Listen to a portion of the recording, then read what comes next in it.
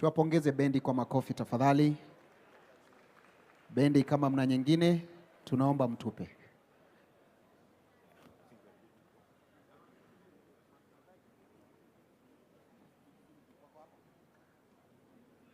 Beatrice, can I have my iPad, Beatrice?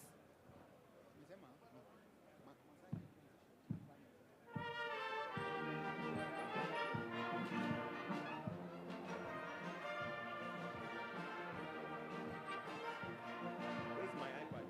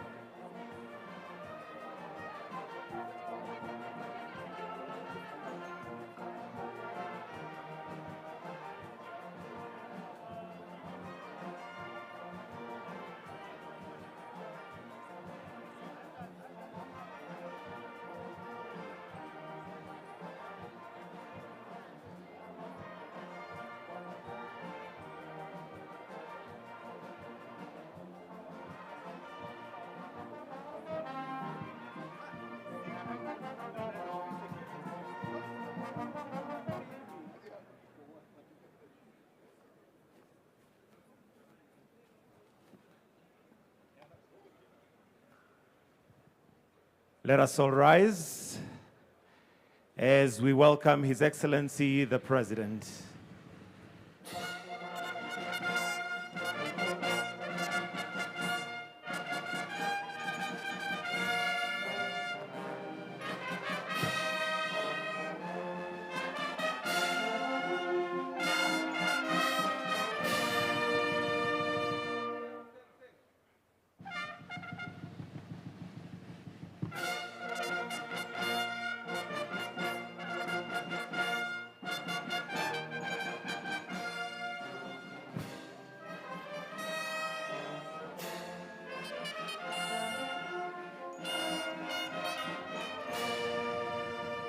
While we remain standing, we'll start with the two anthems, starting with the Kenya National Anthem, followed by the East African Anthem.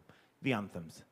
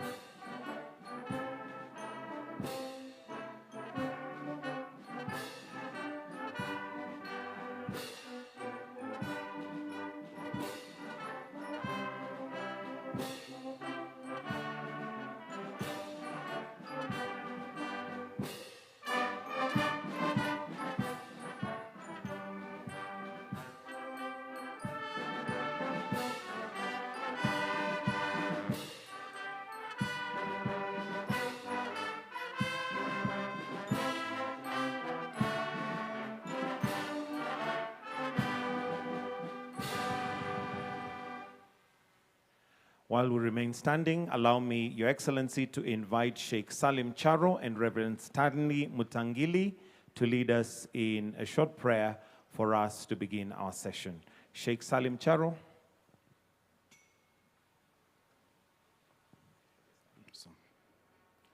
Let's pray.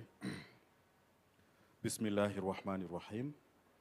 All praise belongs to Allah, the Lord of the worlds. We praise you, we seek your guidance, and we seek your help and forgiveness.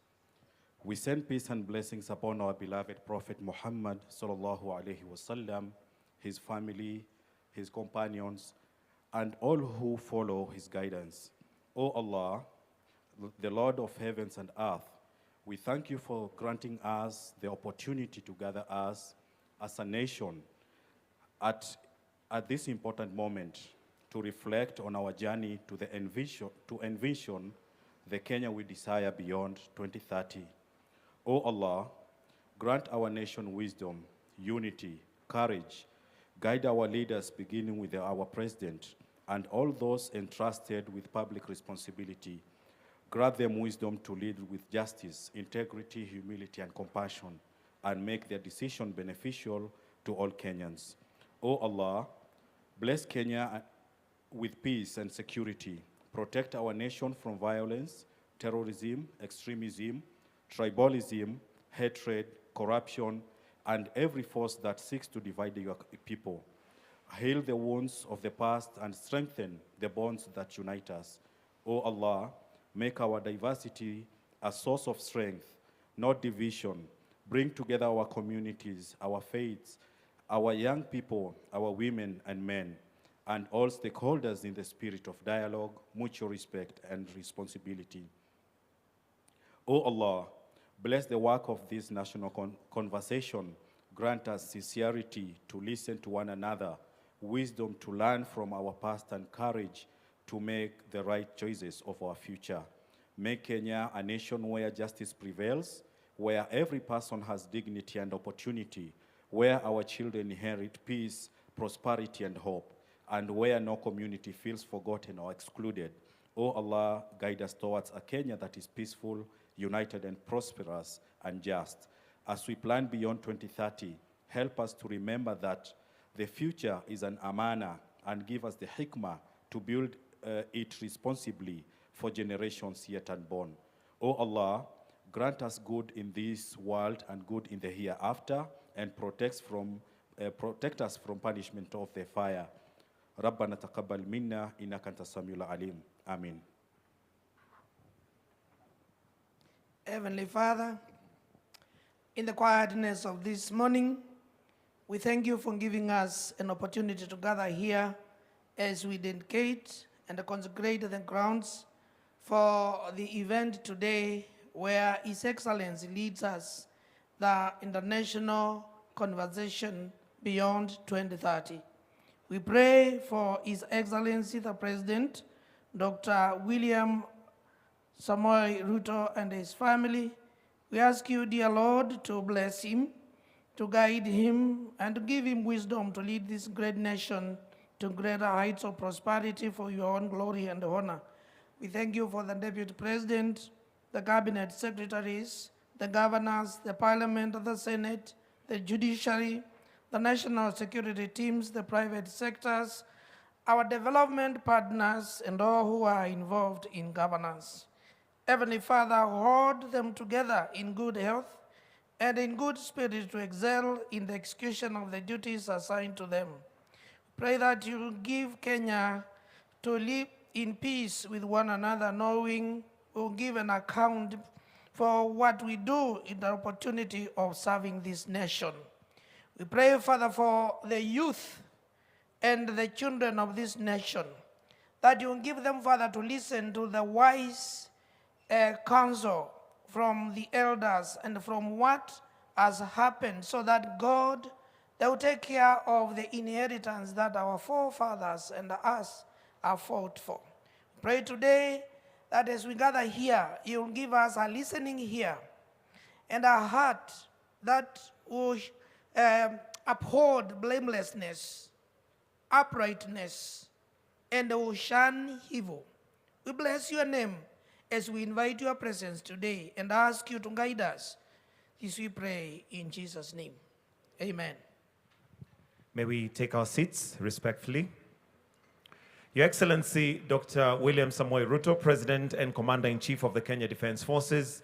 Your Excellency, the Deputy President, Professor Abraham Kithure Kindiki. Your Excellency, the Prime Cabinet Secretary, Musalia Mudavadi. Senior government officials, which include Cabinet Secretaries and Principal Secretaries, Council of Governors, members of Parliament and the Senate, members of the judiciary, academia, youth, civil society, captains of industry, development partners, clergy, and Kenyans from all walks of life. Your Excellency, with your permission, allow me to introduce the team that is going to help us execute this conversation, where Kenya is headed beyond 2030. Ladies and gentlemen, I'd like to call on Julie Gishuru, who is a seasoned moderator who has been driving Pan-African and global conversations on leadership and development. She is the CEO of Africa Leadership and Dialogue Institute. A clap for her, please. We also have Melody Sinzore, na ni mwanahabari tajika wa lugha la Kiswahili, anayeenzi na kukuza lugha ya Kiswahili. Pia ni muhifadhi na mwelekezi wa shughuli kwa lugha ya Kiswahili. Tumpigie makofi tafadhali. We also have Mark Masai, a journalist that is passionate to speak truth to power as the voice of the people. Ladies and gentlemen, why don't we welcome them to come and now take over the conversation as they guide us as a country as we look beyond 2030. Karibuni sana. Mashallah, mashallah, mashallah.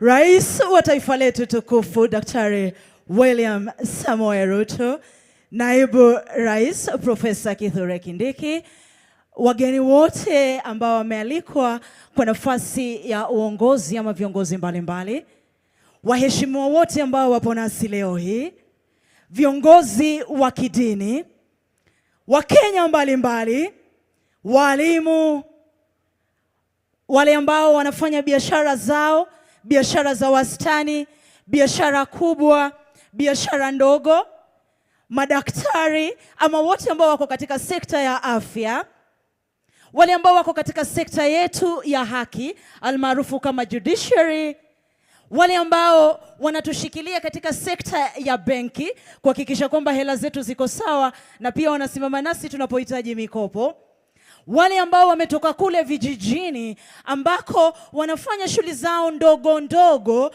kuhakikisha kwamba wanaendeleza shughuli zao na mahitaji yote ya siku. Kwa pamoja naomba niwaamkue. Hamjambo? Rais, shikamoo. Rais, kwani waitwa Sadiki? Mulisikia alivyoitoa hiyo marahaba? Mmemsikia kweli? Rais, shikamoo.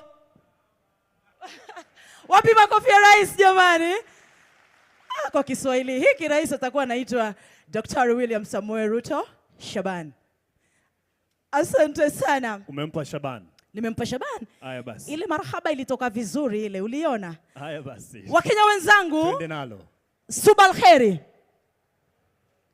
Mwaguna, hamjui kulijibu hilo? Waziri Joho. Wakenya wenzangu, subal kheri. Aheri. Nikiwapeni subal kheri, mnanipeni aheri. Yani aheri kwa Kiluo ni nakupenda, lakini kwa Kiswahili ndo jibu la salamu subal kheri. Tujaribu tena Wakenya. Subal kheri. Aheri. Mashallah, nyote mlikuwa number 1 darasani. Sawa na nilivyotambulishwa, majina yangu ya halali kwa kitambulisho ni Melody Sinzore, mtangazaji wa lugha ya Kiswahili. Napenda sana na naenzi lugha ya Kiswahili. Natamani sana sote tuzungumze Kiswahili, manake rais, nina imani ningefunzwa kemia kwa lugha ya Kiswahili, grade yangu ingekuwa tofauti.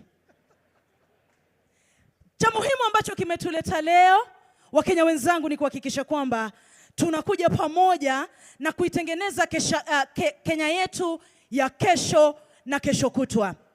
Kenya ambayo tutakuwa tumezeeka, lakini hatuna wasiwasi, manake tunajua tukiulizwa wakati mlipokuwepo duniani mlifanya yepi, tutakuwa kwamba tulitengeneza mazingira mazuri na watoto wetu, vijukuu, vitukuu, vilembwe na vilembokeza watapata maisha mazuri katika taifa hili.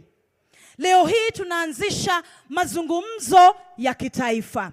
Ndio mwanzo tu, uwe umealika nini? Hamjui? Ndio mwanzo uwe umealika?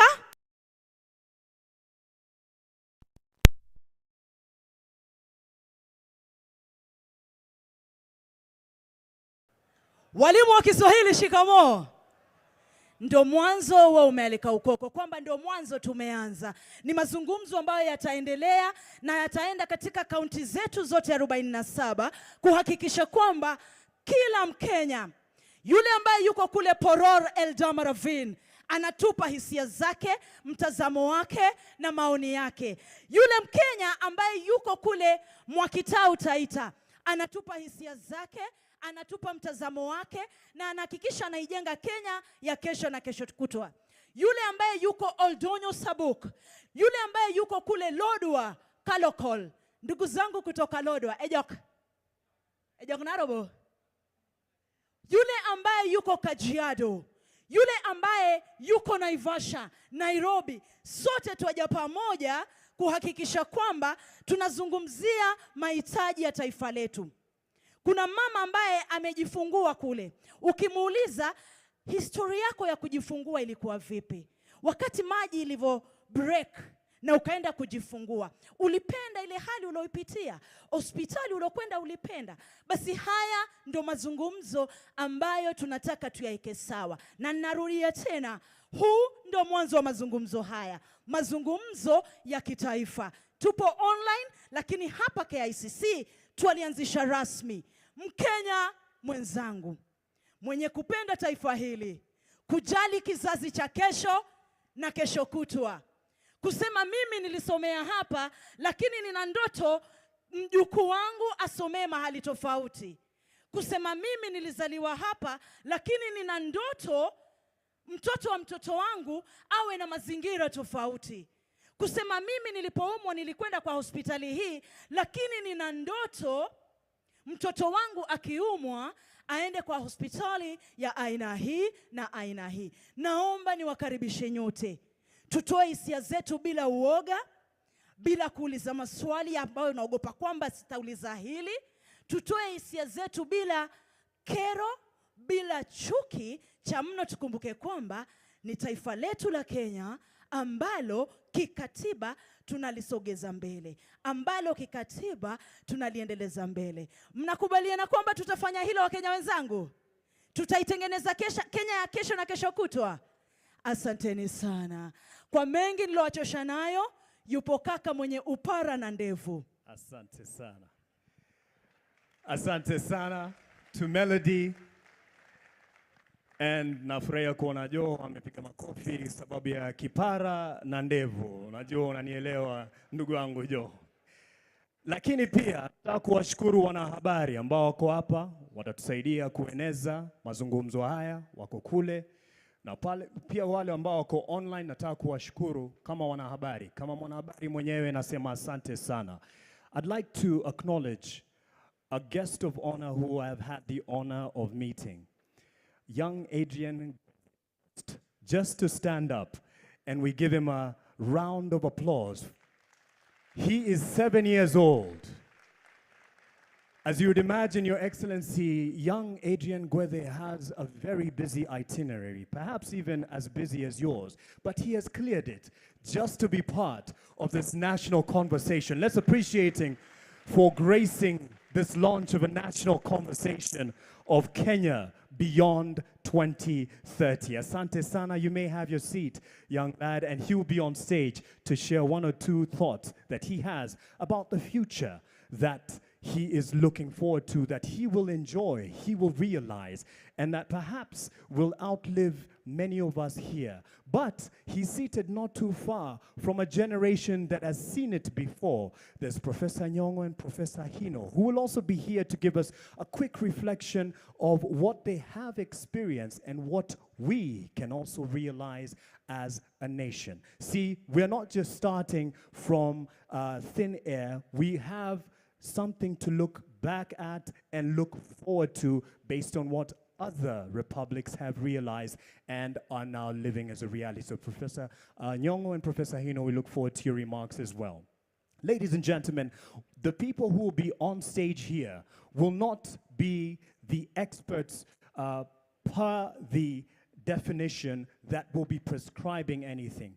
This is just a conversation starter that we will come signifying that we will come to the people. We'll also be coming to you, seated all around us. And that's why we have this setup. We're having a conversation that is national, looking at the future of Kenya beyond 2030. And this will then, thanks to the media and the Fourth Estate, it will go to those who are watching us who are not able to join us here.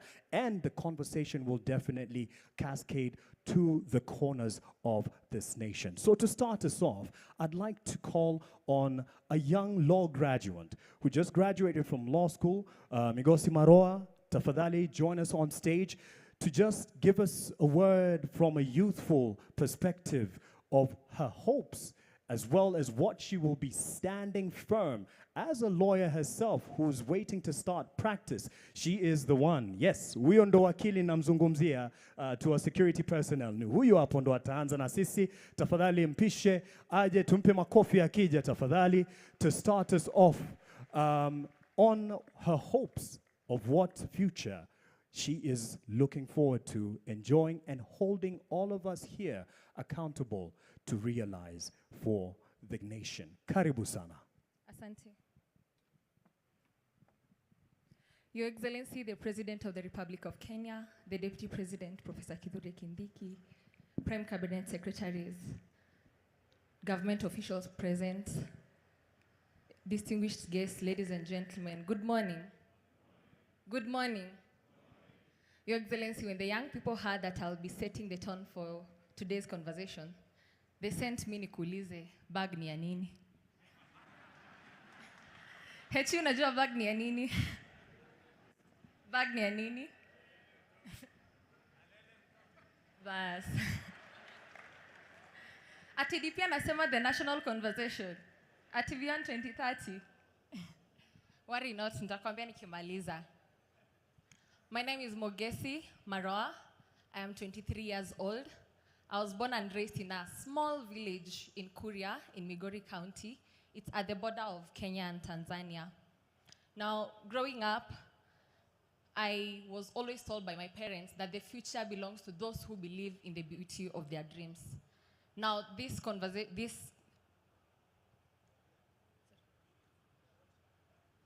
right. Thank you. Now, this saying that my mom always told me has deeply resonated with me in this very moment because of what we are speaking about beyond 2030, the future of Kenya. And it's not a coincidence that we are here today. Today is International Youth Day. As other nations in the world, today, International Youth Day, as other nations in the world are celebrating energy, creativity, infrastructure, Kenya has decided to do something more profound. We are beginning to map our destiny.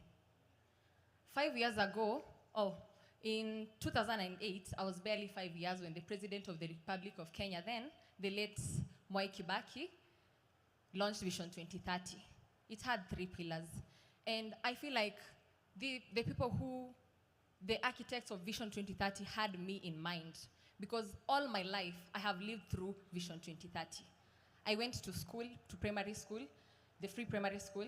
When I went to high school, I was in Kitui and my home is in Migori, so I used the roads that were developed, the new roads. I went to university, Mount Kenya University, in an era of digital era. And I was reflecting as I was seated there. about my little cousin. Her name is Nicole Roby. Every time I go home, she tells me that she looks up to me. She wants to become a lawyer like me. And that's really humbling, but it's also weighing upon me because it comes with a lot of responsibility. So today, as I stand on this dais, I represent Nicole. I represent all other 13-year-old Koreans in Kehancha. I represent a 13-year-old in Marsabit, in Nairobi, in KICC, in Kisumu, whose future will be shaped by the conversations that we start having right here.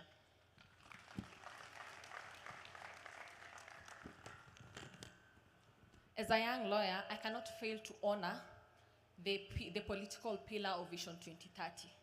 The reforms that were brought about by the Vision 2030, especially the Constitution of Kenya 2010. We talk about electoral reforms, the political reforms, the judicial reforms, and our nation has fundamentally redefined democracy. Now, ever since I was born, I have always heard about the conversation on democracy, rule of law, good governance, and we have been talking about democracy, and I can see, and we can all agree that we have achieved it. Now, it's time we talk about development. Because we have talked about democracy for far too long. Ever since I was born, I've just been hearing about democracy. We have achieved it. Development, we cannot downplay the fact that we have done some development. We have seen affordable housing. We have seen roads have been constructed, but we wish to see more. The generation before us poured blood and sweat so that we can enjoy the freedoms that we're enjoying today. And I think that it's our time to live up to that.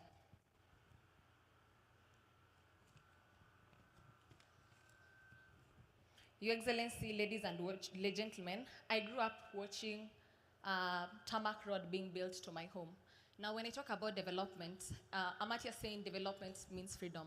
What development looks like to me could look different to you. Development to me could look like roads. To you, it could look like building bridges. To someone else, it could look like growing.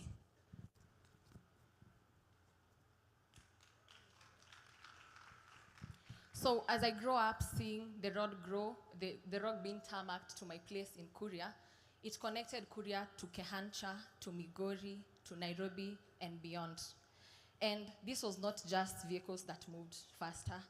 To the people of Kuria and the people of Kehancha, it was jobs that moved faster. It was teachers that moved. It was doctors that moved faster.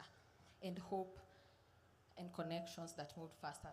This is a symbol of intentional infrastructure development, what it can do for our marginalized community. While we do not take for granted how far we have come, we celebrate this milestone, and as young people, we say this: we would love to see more. We would love to see more roads, we would love to see more development, and we would love to see more healthcare. Thank you.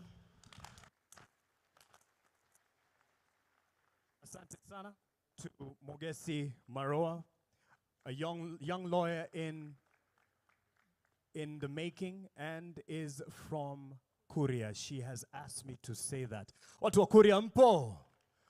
Mpo, naona mmoja ameinua mkono kule. She's proud. Yes, and she shakes her hand to ensure that they remember her face because she's going to be here for the realization of the future beyond 2030.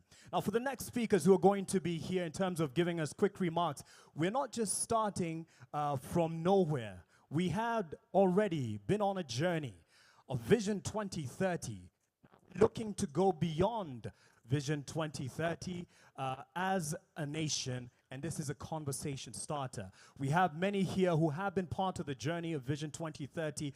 Mugo Kibati here, his name in fact is almost synonymous when you say Vision 2030 over the years, especially after its inception and rollout, and he was at the helm of the team then. So let's hear from someone who has taken stock of what the status of implementation as we get to the winding years of Vision 2030. Ladies and gentlemen, on stage to address the nation in terms of share and take stock of how far we have come, and then welcome your views very shortly, Emmanuel Nzai, the chairman of the Vision 2030 Delivery Board, to the stage. Let's give him a hand as he shares quick wins and gains over the years. Karibu. Yeah, thank you so much, Your Excellency, the President, the Deputy President, the Prime Cabinet Secretary, all Cabinet Secretaries who are here, all the arms of government, judiciary, legislative, wananchi wote, hamjambo? Hamjambo tena? Mimi jina langu naitwa Emmanuel Nzai, mimi ndio chairman wa Kenya Vision 2030. Na mimi si mgeni na Vision 2030. Mungu Kibati ametajwa, lakini Mungu Kibati na mimi ndio tulianzisha secretariat ya Kenya Vision 2030. Miaka baadaye mimi ndio chairman wa Kenya Vision 2030. Kwa hivyo ni kwa so much humbleness that I get to stand here, Your Excellency. We have much to talk about the Kenya Vision 2030 in terms of achievements, and we cannot do it in 1 hour, 30 minutes, or even a day. But we'll try to do this in a very quick way to see what we have done so far. As we all know,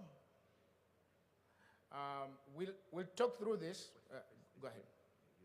Sir, thank you. So I want to talk quickly about the background.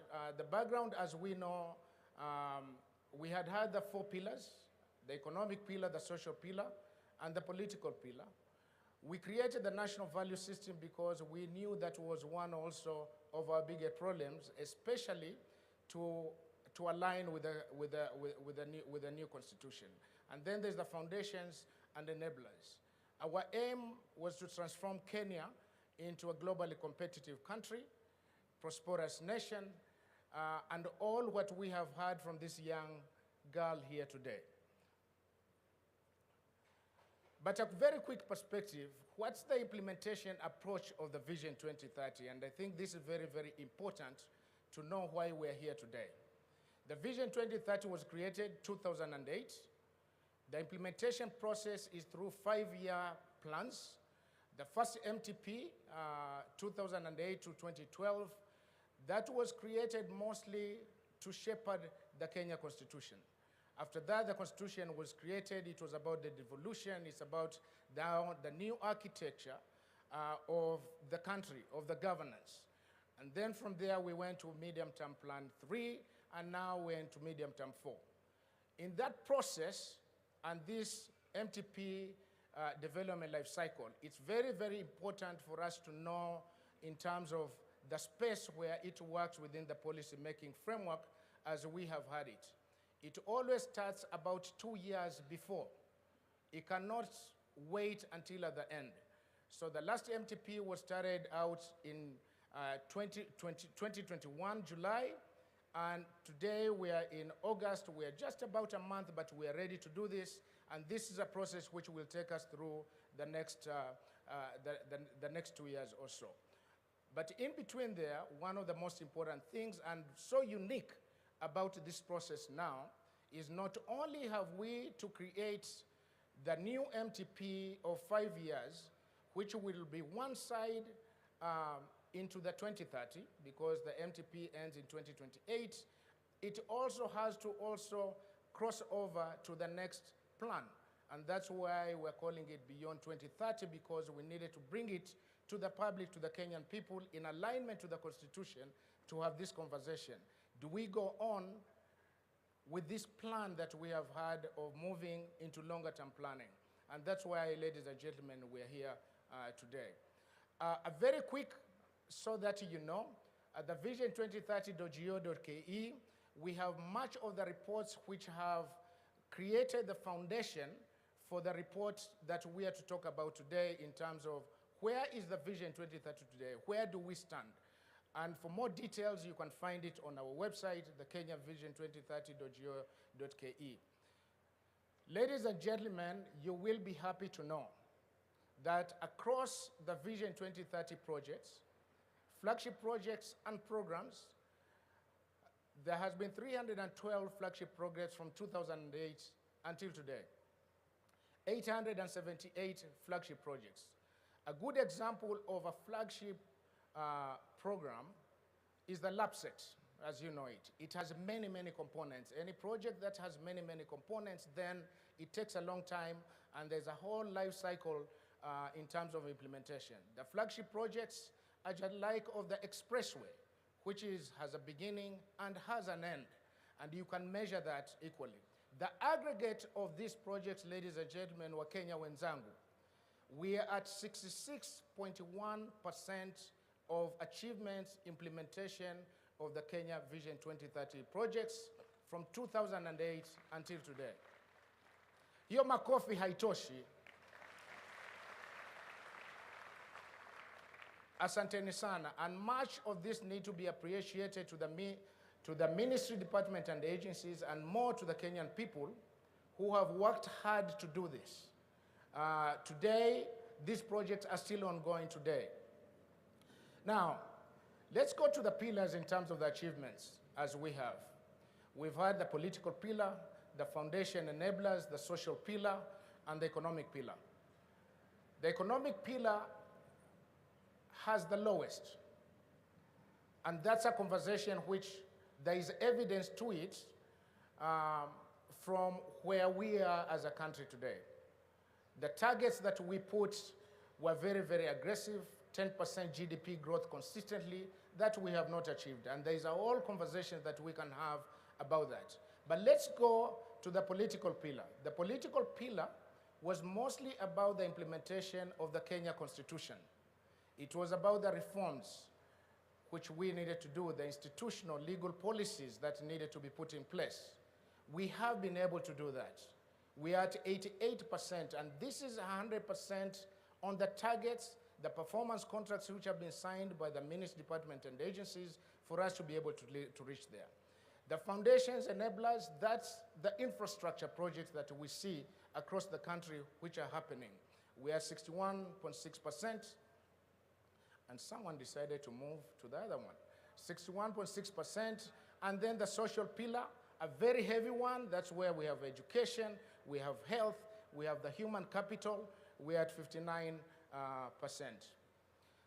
Just a quick glimpse, ladies and gentlemen, and I may not be able to do this much, but some of the projects which have been moving much of this line into the good percentage and achievements that we have. Very, very quickly, the SGR, Mombasa Naivasha, which is still also in process, the Nairobi Expressway, the Lamu ports, the rebats, and the associated projects. From the economic pillar, the deepened capital markets, that we have digital payment systems, the regional financial hub, and especially the special economic zones that we've had. In the social pillar, the healthy infrastructure, universal healthcare reforms which have been happening, the social protection funds, and growth of TVETs. Political pillar, we have discussed that. There is details for each flagship project program that we can actually offer the evidence of how this got to happen and where it is at this point. I want to quickly go through this so that you get to see some of the key components: political pillar, devolution, 89%, national values, governance, rule and law at 81% to get that aggregate. The enablers, pillars, we can see how we got that, and in each of that, we have the breakdown of the project underneath. The social pillar, again, you have the health right at the top with much of the reforms that we have had in the health sector. The economic pillar, do not want to go much into detail on that at this point, but the outcomes, and very, very key here, there has been outcomes in each flagship project that we do, and we've been tracking that. The real GDP growth, the target, like we said, was 10%. We have fallen short of that. It's been ranking between 4.5, 4.6%. But nevertheless, as we know, and also our cabinet secretary has been talking much about this, we've been very resilient, and much of the reforms are kind of showing some of the good progress. One of my favorite indicators is the Human Development Index. The Kenya Vision 2030 has been about transformation, and the transformation is about which human being are you transforming and to what measure? What kind of prosperity is it? So the Human Development Index, we don't do it ourselves. The United Nations does it, and that's how we rank it. We are at 6 out of 1.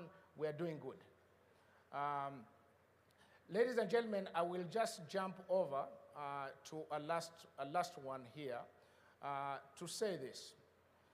The Vision 2030 has changed the country. It is evidence, it is not talk.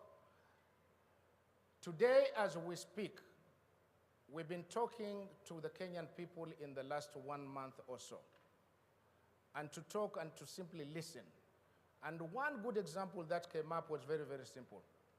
Dangote today will not say he wants to go to Lamu and put in that sort of investment if it was not the Kenya Vision 20 LAPSET project which was done, for us to be believed outside of here, for it to guide policy, for it to have believability. And so through that, it's an example that we have across all other projects. Kenya is not just Kenya for us. Kenya is a place for the world because of our global location. And because of that, they need to see evidence of a plan, and I think this is what we have. And so, ladies and gentlemen, just to finish, on our end and our call to you has been to simply have the discussion or begin a discussion of beyond 2030. The Constitution calls that we do that. Our calendar tells us that we do that. And the time is now between the month of July and August. So we're very, very happy that we get to start this process together. I thank you so much. Thank you so much. To Bwana Emmanuel Nzai, the chair of the Kenya Vision 2030 Delivery Board. Now it was just a snapshot, and it's information that we have available publicly and will be able to digest as we continue, because it then informs the next steps that we will be taking. And the next steps, speaking of which, I'd like now to call on one of the vision bearers in this respect. And for this, I'd like to say karibu sana to His Excellency Professor Peter Anyang' Nyong'o, who's a governor of Kisumu County, but in this context, chairs the Vision Development Technical Committee, who will now give us a quick look at where we're looking to head as a nation and starting this conversation. Let's give a hand to Professor Nyong'o as he comes, and then he'll be followed by the young 7-year-old Adrian Gweth in a bit. Karibu sana. Makofi kwake, akija kwa the rostrum as he approaches, just to give us his quick look at the future we aspire to.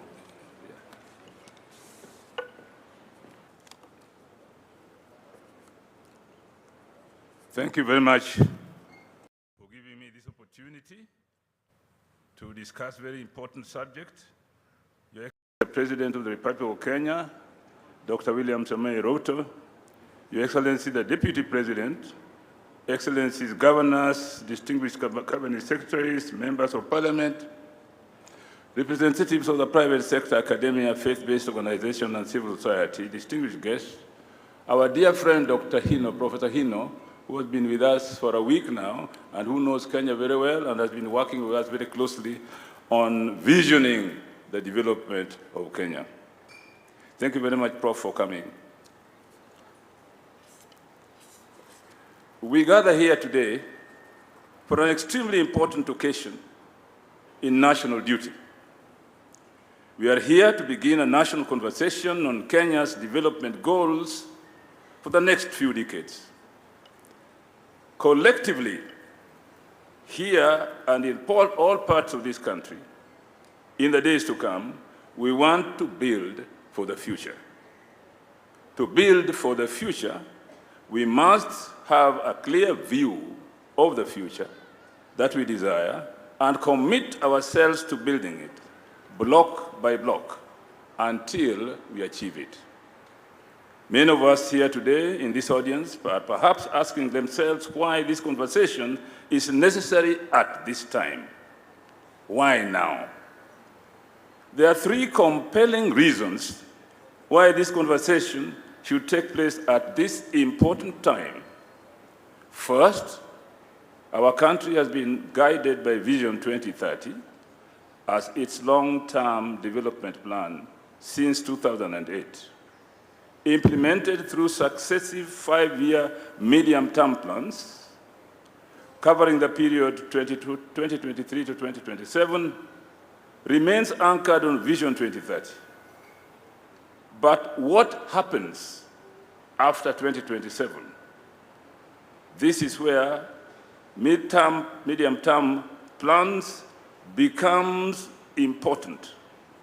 If Kenya simply develops another 5-year plan without first agreeing on the country's long-term destination beyond 2030, our planning process risks becoming another cycle of programs and projects without a sufficiently clear national direction. Vision 2030 was intended to transform Kenya into a newly industrializing middle-income country, providing a high quality of life to all its citizens in a clean and secure environment. With 2030 now just around the corner, it is necessary to take stock of how far we have so far come.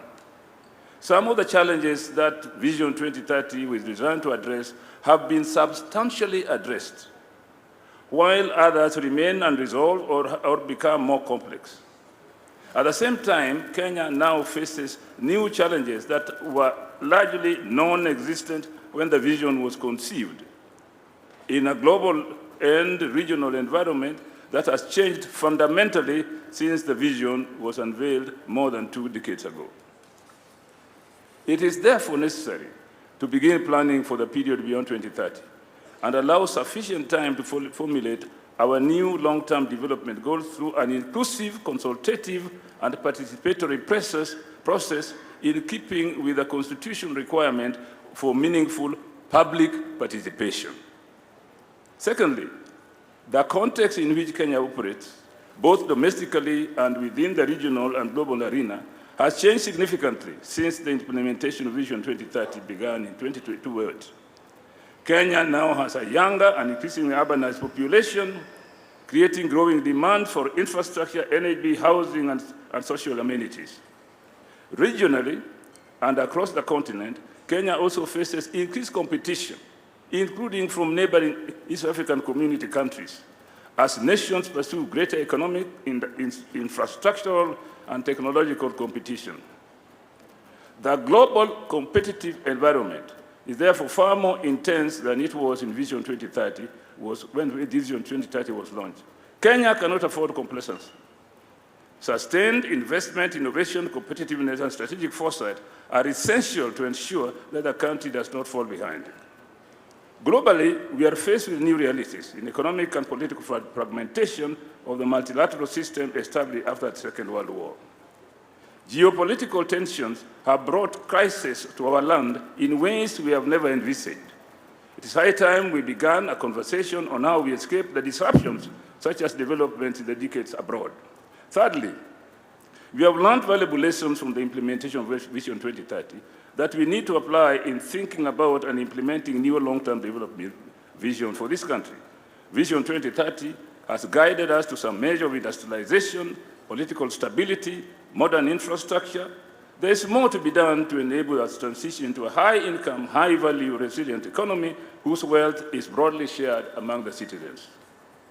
There have been fair assessment of successes and challenges of implementation of Vision 2030 done by various state and non-state actors. Some of these assessments have gone further to attribute the limited achievement of Vision 2030 to certain explanatory factors, including but not limited to inadequate financial resources and a weak capacities for coordination and supervision of implementation. We will hear more of these perspectives in the course of this day and in future conversations. Ladies and gentlemen, let me at this point spell out a key feature of this conversation. First, It must remain a national and an inclusive conversation about Kenya. Despite the fact that general elections are due in just about a year, this conversation is not about the next general elections. Indeed, one of the lessons that Kenya must learn from the countries that achieved socioeconomic transformation in recent history, in Asia, for example, is that long-term development goals must not be disrupted by electoral cycles and the political leadership that such elections bring up from time to time. Your Excellency, ladies and gentlemen, it is important to note that we do not have a plan yet at this time, except for some guidelines on how to produce it. This meeting is therefore the first step in a journey that must not be rushed. Let us give ourselves reasonable time to have an inclusive conversation among Kenyans regarding the future of our nation. Let us join this national conversation with open minds and a shared sense of purpose to imagine and craft our collective future as one Kenyan people and build consensus on how best to achieve our national goals for shared prosperity. Thank you very much.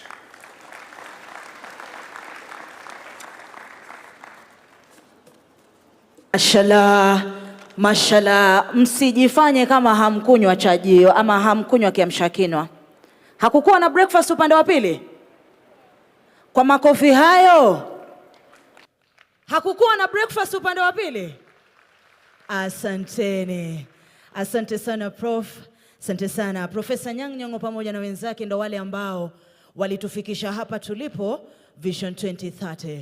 Lakini ni jukumu lako, wewe mkulima, wewe mwalimu, wewe mama mboga, wewe mfanyibiashara ya wastani na ile kubwa, ni jukumu lako wewe wakili, na ni jukumu langu Melody Sinzore kuhakikisha kwamba tunaboresha Kenya ya kesho na kesho kutwa.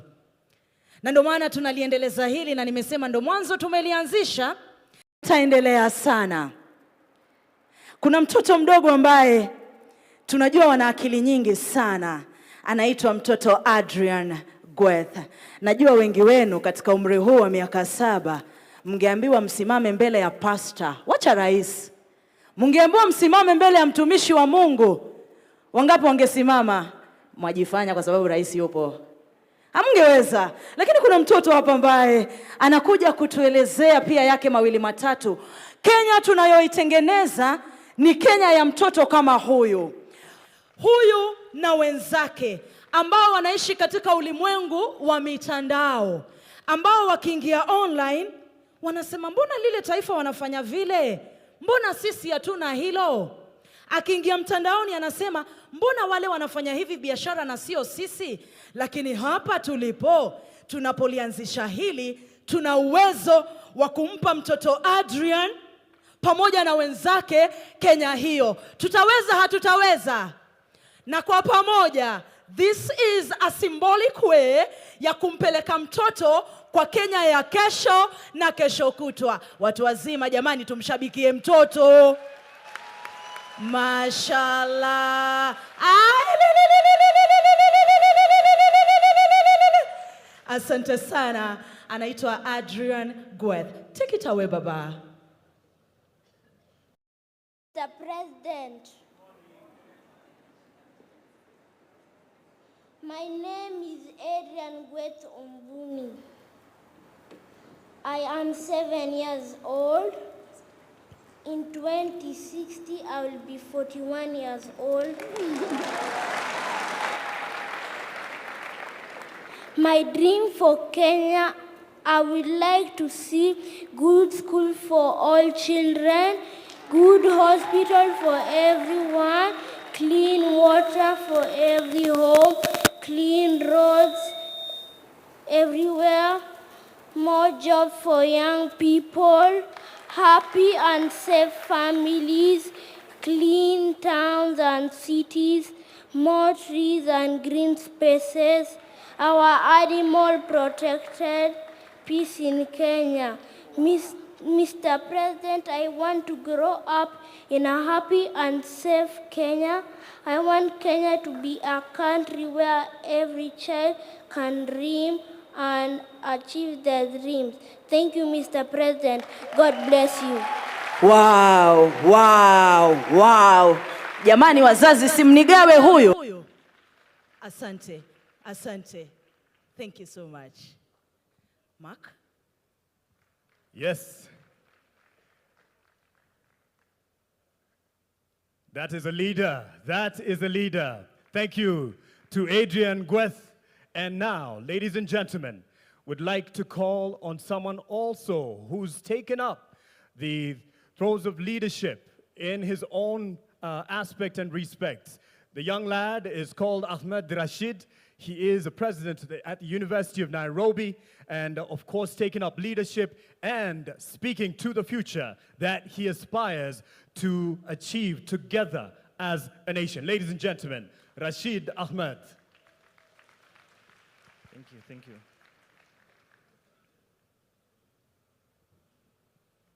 The President of the Republic of Kenya, Dr. William Samoei Ruto, the Deputy President of the Republic of Kenya, Professor Abraham Kithure Kindiki, Prime Cabinet Secretary Musalia Mudavadi,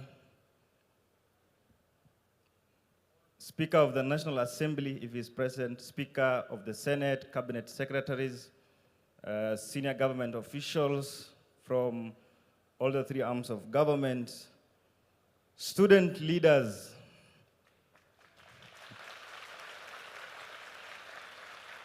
ladies and gentlemen, good morning. Good morning once again.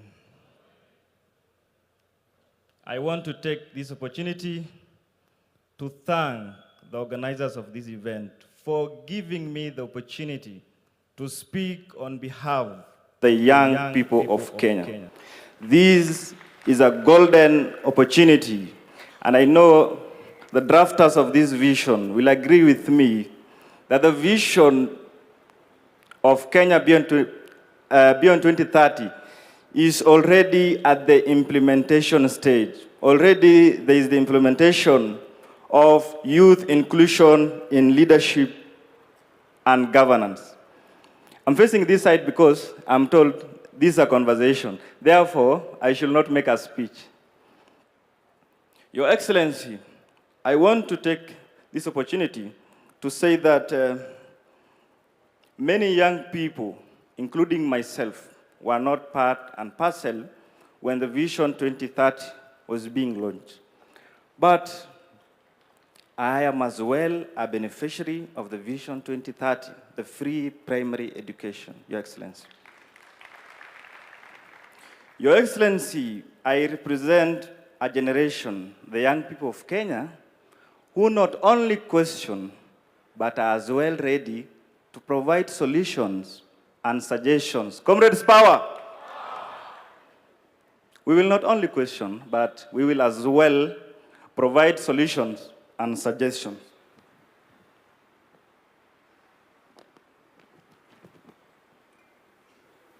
Your Excellency, in Kenya and Africa at large, the majority population consists of young people. Therefore, we should see this as an advantage. I want to make a commitment on behalf of the young people that we will be at the forefront. We will be the drivers of the vision of Kenya beyond 2030. This is not about government. This is not about young people or the old people. It's about Kenya. Leaders come and go, but Kenya will remain. Comrades, power! We are already on the right direction. Your Excellency, 2 months ago, I was in South Africa, and I was really shocked to see that many people in South Africa were walking with physical cards and cash. I was like, kwani nyinyi hamna M-Pesa? Kitu inaitwa M-Pesa. Something similar to M-Pesa. I was really shocked. The digitalization of our mobile banking is something that we are really proud. So we are already there. We are already there. All we need is just to make it a dream and a realization. Singapore, tutafika. Sisi, wote.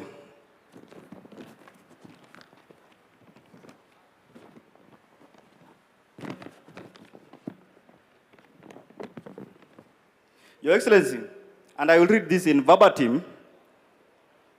Your Excellency, the President of the Republic of Kenya, this is a great conversation where the energy and the aspiration of young people like myself meet the wisdom and the experience of leaders like Your Excellency, the President.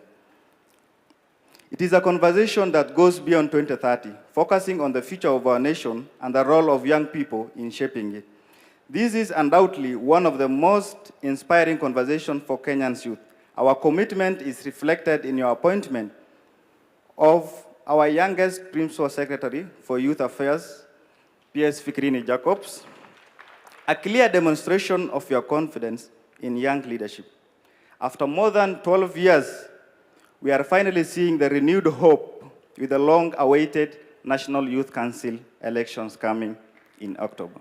Therefore, Your Excellency, I'm ready to drive this vision, me as an individual, and the young people at large, so that we be part and parcel of this. And we are ready, and I am ready, me myself, I'm ready to lead the young people of this great republic. Your Excellency, niko na salamu kutoka University of Nairobi. I know you're alumni 001. So leo walisema, lazima nikusalimie, nisitoke bila kukusalimia. Pia niko na salamu kutoka the students from all the universities in Kenya. The students, leaders specifically, some have traveled all the way from Turkana, Lodwar, Homa Bay, Garissa, Mandera, and they are here to witness the launch of this vision. I heard someone saying that when someone is meeting the president for the first time, they usually cry. So I have just carried my handkerchief just in case. Your Excellency, the future of Kenya is young, a digital Kenya, and a Kenya whose growth must reach every town and every village. I come from a constituency called Ijara in Garissa County, and I want to imagine a future where someone do not necessarily travel to Nairobi, maybe, let's say, to access a certain service. So urbanization, as one of the pillar in this vision, must also be considered. Your Excellency, I want to thank you sincerely for including youth in your leadership. Thank you so much once again for this vision, the vision that you have imagined way even beyond your lifetime. 30 years from now, I will be your age, but you'll be at a very old age. Thank you so much, Your Excellency. Thank you so much, everyone, and God bless Kenya. Comrades, power. Asante sana. Let's give a hand to the young leader. And I'm sure he wants to steal a picture with the president. This is the only opportunity you have, sir. Well, not. The conversation continues, so I'm sure the president will be sitting with many across the country, coming to you where you are, and will be able to interact in person and get your feedback directly from you, from whichever stakeholder body that you represent. Academia is also represented here. Speaking of which, I'd like to call on Professor Hiroyuki Hino, who has held great positions in terms of the outlook of the economy, whether it's in Asia or in Africa. And he has a lot to lend in terms of reflections of what we can not just aspire, but actually realize and live. Ladies and gentlemen, please put your hands together for Professor Hiroyuki Hino.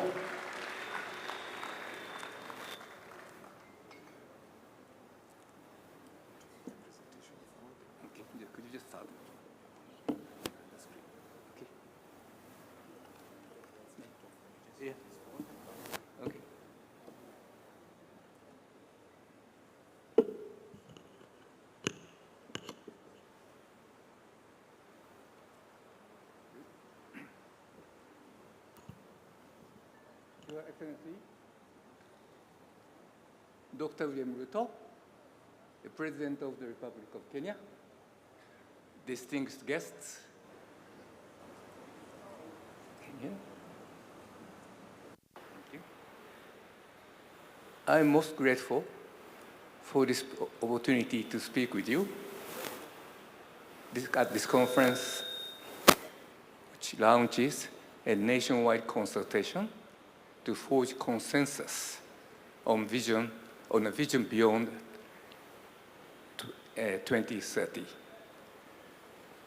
Your Excellency, I'm deeply gratified that you continue to honor a conversation you had with the late Right Honorable Raila Odinga only a few weeks before his untimely departure.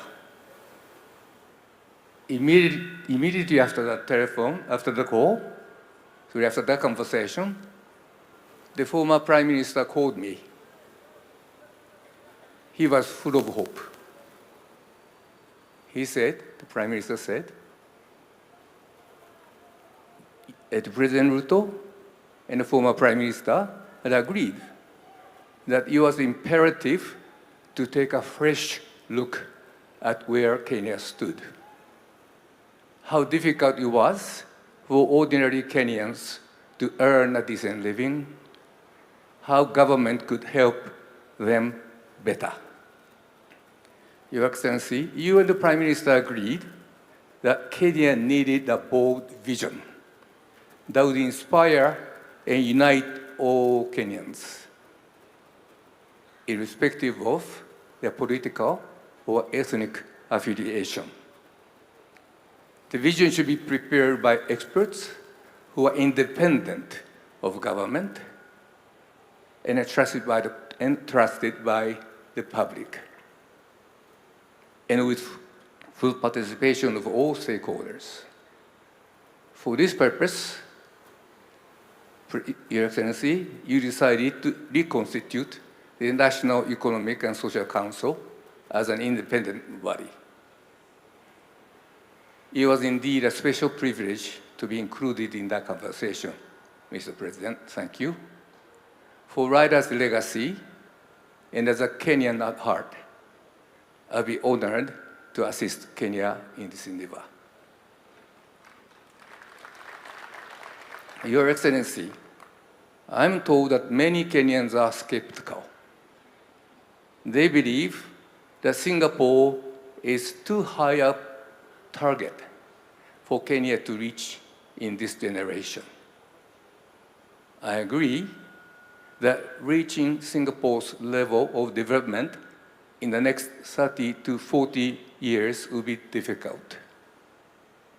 Singapore's income per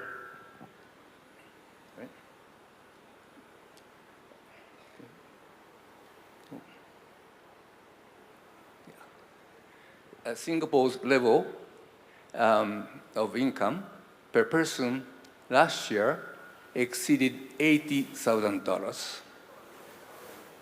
This in Kenya, the income was just over $2,000.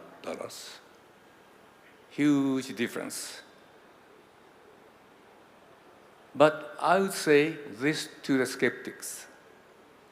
Kenyans possess personal attributes that can power extraordinary growth.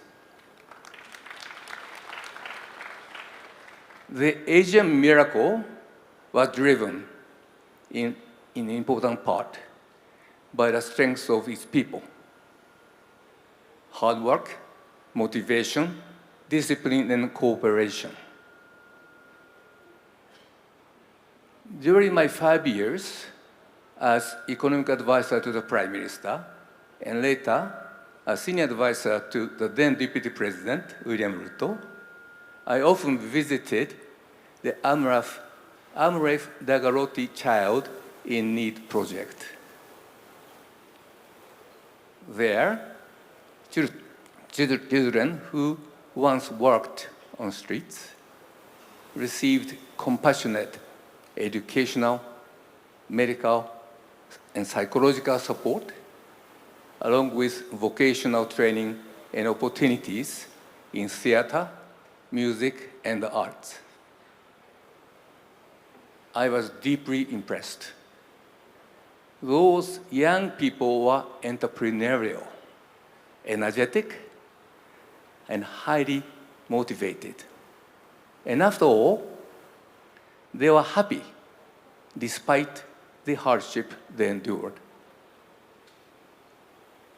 Scientific evidence support. Can you see? Next page. Scientific evidence supports my favorable impression of Kenyan children. Since 2008, my colleagues, Professors Jennifer Lansford of Duke University and Professor Paul Oburu of Maseno University, have been studying 100 children and their parents in Kisumu, using well-established methods of developmental psychology. Their findings show that Kenyan children are more optimistic and persevering than their peers in several developing and developed countries.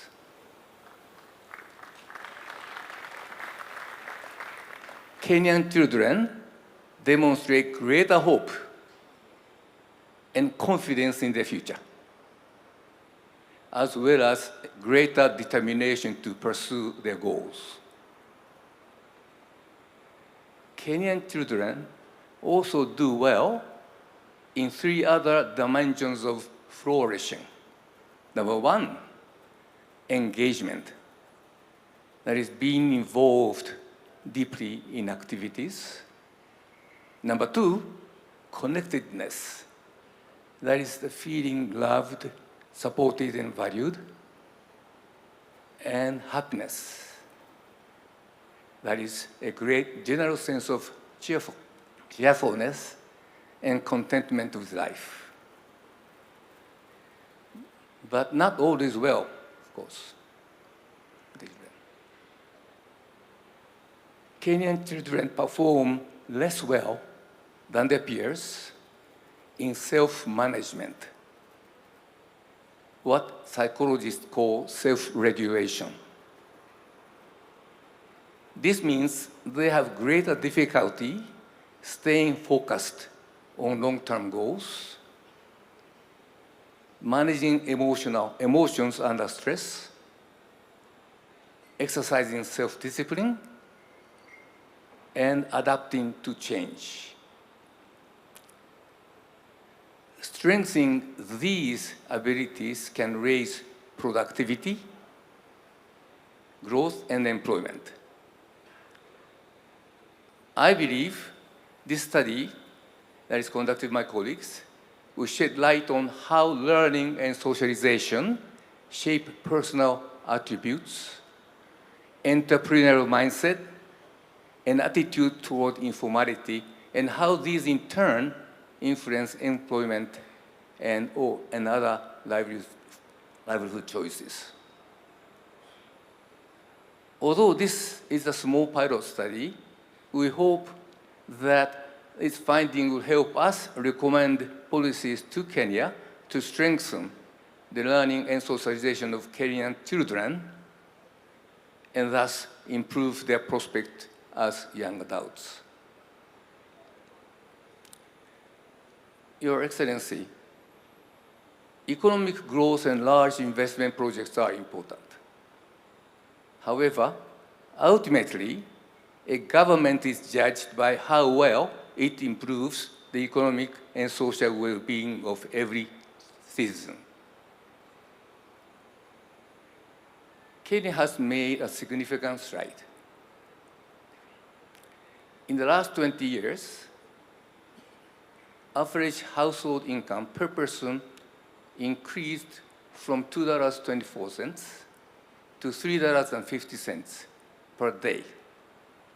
That is an important improvement. Access to electricity, clean cooking fuels, safe drinking water, and improved sanitation rose by 37 percentage points to 60% on average. Again, important progress. The share of children not stunted improved from 70 to 80%. These are important progress. Yet, frankly, for a country of Kenya's stature, this record is disappointing. In household income, childhood nutrition, basic services and learning, Kenya trails Vietnam, which used to trail Kenya by far, and at par is broadly comparable to Ghana, and Kenya can do better. Suppose Kenya aims to reach Singapore's current levels in these 4 indicators of economic well-being, and by its centenary, 2063. Is this as implausible as many Kenyans assume? Is it that difficult? You should give up. In my view, Kenya can reach or surpass 3 of the 4 goals.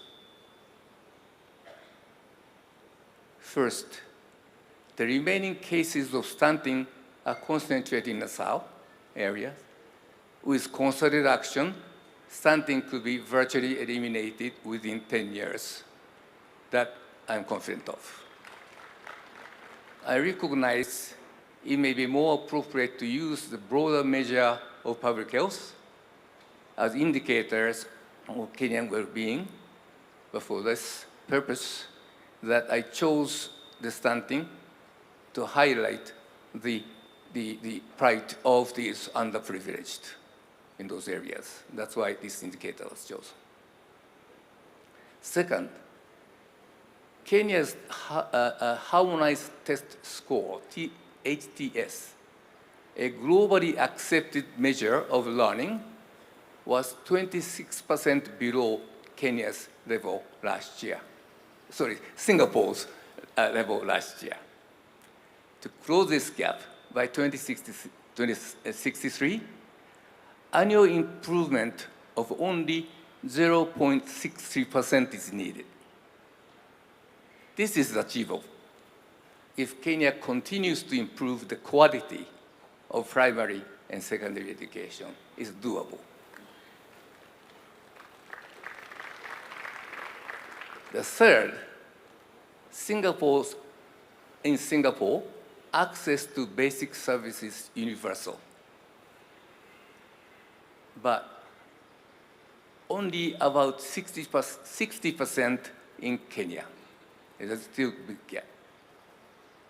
Reaching 100% by 2063 would require annual growth of 1.3%. This is also achievable. It's achievable because access to clean cooking fuel is the weakest area in the score of those services. But new technologies could expand this access very rapidly. So it's certainly doable. Now, ladies and gentlemen, the fourth target, that is to raise the average household income to Singapore's level, is much, much harder.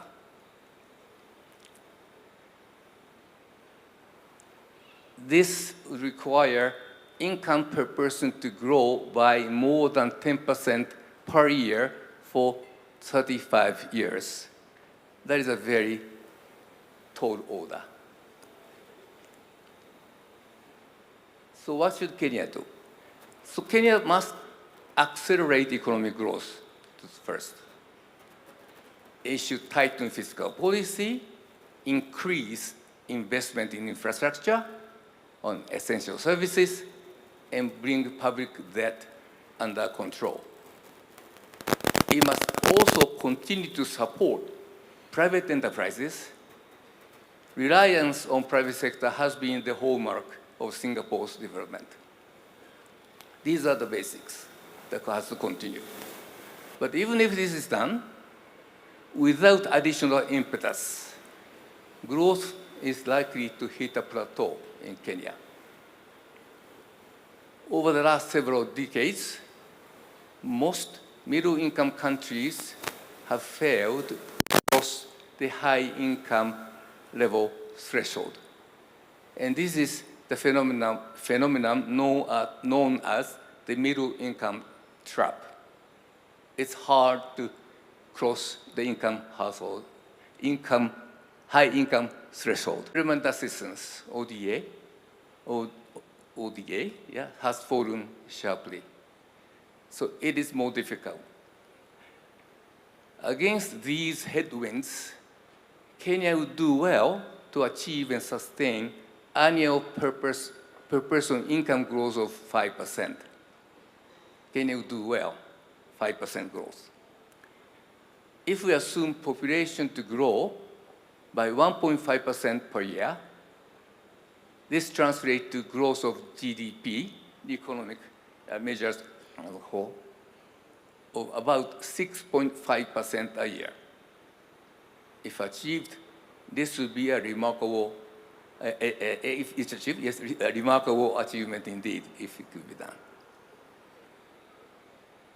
But reaching Singapore's current income level requires another 5 percentage point income growth every year.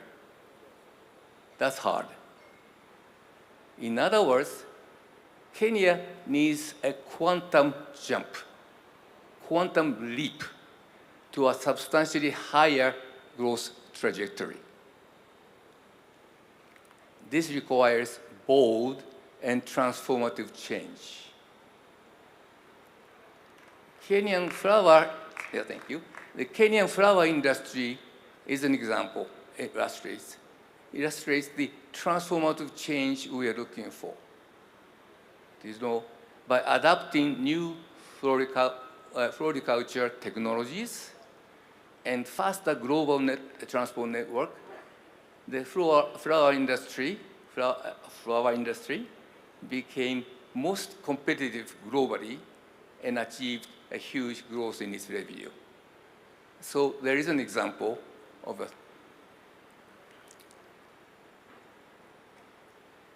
Kenya needs similar transformative changes throughout its economy and society. What could bring the transformative changes we desire? Answers to this question should emerge from the national dialogue and the work of committee of experts that I hope the President will constitute. At this stage, I would offer a few observations. First, AI, artificial intelligence, will no doubt transform economies and societies, many aspects of it. But now, at this stage, we do not yet know exactly how they will transform. So this is an area that we should draw on leading global experts as Kenya develops a new vision. Second, Kenyans could become among the world's most entrepreneurial, hardworking, and competitive people if their children's productive attributes are fully nurtured. In my view, this requires a review of the formal education system in Kenya now. The scope of education and learning should be expanded beyond cognitive skills to include broader self-management and other capabilities in Kenya education. That's been done. Third, inequality in Kenya is high. Kenya is an unequal economy. the poorest 20% of Kenyans receive only 5% of national income, whereas the richest 20% receive one half. Richest 5%, 20% income, poorest 5%, only 5%. Narrowing this imbalance would raise income of ordinary household and bring Kenya closer to the income growth trajectory to Singapore we are looking for. 3 possible remedies deserve considerations this inequalities. One is to increase government support to people in need of help. In Singapore, the government transfers about $7,300 per person per year. In Kenya, guess how much? $220. Kenya can increase this amount. The other possible remedy is to embrace small, informal enterprises rather than dismissing them. Professor Charles Piot, my colleague and I, conducted a study of informal enterprises in Kenya, Ghana, and Nigeria. The study shows informal enterprises can grow fast, especially when owners' informal characters are combined with informal ways of doing business. They can grow fast. They do not necessarily need subsidized government loans.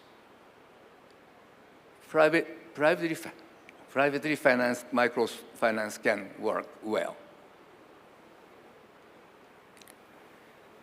Inequality should be a central element of the national consultation. Finally, corruption damages the economy and weakens the social fabric. Curbing corruption would be a truly transformative for Kenya. Kenyans often say that government tolerates corruption, and public officials are rarely prosecuted. I agree, where there is sufficient evidence, those responsible must be brought before the courts. But citizens also have an important role to play. When citizens witness or learn of corruption, they can expose them through social media. As we saw 2 years ago, social media movements can be a powerful force for accountability. So Kenyans, citizens should take active role in curbing corruption as well. I welcome the conflict of interest law and electronic procurement system that was introduced as part of broader governance reforms supported by the World Bank. Priority now is to enforce those measures fully and consistently, and citizens should help by staying vigilant and demanding accountability. To conclude, the national consultation launched today will be a major asset to setting the stage for transforming Kenya to a first world economy. In this speech, I've highlighted 4 themes for the national consultation: childhood learning, support for the poor, micro-business development, and the fight against corruption. I am confident that other important ideas will emerge through this national process. Ladies and gentlemen, Raila dreamed of a new Kenya where ordinary citizens enjoy a decent life and look to the future with full of hope. His dream, Raila's dream, was to empower young Kenyans to live their dreams. Your Excellency, you shared the Raila's dream and had a deal with them. And the deal is a new vision. Your Excellency, you have triggered the curiosity of Kenyans. Stay the course to the end, please. And to the people of Kenya, remember this: Singapore is reachable. Thank you.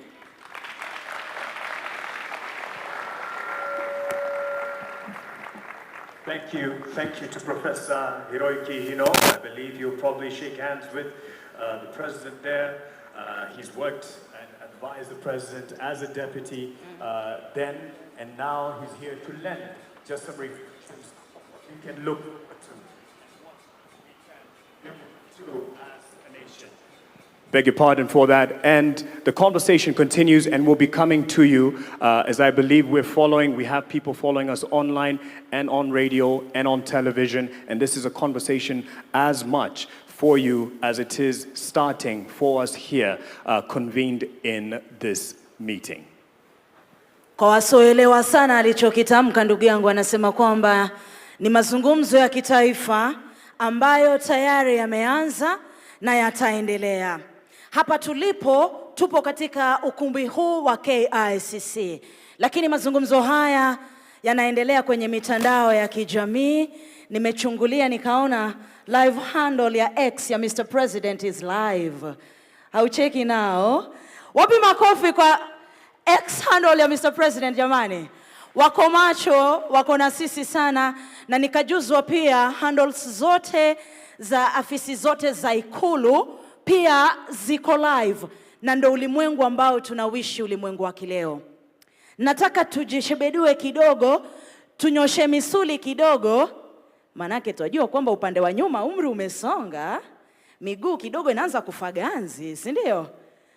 Kuna mtu hapa nikimwambia nyanya mkuu Kabogo, usiangalie hivyo, kimguu akijaanza kufa ganzi. Mheshimiwa Kabogo, hebu fanya hivi kidogo. Niliwaambia na ameshindwa. Najua miguu imekufa ganzi kidogo, kwa hiyo nataka tusimame tuweze kujishebedua, lakini kidogo niwakumbushe hili. Kitu ambacho kinanifurahisha sana kuwepo kwenye jukwaa hii leo hii, nilipokuwa mtoto mdogo, mamangu ndo huwa anaelezea hiki kisa, kwamba nikiwa na umri kama miaka 6 vile, nilimwambia mamangu ninataka kuwa mtangazaji siku moja. Na nikamwambia mama, natamani nisiwe mkubwa kama wewe kwa kuwa sitatoshea ndani ya redio. I'm happy mmenielewa. What does that mean? Kwamba kipindi hicho ningeulizwa, Melody Sinzore, unataka kuwa mtangazaji, tukusaidieje siku za baadaye uwe mtangazaji? Ningesema nataka mtengeneze redio kubwa ambayo nitatoshea ndani. Si mmenielewa? Ndo kitu tunachokifanya leo. Tunatengeneza kesho na kesho kutwa ya watoto wetu na wajukuu wetu wenye ndoto tofauti tofauti. Tuwatengenezee mazingira mapya na mema katika taifa hili. 2030 imetufikisha hapa, lakini tuna hatua za mbele za kuendeleza. Kati yetu najua yupo mwanamuziki ambaye anatutumbuiza, lakini kwa wasiojua, najua pia media houses tayari zinapeperusha matangazo haya moja kwa moja. Na wanauliza huyu Melody Sinzore ni mtangazaji kutoka wapi? Ni mtangazaji wa Radio Citizen FM. Chemichemi ya ukweli, stesheni nambari... mmesema wenyewe. Stesheni nambari... Asanteni sana. Mabibi na mabwana, wachumba, wanaopendana na wanaovumiliana, wanaotafuta wachumba, wanandoa na wanandoa watarajiwa, kwa pamoja naomba tumkaribishe the one and only Guardian Angel kwenye wimbo wake Kenya.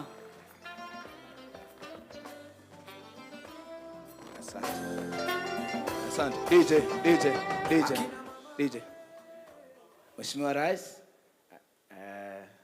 Daktari William Samoei Ruto, Deputy President, Professor Abraham Kithure. Mimi naitwa Guardian Angel ama Waingo. Ni msanii. Katika uchezaji wa mpira usually sisi wale tunakaa nje ndio tunasemanga angepiga hivi ama angefunga namna hii ama huyu mtu anatuuza. Lakini ukiwekwa ndani ya kiwanja ndio utajua kumbe ile kiwanja ni kubwa. Si ni kweli? Kwa hiyo leo Mheshimiwa Rais, nakushukuru sana kwa sababu ya kuturuhusu tuwe na mazungumzo na wewe pia, na kuturuhusu kwamba sisi kama wananchi tuje pamoja kwa ajili ya kuzungumzia ujenzi. Kwa sababu nchi yetu ya Kenya ni kubwa sana, haiwezi kujengwa na mtu mmoja. Kwa hiyo asante sana kwa kuturuhusu tuwe na mazungumzo. Hata Biblia inasema Mungu ilifika wakati akasema njooni tusemezane. Kwa hiyo tunakushukuru sana kwa kuturuhusu kusemezana ili tuweze kujenga taifa. Sasa nataka tu sisi wote, kila mtu ainue mkono ya mwenzake, mwambie tushikane mikono tujenge Kenya. Asante. Tushikane mikono tujenge Kenya. Akina mama hoye, vijana hoye, akina mama hoye, vijana hoye, wananchi wote, viongozi wote, tushikane mikono tuijenge Kenya. Tuungane sote, wananchi wote, viongozi wote, tushikane mikono tuijenge Kenya. Tuungane sote tuijenge. Wanaolala tutoke kwa vitandao, akina mama tufunge maleso, tusiwatukane viongozi kwa mitandao. Let's take a step ya kuleta mabadiliko. Wale wanatoka ghetto wote na wale wa town, wale wanatoka village wote na wale wa mtaa, uptown, downtown, round town. Kenya ni nchi ya Mungu, tushikane mikono tuijenge Kenya. Kenya ni nchi ya Mungu. Aya, shika mkono ya jirani. Viongozi wote tushikane mikono tuijenge Kenya.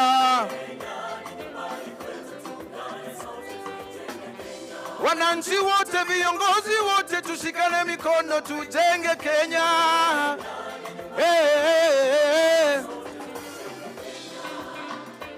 Asante sana. Ambia jirani yako tuijenge Kenya. Tujenge Kenya.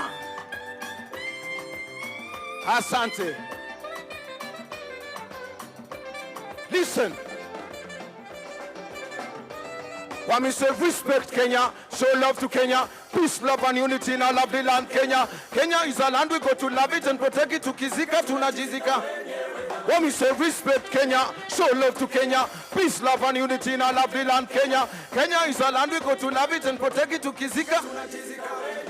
Akina mama goye,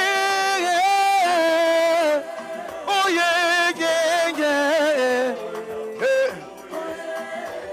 Akina mama hoye, niweke tu makofi namna hii pole pole. Asante sana. Hoye,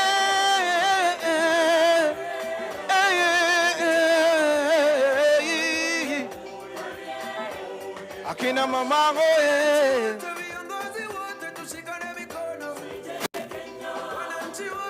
Sema tujenge Kenya.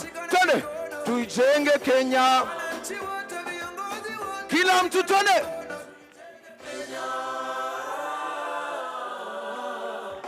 Tujenge Kenya. Asante. Mashallah, asante. Naomba tuketi jamani, asanteni sana kwa heshima hiyo. Naomba tuketi, asanteni sana. Ndugu yangu Mark, kama uko karibu, ndugu yangu Mark, kama uko karibu, karibia kaka mwenye upara huyo. Everyone is accommodated, wanao vipara, wale wanao wamebarikiwa na nywele. This is an inclusive conversation. So, asante sana, Melody. Now, ladies and gentlemen, speaking of an inclusive conversation, we just want to start it off. It's not conclusive, it's inclusive. And it's not thorough in the sense we are not ending it here, we're just starting. And for that, I'd like to call on Julie Gishuru, ladies and gentlemen, who will be steering that conversation. As she stands by, we'll put some things into context in terms of the journey that has been on the screens that are around this room, and I'm sure those following us from home will be able to follow this. It is just a true testimonial from wananchi ambao wengi wao hawako hapa, but they have had the impact of the journey that we've had so far. And right after that, Julie Gishuru will be taking stage to steer the conversation that starts today. Asante sana.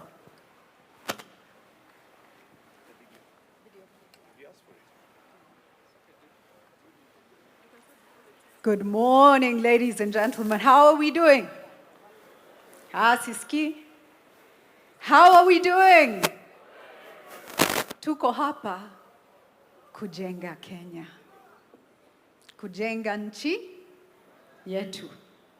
I want us to reflect for a moment, and we're going to have a video on just now. But just before the video plays, I want you to ask yourself a few questions. What is Kenya? Think about it. To you, what is Kenya? The other question I want you to ask yourself, how many nations enable their people to come together in a collective conversation on who we are and who we seek to become? How many nations? Our neighbors in Africa, around the world? How many nations give voice to the citizen in the way we are about to? And so please reflect on that. A video will play, and I'll come right back on the stage. Thank you.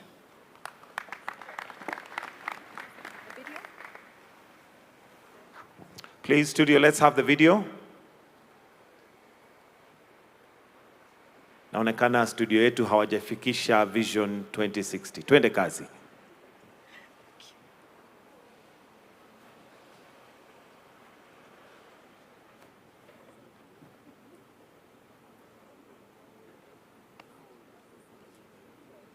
Most important question anyone has asked about Kenya this year, because in 1960 a small island with no oil and no land asked exactly the same thing. They moved a nation of villagers into high-rise flats. People carried their chickens up the stairs because nobody gives up a life on the word of a government. 60 years later, Singapore is the richest country in Asia. It still has no oil. It refines everybody else's.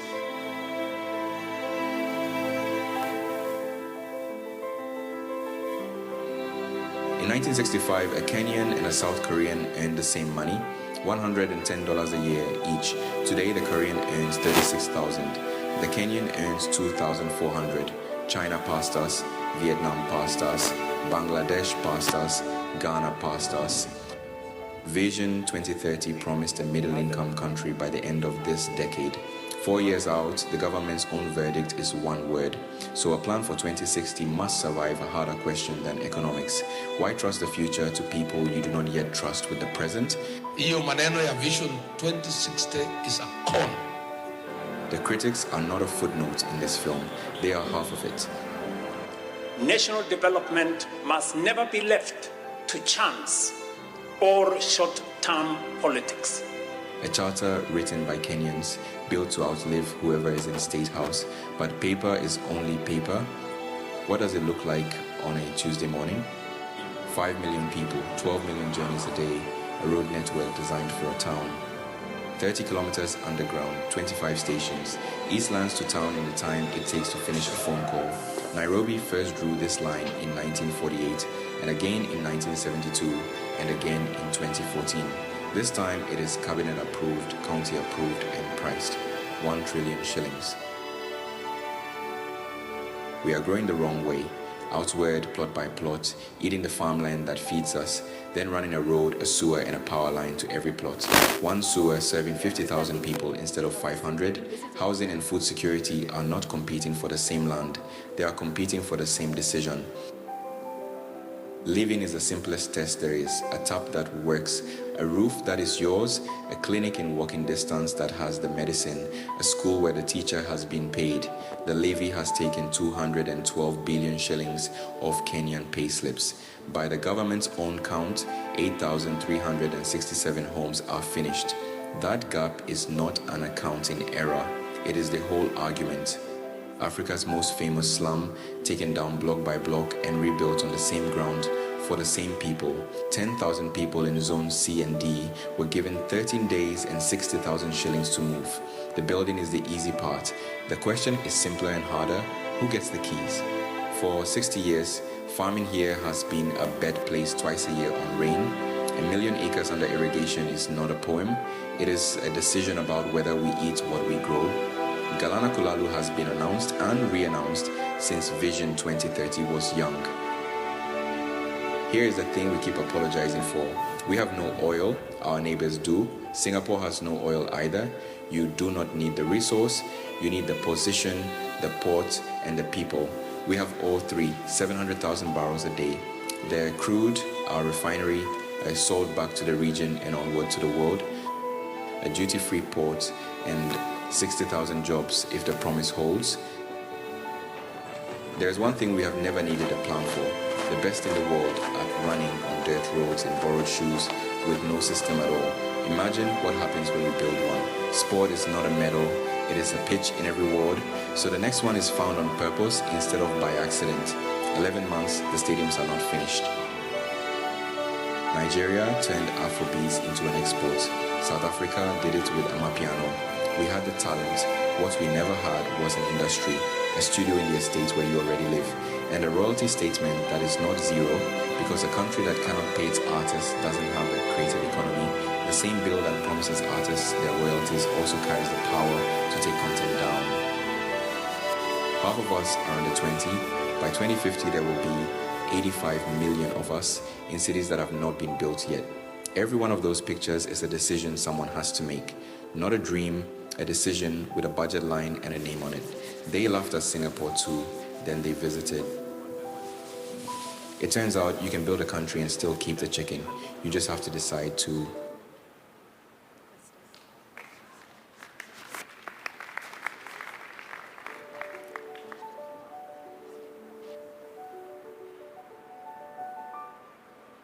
What Kenya do we choose? And we get to talk about it. We get to talk about it.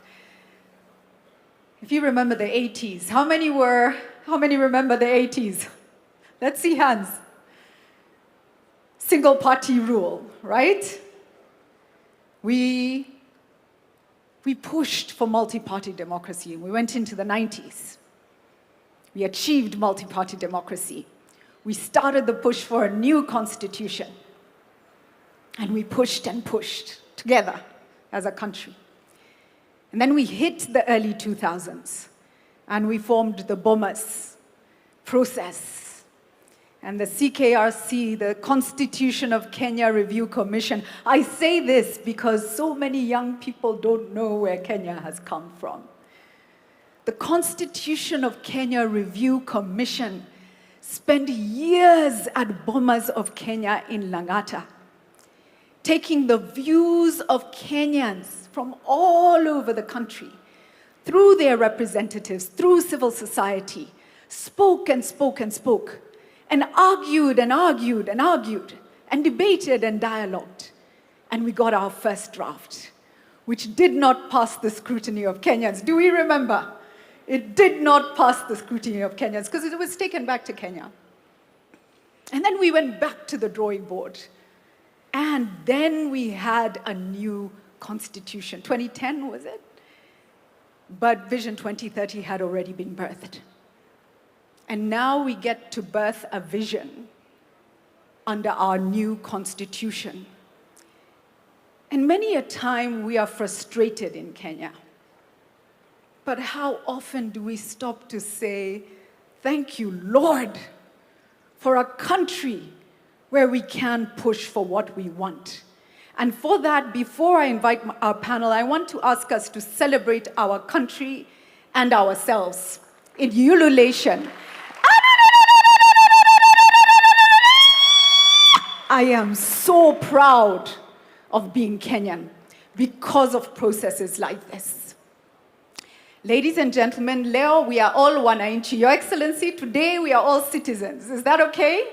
Thank you so much. Allow me now to invite our panel to come up and take their seats, and we will start a dialogue.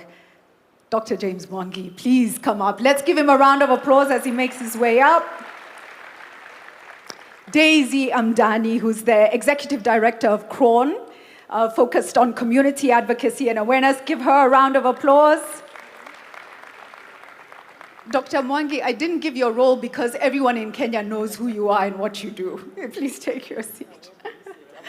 Please sit where you are most comfortable. Next, let me ask Betty Maina, former CEO of the Kenya Association of Manufacturers, to come up and take her seat. Faith Beatrice, President of Daystar University Students Association. Faith, where are you? Please come up, give her a round of applause. Mwita Ian Matiko, student leader, Kenya Methodist University. Let's give him a round of applause as well. Festus Mwanza Kaluki, youth leader from Machakos, representing people living with disabilities. Let's give him a round of applause as he comes up as well. And also with us, Ambassador Bitange Ndemo. Please do come up and take your seat. He's Kenya's ambassador, I believe, to the Kingdom of Belgium. And the European Commission. Please do take a seat. Thank you all so much for joining this conversation. I will start with a simple question. How far have we come as a nation, in your view? And what have our greatest achievements been? And then from there, for you, where are we going? Where should we be going? And how do we get there? Can I start with a youth voice? Faith, kick us off. Thank you. Thank you so much for this opportunity.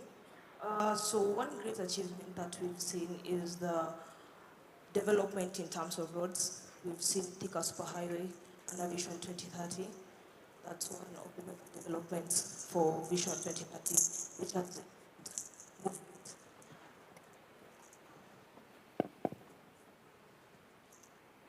which has is a movement along Thika Superhighway, leading to economic growth and empowerment here.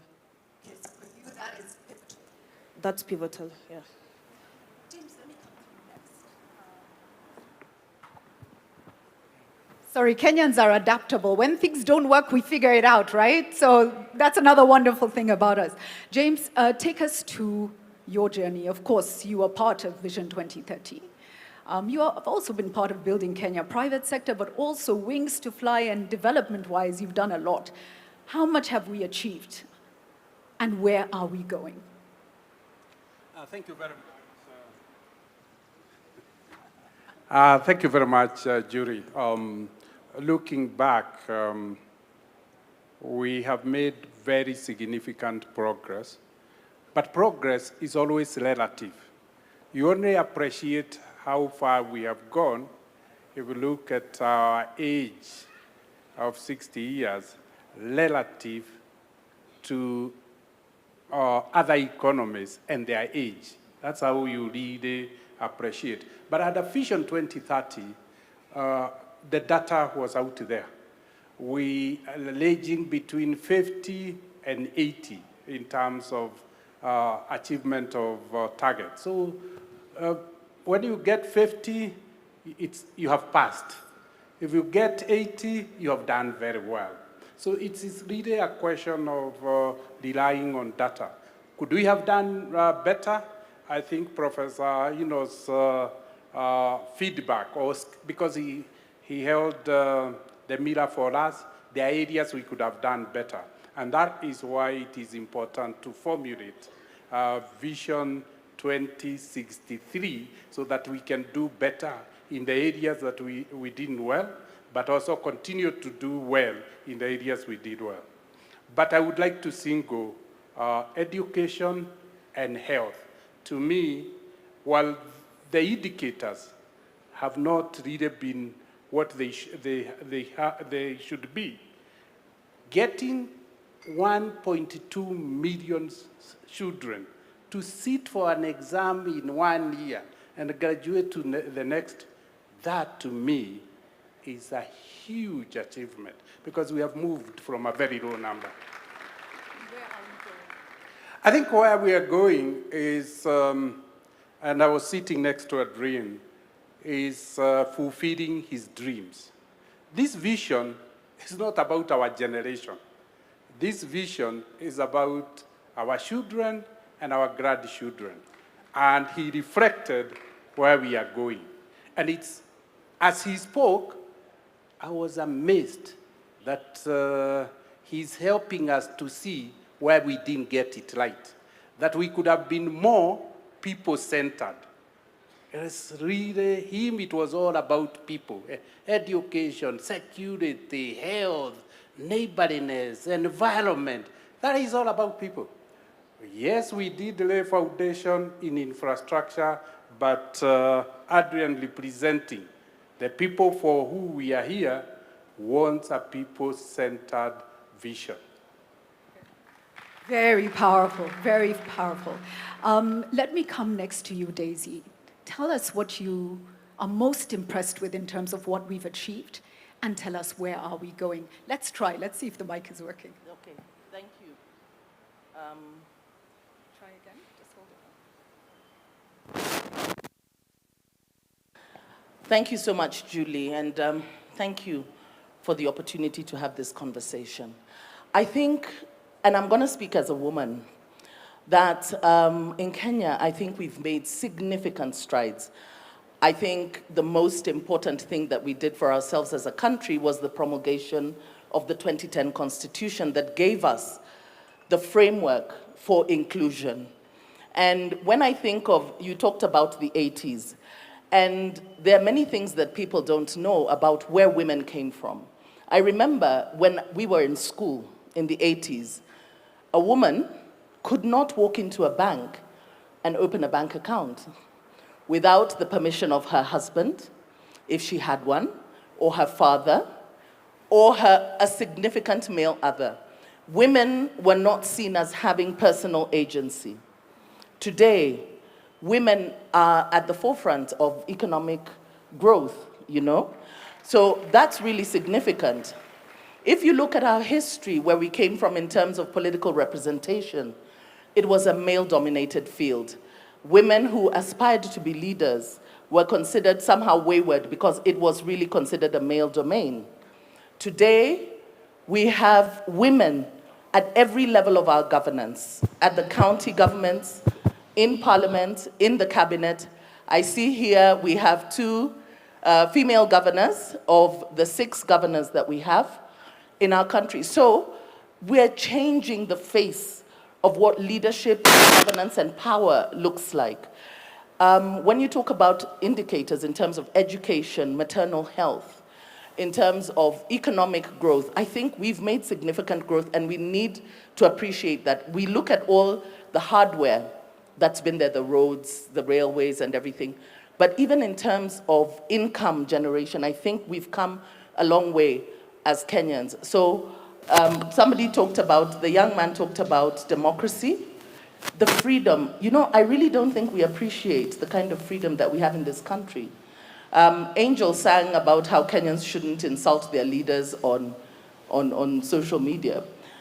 The freedoms that we have in Kenya, the ability to be able to speak and express yourself, I think this is something that we take for granted because it's not available in many other jurisdictions, but in Kenya we do, and that's why I appreciate this conversation, because it's giving us an opportunity to be able to have a conversation and channel our energies towards talking about the Kenya we want, the Kenya we want to see beyond Vision 2030, but also to diffuse some of the tensions that are there, because we agree that we're having this conversation within the context of a lot of uncertainty in terms of employment, economic pressures, and all that. So there's also skepticism as to why is this conversation coming at a time like this, just a year before elections. But I think it's important that we have it now. That's why it's important that we have it now.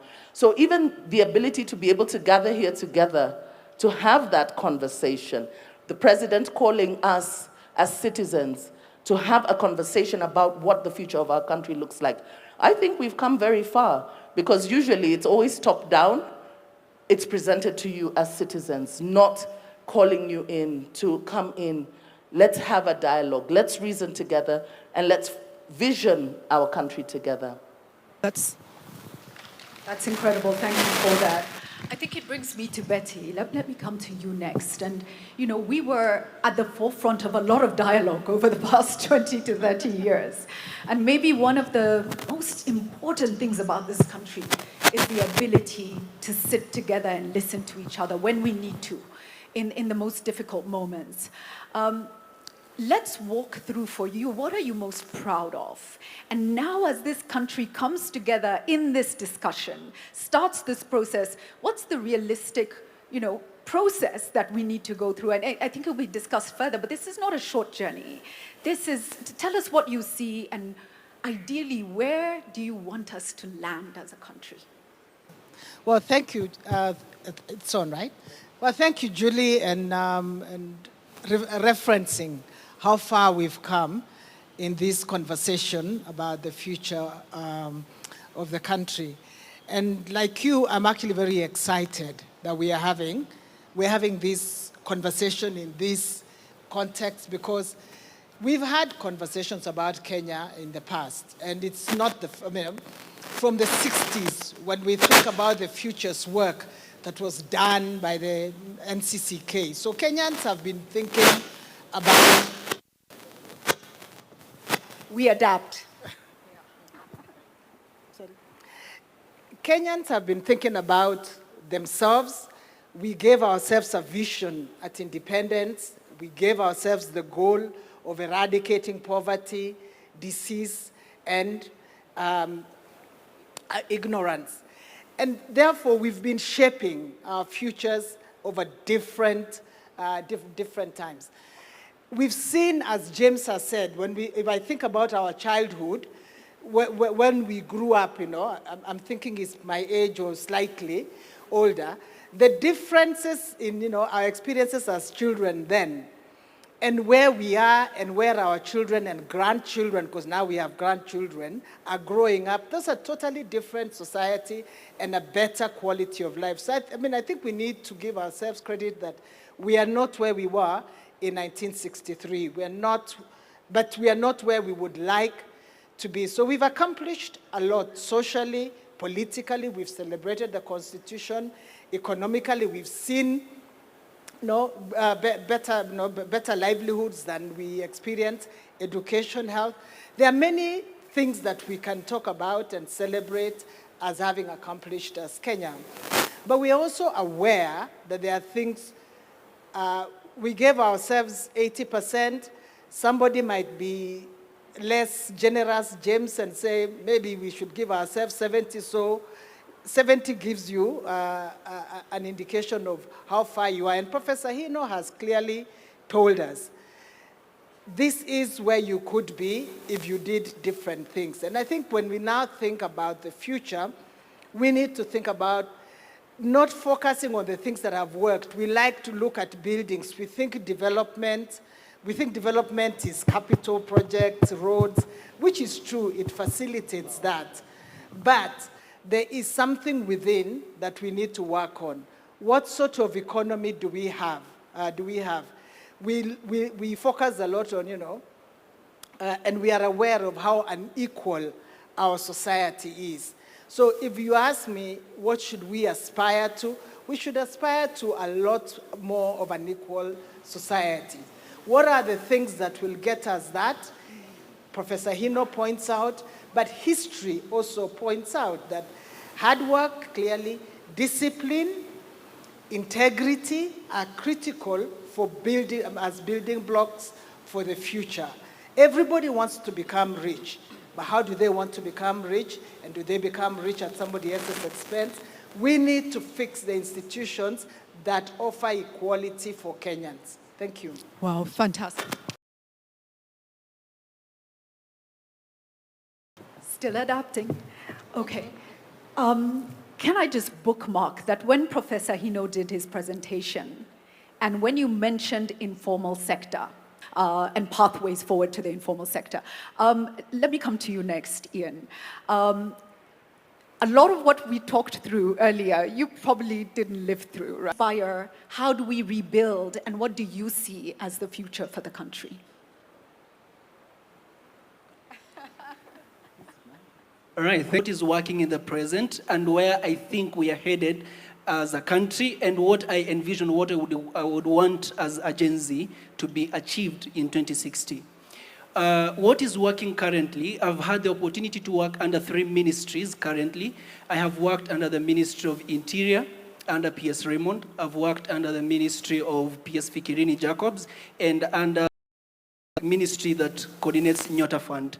One of the things that I can say with full confidence that is working is that for the first time in the history of this country, we have had the young generation being brought in conversations, national conversations on matters security. And that is thankful to Jukwaa la Wasomi, which was born last year under the leadership of UCSPAC, which is the Universities and Colleges Students' Peace Association of Kenya. That Jukwaa la Wasomi is working in conjunction with Jukwaa la Usalama under the docket of PS Raymond Amolo. So that is one of the most significant things that I've been able to witness as a young person, because now we are revolutionizing our security to include the very people who are going to take it up later on in the future. The second thing is about Nyota Fund. Now, people may see it as a very small thing, but when you look at it keenly, it is inspiring millions of lives. Because for the first time, we have a president who's thinking about the hustlers out there. This Nyota Fund is revolutionizing the way in which we think, because we don't want just to tell people that we're giving you employment. We want to show them that this is how we are creating these job opportunities for you and inspiring you to a future. And the third one is, when you look at the National Youth Council, NYC, the last time the elections were held were 10 or 14 years ago. For the first time, we had it gazetted this year that the youth are going to elect their council to represent them in terms of government. And that is thankful to PS Fikirini. So that is what I've seen that is working currently. But what do I envision? Which Kenya do I want in 2060? One of the fundamental things that we need to underscore is the Kenya that we are building. We are not merely building Kenya for 2060. We are building a Kenya that we will want to leave behind for generations that are coming in. One of the things that I'd want to highlight is especially the health sector and the education sector. Let me begin with education. We must revolutionize the way in which we educate our people. We must not educate our people to seek for jobs today or to want jobs today, but we should position arise in 2060. And that means we need to bolster our education system. We need to position our people in such a manner that we will not be consuming things from outside, or we will not be consuming knowledge from other states. We cannot be 60, now for 2060 will be 100 years, yeah? We cannot be 100 years old and we are still relying on external aid. So we should invest in the health sector such that our young scientists, our professional doctors, our brilliant minds can come up with research. That research can be sponsored into the future, and they can dream about a Kenya that can, also innovate. We don't want to go to other states to compete in events. We also want to host those events, and we want to be better at those research research competitions. So that is the kind of Kenya that I envision. And if I've been following the mind of the president, when you look at the trajectory that he's trying to build, he's trying to turn Kenya away from consumer country to a producing country, if you look at it keenly. So that is my input for now. Thank you so much. Thank you so much, Festus. Ian, Festus, let me come to you next. You're a leader in your own right. You're doing that in Machakos County. What are you happy about in terms of what Kenya has achieved so far under Vision 2030? And what is your hope for 2063, Kenya at 100? Thank you, Julie. Is it good morning? Is it still morning? Yes. Good morning, Mr. President. Good morning, Julie. Good morning, my panelists. What has been significant about the achievement of Vision 2030 to us, persons with disabilities, because that is a constituency that I speak for and work for. We've seen enactment of the new Disability Act that has been in the parking lot for a very long time.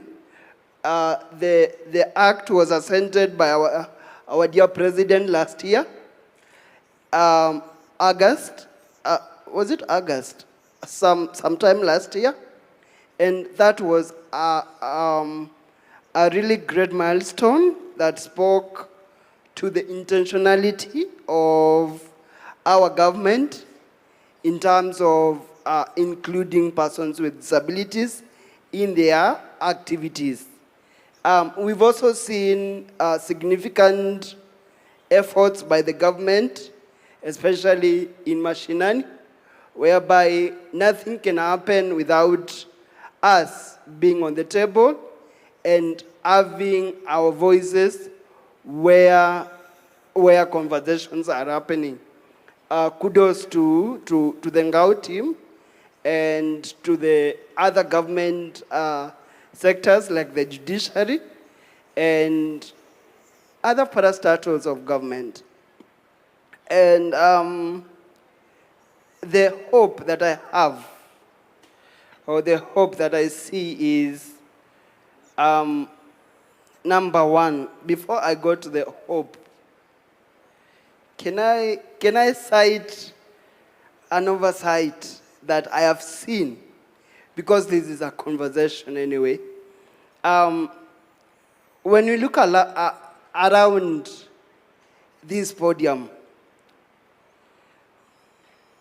and online as well, we are missing a very critical accessibility format for those that are following online and those that are in this place with hearing impairment. It was an oversight, and I give it as a recommendation that next time that is looked at critically, because this being a national conversation, then it ought to carry us all to the other side of the river. And the other observation that I have made, I'm moving to my hope. I have also observed that in most of our activities or our events, we are not intentional about including persons with intellectual disabilities. When I speak about persons with intellectual disabilities, is the people that we sometimes shun away from because of their complexity of their disabilities, in that the way they take concept in and the way they give output out is a little bit different from everyone in our midst today. And I believe that is something that in our next roadmap, we should have an intentional way of targeting, really targeting persons with intellectual disabilities and those with autism.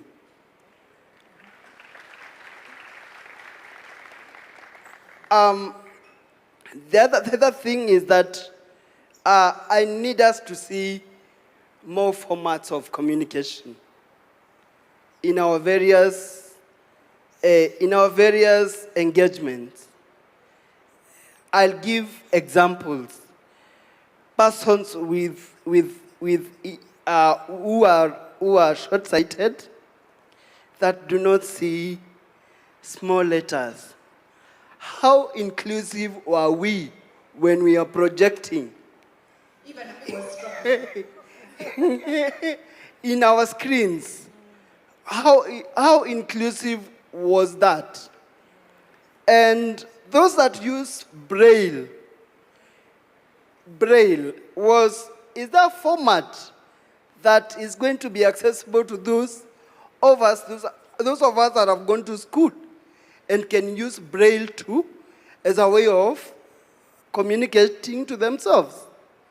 Again, we have a very forgotten group in the communities that have not been participating in our activities most of the times because of the barriers. The deaf-blind people, we've seen how America has empowered the deaf-blind lawyer. All of us know her. We've seen how she even came to Kenya to inspire us, persons with disabilities, brought in by National Council and brought in to inspire and change a narrative that has been there of persons with deaf blindness are supposed to be left away. Just to ask, how many of us know that we have a language known as tactile? Tactile. How many of us know that? Mr. President, do you know tactile? Do you know how it is used? Please, it is actually embedded in our national book, our reference book, the Constitution of Kenya, whereby it's a mode of communication for those who are deaf, blind. So we'd also want to see that in play, because it is mandatory to carry all of us to the other side of the river. Now, yes. I am going to my hope. The Kenya I hope to see. I hope to see a Kenya that is inclusive, a Kenya that is intentional, a Kenya that is led by us with diverse perspectives and disabilities. We need to be included, not integrated. We don't want integration. We want to be at the center of where conversations are happening. Thank you. Thank you so much. I think the humanity, even in how you started Festus, and you took a moment to recognize and greet us, and you've taken us through a comprehensive view of what's missing and where you need us to go. Thank you so much for that. I want to also just recognize, you mentioned somebody from a different country who inspired you, but we have our own in Kenya, do we not, who is a senator? Honorable Crystal, yes, and I don't know if she's here, but she's incredibly inspiring, and so I just wanted to also mention that. Thank you so much. Let me come to you, Ambassador Ndemo. Again, We were at the front lines of much of the change of Kenya with you. You were right there, and you saw what it took to change a nation. It's not easy to push, to evolve, but you did that. Take us through the learnings you had in delivering Vision 2030, the part you played in development of Kenya, and where you think we really need to be going for 2063. Thank you, Julie. Let me recognize His Excellency the President, Deputy President, Prime Cabinet, Cabinet Ministers, and all guests and governors I saw here. The question I have to answer it from the problems that I had before we saw the changes. When going to high school, I would board a bus and leave, and my mother would only expect to hear my voice when I came back. There was no communication, there was zero. To get a telephone, I'm sure Mwangi can testify here, it took so long to get, if you get anything like that. But the government invested in ICT infrastructure. This ICT infrastructure completely changed the way the world works in Kenya. A lot of young people take it for granted when they get their passport within 2, 3, 4 days. For us, it used to be 6 months, 1 year before you got the passport. There are so many other government services that have been digitized since that time. I think 100% of the government services are online. We are able to pay our taxes online. We are able to communicate online. We are doing several things online because of infrastructure. I'm emphasizing this because Hino also said, going forward, we must look at the infrastructure that will take us forward. Today, with the little infrastructure that we have in northern Kenya, a mother takes a smartphone on a child's chest, and through AI, they are able to identify the kid has tuberculosis. The nurse can do that. This is something that used to be done by radiologists and other things. We need to expand that throughout the country. And what I'm saying, what we need going forward from today is actually to build the future infrastructure for AI, because AI is disrupting education, disrupting health, disrupting agriculture, and that we need to have its own infrastructure. And because of geopolitical contestation, there is a problem that we must begin to solve now. That what every country is doing is to build their sovereign AI, but there is a problem which the president knows very well, energy. We need to have energy. We cannot talk about AI going forward without significant amount of energy. I think we're at less than 5,000 megawatts. We probably need another 10,000 megawatts within a very short. Companies like Microsoft try to invest in that space. We need Microsoft to try to invest in that space. We need to work with the private sector and build the infrastructure, the AI, because what the studies are showing is that most of us who have been teaching, we teach an average student. But with AI now, we can identify the needs of every child and actually provide the right thing. It is not going to destroy teachers. It's going to facilitate teaching. I would stop here because I can say. Thank you so much. The simplest way, I think, to understand AI is to see it as a tool. Ni kama jembe, yeah? It doesn't replace the person who needs to do the work. Maybe jembe is wrong in today's environment, but it's a tool. Your Excellency, I do want to come to you before we open to the floor. As a leader, same question. What are you proud of in terms of what we've achieved so far? And where are we going? But as a citizen, as a farmer, where do you really want us to go? Please tell us. Thank you very much, Julie. And good morning, everybody. Vision 2030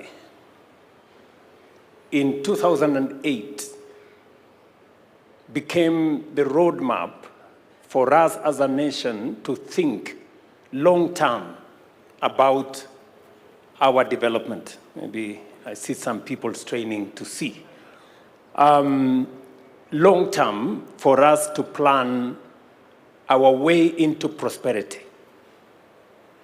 And we must commend President Mwai Kibaki and the vision bearers then, who provided a platform for us to put together what today is finally in the sunset years. Vision 2030 has provided a framework for us to figure out our development. It set out that Kenya should be an industrialized nation, middle income, high quality of life in a safe environment. All the targets we set for ourselves, we have been given a review of where we are on the economic pillar, on the social pillar, on the political pillar, and the enablers. And we have been given a scorecard by the Vision 2030 Secretariat. We have done fairly well in many aspects. We've done well in others more than others. We've been given the figures on the political pillar. We are at 80 plus. I think we have an A. And you can see it. We have a new constitution. We have a robust Bill of Rights. We have a democratic state. We have an open society, a rule of law. We have a working judiciary. We have a civil society that is not constrained. And we have made ourselves a very proud nation. In fact, globally, Kenya is recognized as a democratic country. It is part of the reason why in 2023-24, I paid a visit to America, and the single most important component was the fact that we share in our celebration of freedom and democracy. We have been given indication as to where we are with the economic pillar. In fact, I think of all the pillars, the economic pillar is where we have done not very well, at around 50, I think it was 52, 53%. On the social pillar, we are at around 60. We have made progress. Today, we have significantly in our region, we've done very well in terms of paved roads. We have 20,000 kilometers of paved roads. We have a working SGR. We have an expressway. We have dualed some of our roads. We've extended electricity. We now have 10,000 homes. 10 million, sorry. 10 million households going to 11 million households connected to electricity. Our transition on education is significant. We have done very well. But why are we having this conversation? And I want to thank the people of Kenya. When I asked the country that it is time for us to have a national conversation about the long-term vision of our nation, we have been explained to why. Number one, Vision 2030 will come to an end in the next 3 years. Medium-term plan 4 is ending in 2027. for us to plan medium-term plan number 5 is going to take from 2027 to 2032. Yet Vision 2030 is ending in 2030. So we need to have the longer-term vision for us to be able to plan medium-term 5. Reason number 1. Reason number 2, when we figured out Vision 2030, 20-something years ago, the world was much different from what we have today. Technology had not taken the space it occupies today. The advent of AI was not with us. We didn't have the serious effects of climate change the way we have today. We had a completely different situation. It is important that at this point in time, we give ourselves another opportunity to think about the long-term development of Kenya in the context of the world that we live in today. Number 3, when Vision 2030 was developed, it was developed before the new Constitution. The new Constitution provides us with a better and clearer framework on how to think long-term. And therefore, it is important that we engage in this exercise in the context of a new constitution. A new constitution that does not request us to consult the people. No, it is mandatory. The reason why you find in some cases many people do not understand, do not relate to Vision 2030 was because there was no public participation to the extent that we know public participation as provided for in the Constitution at the moment. And therefore, we have an opportunity this time round, different from the opportunity that was in 2008, to formulate a long-term plan, one that is done by the people, not by government, not by bureaucrats, by the people themselves. And therefore, we need to give ourselves the opportunity, and this opportunity that we have to think about Kenya long-term, we want to pick the minds of everybody. The farmers, entrepreneurs, students, technocrats, everybody. Let them tell us what kind of future that we all want to think about. And nobody should assume that any one of us has the monopoly of knowledge. This cannot be, and I make it very clear, this is not a government project. This is a people's project. So Kenyans must prepare themselves. It is a responsibility put on our shoulders collectively. And I will be speaking as a citizen as well, because I also have aspirations on what I think our country should be, beyond me being a leader today in Kenya. And number 4, just so that we contextualize this, the center of gravity, global gravity in terms of growth is moving to Africa. Africa today is pivotal. Why? Because of 4 reasons. Number 1, we have the largest reserves of renewable energy. We have the youngest population, a population that a quarter of the world's population will be living in our continent by 2050. Number 3, we have the largest market that is emerging.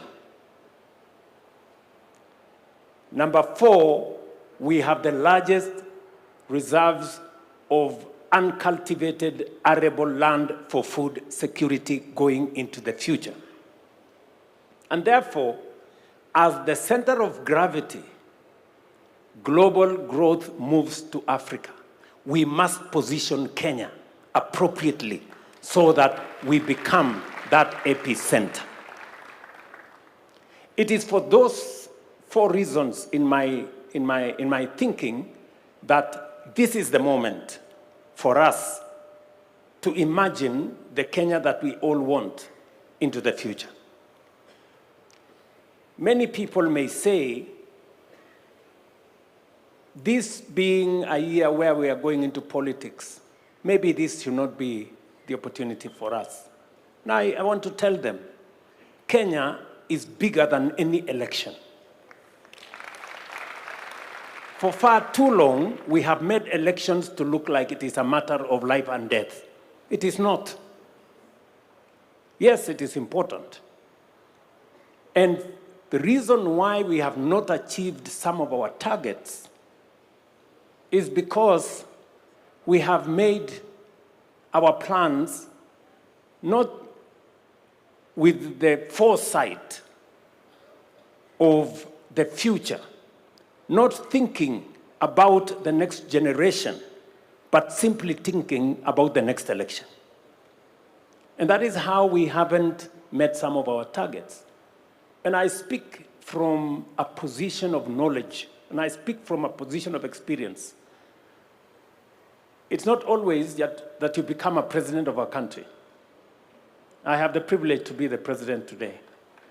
And I want to speak from that experience, that the pressure that always you have, even when you know as a leader this is the right thing to do, you are told always, this will affect your next election, don't do it. This will affect your next election, don't do it. Many are telling me, oh, you know, why don't you concentrate on the next election? Leave this thing, it can be done some other time. I'm telling them, the next election will come and go. Kenya must think beyond the next election. Kenya must think for the next generation. And I want to ask all of us here to think beyond any election cycle or any administration. We must think about the next generation. Let me conclude. I hope I'm not taking too much time. Let me say the following. I have listened to the presenters. I've listened to Professor Anyang' Nyong'o.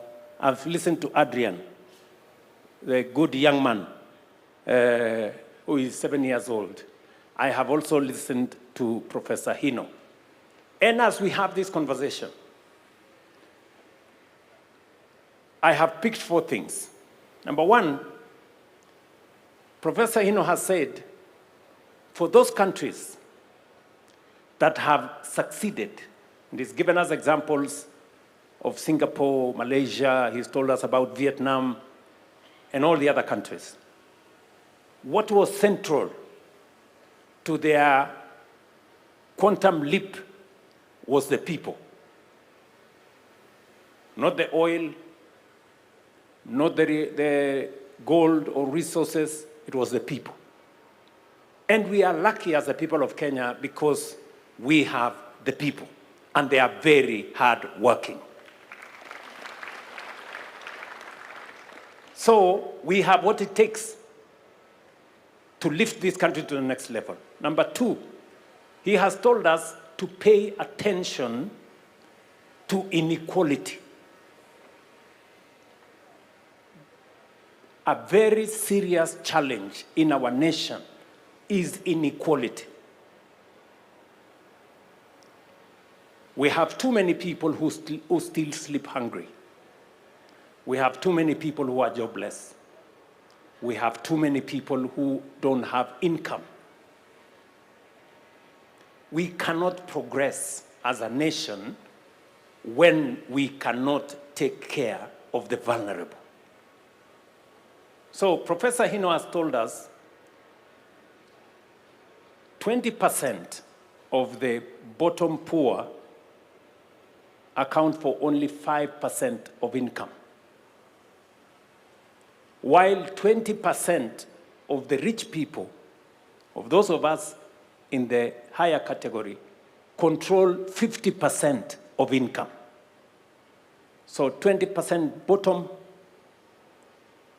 5% of income, 20% top, 50% of income, meaning 10 times what the bottom has. We have to pay attention. We have to pay attention. How we lift those low-income people, how they access, how their children go to school, how their medical bills are paid, how they access employment opportunities, and how we create equality. Number three, he has told us our opportunity is in raising small, medium, micro enterprises. We have an opportunity there. Sometimes we think they don't matter. But the good professor had told us that is where our opportunity is. How do we make micro, small, and medium enterprises grow? How do they access credit? How do they access opportunities? How do they access business? That should be we should pay attention. And then number 4, he has told us to pay attention to accountability, to dealing with corruption. He has told us 3 things. We now have a conflict of interest law, which we signed into law. There are many people who want to challenge it because it closes many doors on the people who have access to power, who want to use that power to access contracts and many things. Number 2, he has told us about EGP. We have been trying to implement EGP for many years. I am very happy that finally we have moved government procurement to an electronic platform where contracts can be transparent. We can know who is being allocated, which contract, for how much, and whether it matches the market parity. And he has told us that technology must play a very central role. I was listening to Mercy Mwangangi, our CEO of SHA, and he was saying the single most serious challenge he faces is how to stop fraud. You know? And we are very happy that finally, using technology, we are able to stem theft, fraud, and corruption. And to the good professor who has said here, going forward, technology is going to play a significant role in us taking this forward. So, in conclusion, let me say this. To the people of Kenya, nobody has a monopoly of good ideas. Beyond Vision 2030 is our collective responsibility. We must step up. It is a constitutional responsibility to each one of us. It is an obligation to each one of us to implement the Constitution.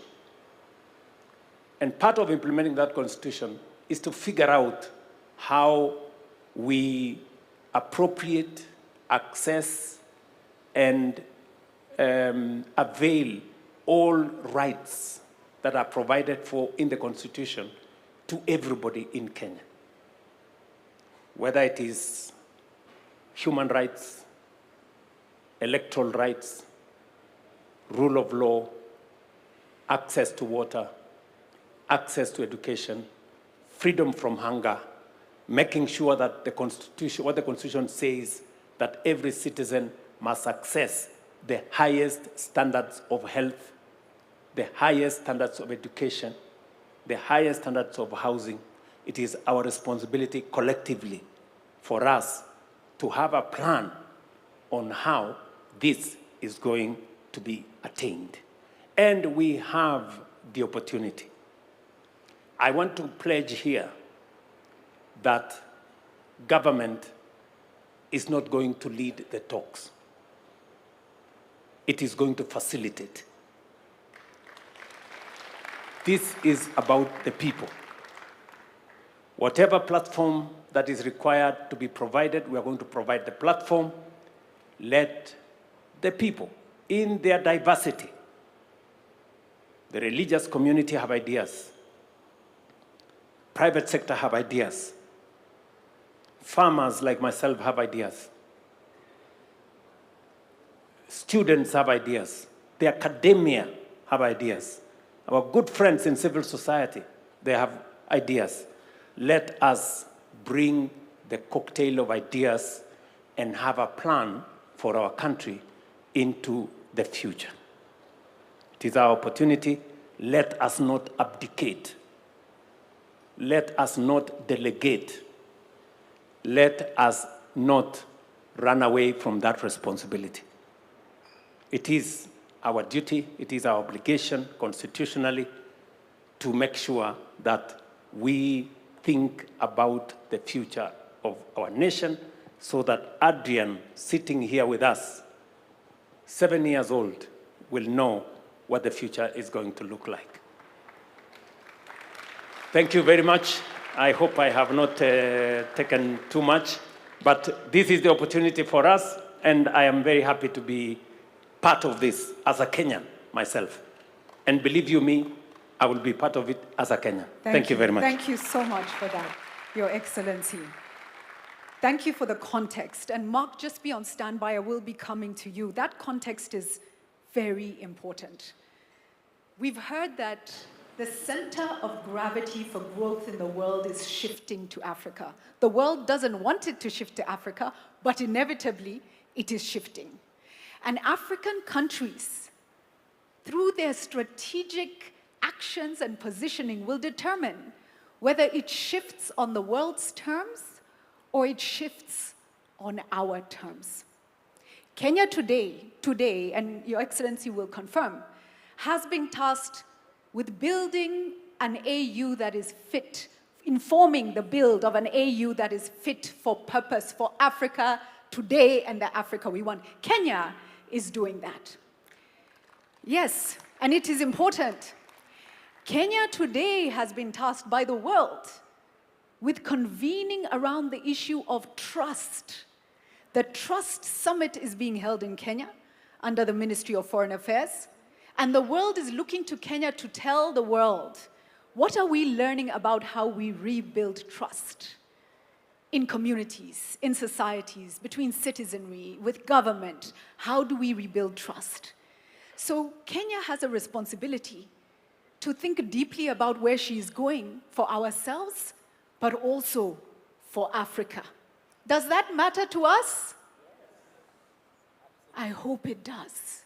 I hope it does. Mark, I'd love to come back to you now to take us round the room. Yes, I see Wananchi hands. We're ready to speak. Thank you. Thank you. Thank you, Julie, and thank you for those who... So I'll just start here, and then you'll pass it back to the lady right behind you, young lad. So crisp and short. Good morning, everyone. My name is Sean Karanja Kinyanjui. I'm an investment professional, born, raised, and living in Nairobi. I'm a portfolio associate at a Pan-African venture capital firm. So on a day-to-day basis, I get the privilege to speak to entrepreneurs across Kenya and Africa and deploy meaningful capital into their businesses. I give you this context because every day I get to see Kenyans and their talent and ambitions on a day-to-day basis and even back and support these businesses. But I also see a lot of strong ideas and entrepreneurs held back by gaps in capital, infrastructure, and execution as well.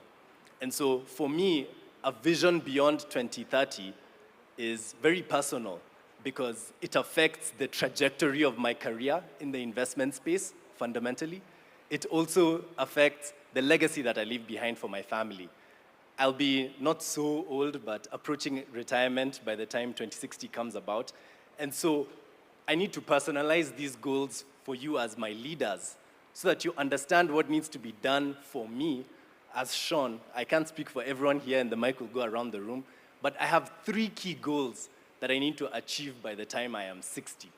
And the first one is to be a captain of my industry. I want to sit like James Mwangi here on the podium and say, I'm a global allocator of capital, that people can come to Kenya and say, where's Sean? Let's give him capital. And under this framework of investment that we'll lay out for 2060, I will be able to manage and deploy that capital into our entrepreneurs and spur our economies. But for that to happen in this plan, we need to make sure that there is predictable monetary policies, strong and transparent institutions, investor confidence, so that when someone says, I am domiciling my fund in Kenya, they're not scared that most of it will go away to punitive measures or lack of transparency or get lost entirely because there's no strong ecosystem to support the businesses they invest in. And Mr. President, I do agree with you. Fundamental to that goal of mine is going to be eradicating poverty, because businesses and the investors behind them are only as good as the income that the everyday Mwananchi has to spend on the products and services that these businesses offer. So that needs to be a thing. And Mr. President, just like you, I have a love and passion for agriculture. At our fund, we get to invest into agriculture products and projects across the continent. And I've seen the math, I've seen the data, I've seen the capital flows. And let me tell you, young people, agriculture is the way to go. We have the opportunity to become the food basket of the world. And one day I want to say that I want to step down from my role as the future James Mwangi and get into agriculture at scale. I want to become a farmer and export and feed the world. But to do that, the economics of farming in Kenya also need to work. Access to markets, logistics and transport, water, access to land, all of those need to work for that dream to happen. And my final dream, I just got married a month ago, and, and I plan to go forth and multiply. And so being a father, being a husband, being someone who raises a family in Kenya is core to me, because I need to make sure that my kids grow up in a meritocracy so that their education, their skill set, and the opportunities that are before them are what will open up doors for them, not their last name, not where they were born, who they know. That's the kind of future that I want for my children. And I want to be old in my 60s, living in a Kenya that works, and one that I can be happy in, and I can say, najivunia kuwa Mkenya. Thank you. Over to you. All right, let me pass it over to you. And let's keep it short and crisp. And Sean, just as an interjection, 60 is not to grow old. There are 60-year-olds here who feel targeted by what you've said. But I get your point, young man. 60 is not old. We still have very young 60-year-olds here. So, tuendelee na. Keep it short. Good afternoon, everyone. My name is Achieng Masawa. I come from the great county of Siaya and a woman representative aspirant. I'm a social impact and enterprise-based consultant. I had a privilege to study in Israel and also study entrepreneurship in US through Mandela Washington Fellowship. I'm also a former student leader at University of Nairobi, where I represented gender affairs and also vied for chairmanship back in 2015. And as we sit here today, I am so grateful that this conversation is taking place. It has been so long overdue. I come from a county where we are the source that have been on the streets far too long. And I'm really, really grateful that one of the least developed pillar is economic pillar. And being a youthful country with a young population, I believe, and today is the International Youth Day, I believe that focusing our energy in enabling the capacity of our young people is the way forward.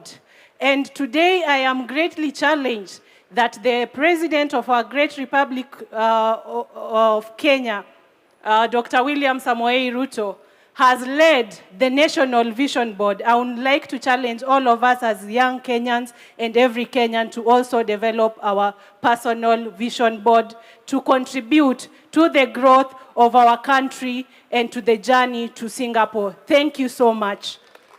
Over to you. Melody, you have someone?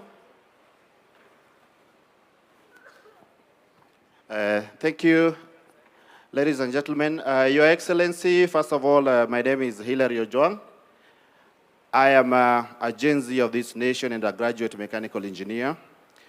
So my comment as of today is that, first of all, I want to thank you for this initiative because we came up with Vision 2030 and we are now we are developing a relay of visions.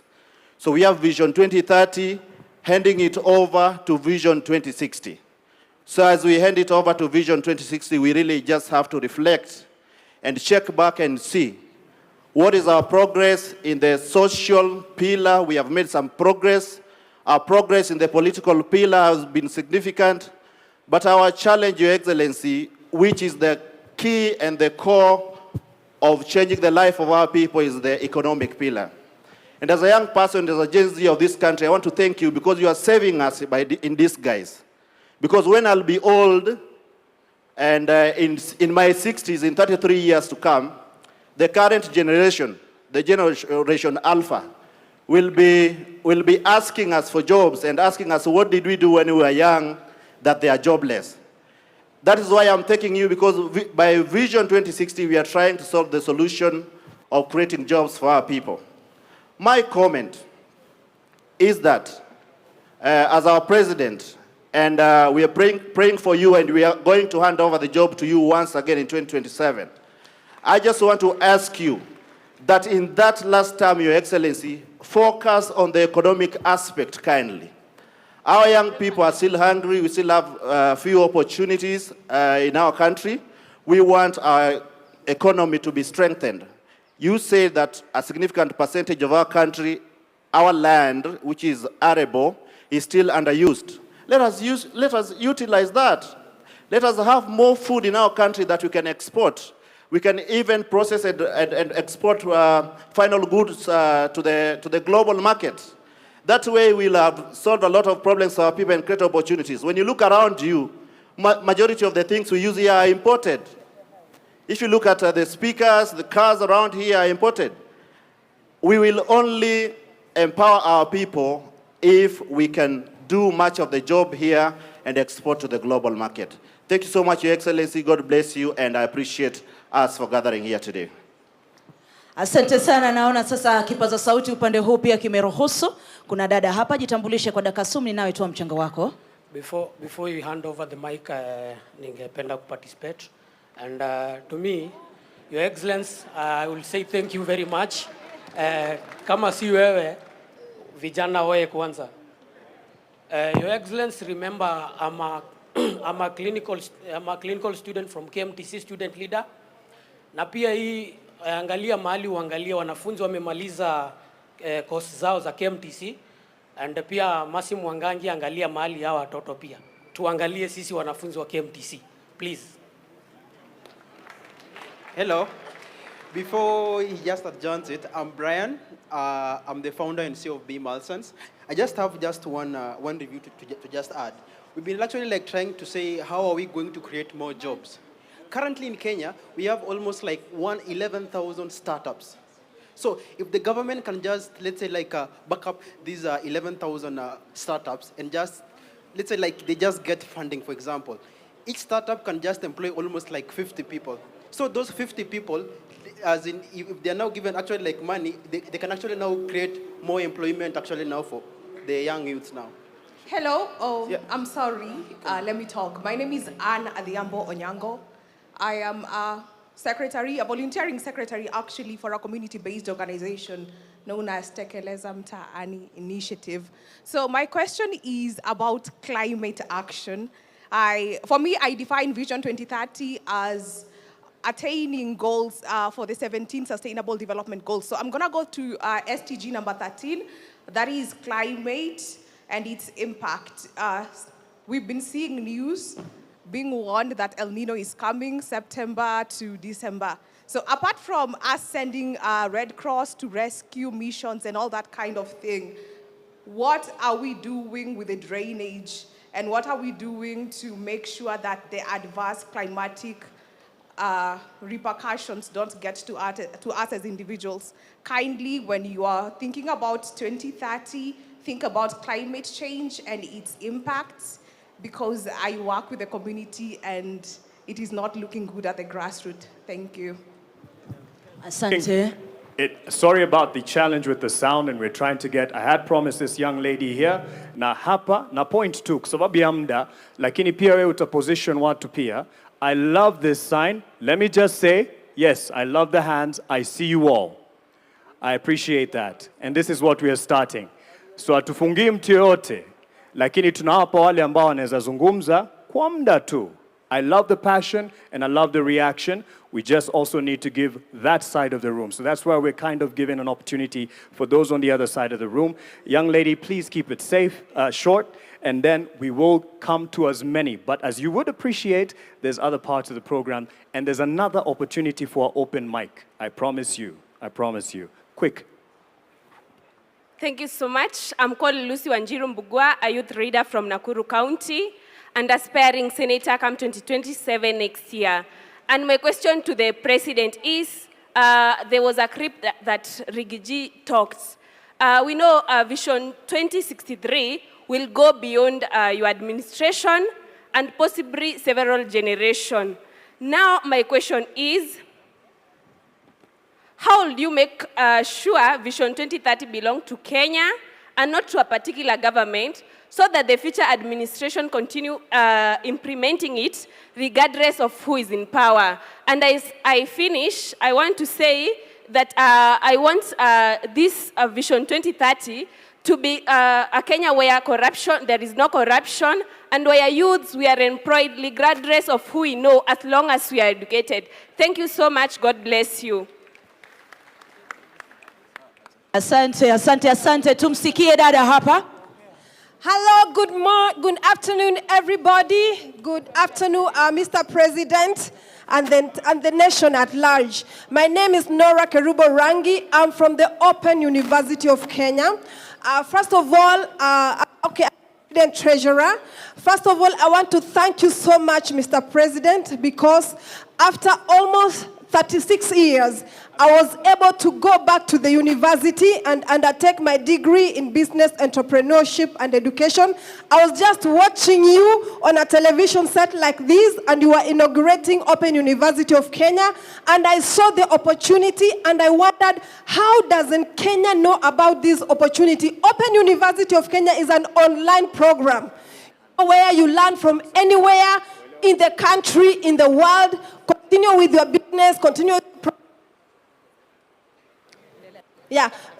with your business, with your professional life, but at the same time, upgrade yourself. So what I want to say is I've seen a very huge opportunity in this space.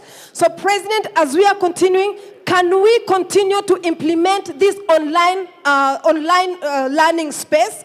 I have seen students from across the world. I've seen students from across the continent coming to Open University. We are 3 years old only. We started with virtually zero, and we are now 30,000 students. So as Kenya, we can capitalize on this economic pillar and export education. Kenya is at the pillar of education, and they are coming from all over online. So I would like to see Open Primary Schools of Kenya, Open Secondary Schools of Kenya, and the rest is history. I've also seen people from other countries come here for the primary school education, for the secondary school education. So as we are 2030, that is also another pillar. People trust Kenya. They trust the education in Kenya. So that is a pillar I would like us to capitalize on and take advantage on. There are huge revenues in education. Thank you very much, and God bless you all. Asante sana. Kuna wepo wengi huko. Acha nimtape ukaka mwenye shati yake ya maroon. The President, the Deputy President, and all protocol observed. I might struggle to communicate because I've never addressed such kind of a congregation, but you'll get my points. I have very delicious points and very ambiguous points. Now, this is a national conversation that personally I expected the leaders from across the political divide to be able to attend. I'm quite disappointed that some leaders are not present. My name is Samson Ligala. I come from Kisumu County. My governor, Professor Anyang' Nyong'o, is among the leaders that are, spearheading the conversation. So, as you know, and as you understand, leaders from Kisumu like myself, we are very brilliant, and we are supposed to be on the conversation and on the table. Now, Vision 2030 was formed when I was in class 3. I didn't know much about it, but my late father, used to really talk about it like every day. So I got to understand, and I'm glad that today I'm part of the team that is talking, that is addressing the country. And I hope that in future, the foundation that was built, we can have a conversation on it and be able to make changes.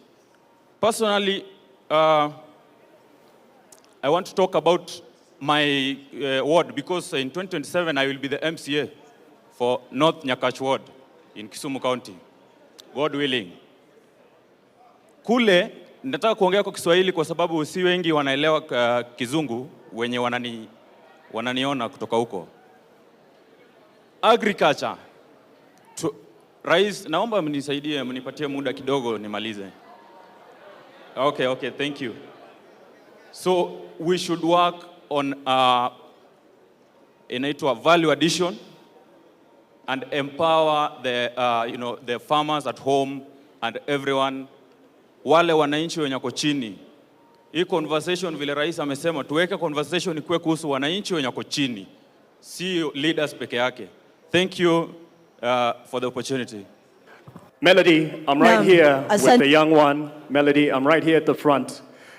Just to speak over to Julie because there's more to the program and there's another open mic session. But I love the passion. This is just an indicator of what we need moving forward. To His Excellency, the President of the Republic of Kenya, the Deputy President of the Republic of Kenya, the Prime Cabinet Secretary, all the Cabinet Secretaries, senior government officials, ladies and gentlemen, children, boy and girl. Is it afternoon? Yeah, good afternoon. So my name is Blessed Barak Juma. I'm 15 years old. And it's a great pleasure to actually be speaking in front of the President today as an advocate for the rights of the children, especially child participation. And first of all, I would like to thank the President because I would say he's really considering the children because of bringing up the first State Department of Children's Services in Kenya. So, Mr. President, we really thank you for that. And I would like to also thank him for this vision 2060, beyond 2030, because as of 2060, I'll be 49 years old. And hopefully, God willing, if all of you will be there, all the children, they'll give me an opportunity to be the President of the Republic of Kenya. And I would say that this dream is going to continue, and vision beyond 2030 is going to be a great impact, not only to the people of Kenya, but to the children of the Republic of Kenya. So I will request child participation, not only by the voice, but children be included in decision-making, implementation of the vision beyond 2030.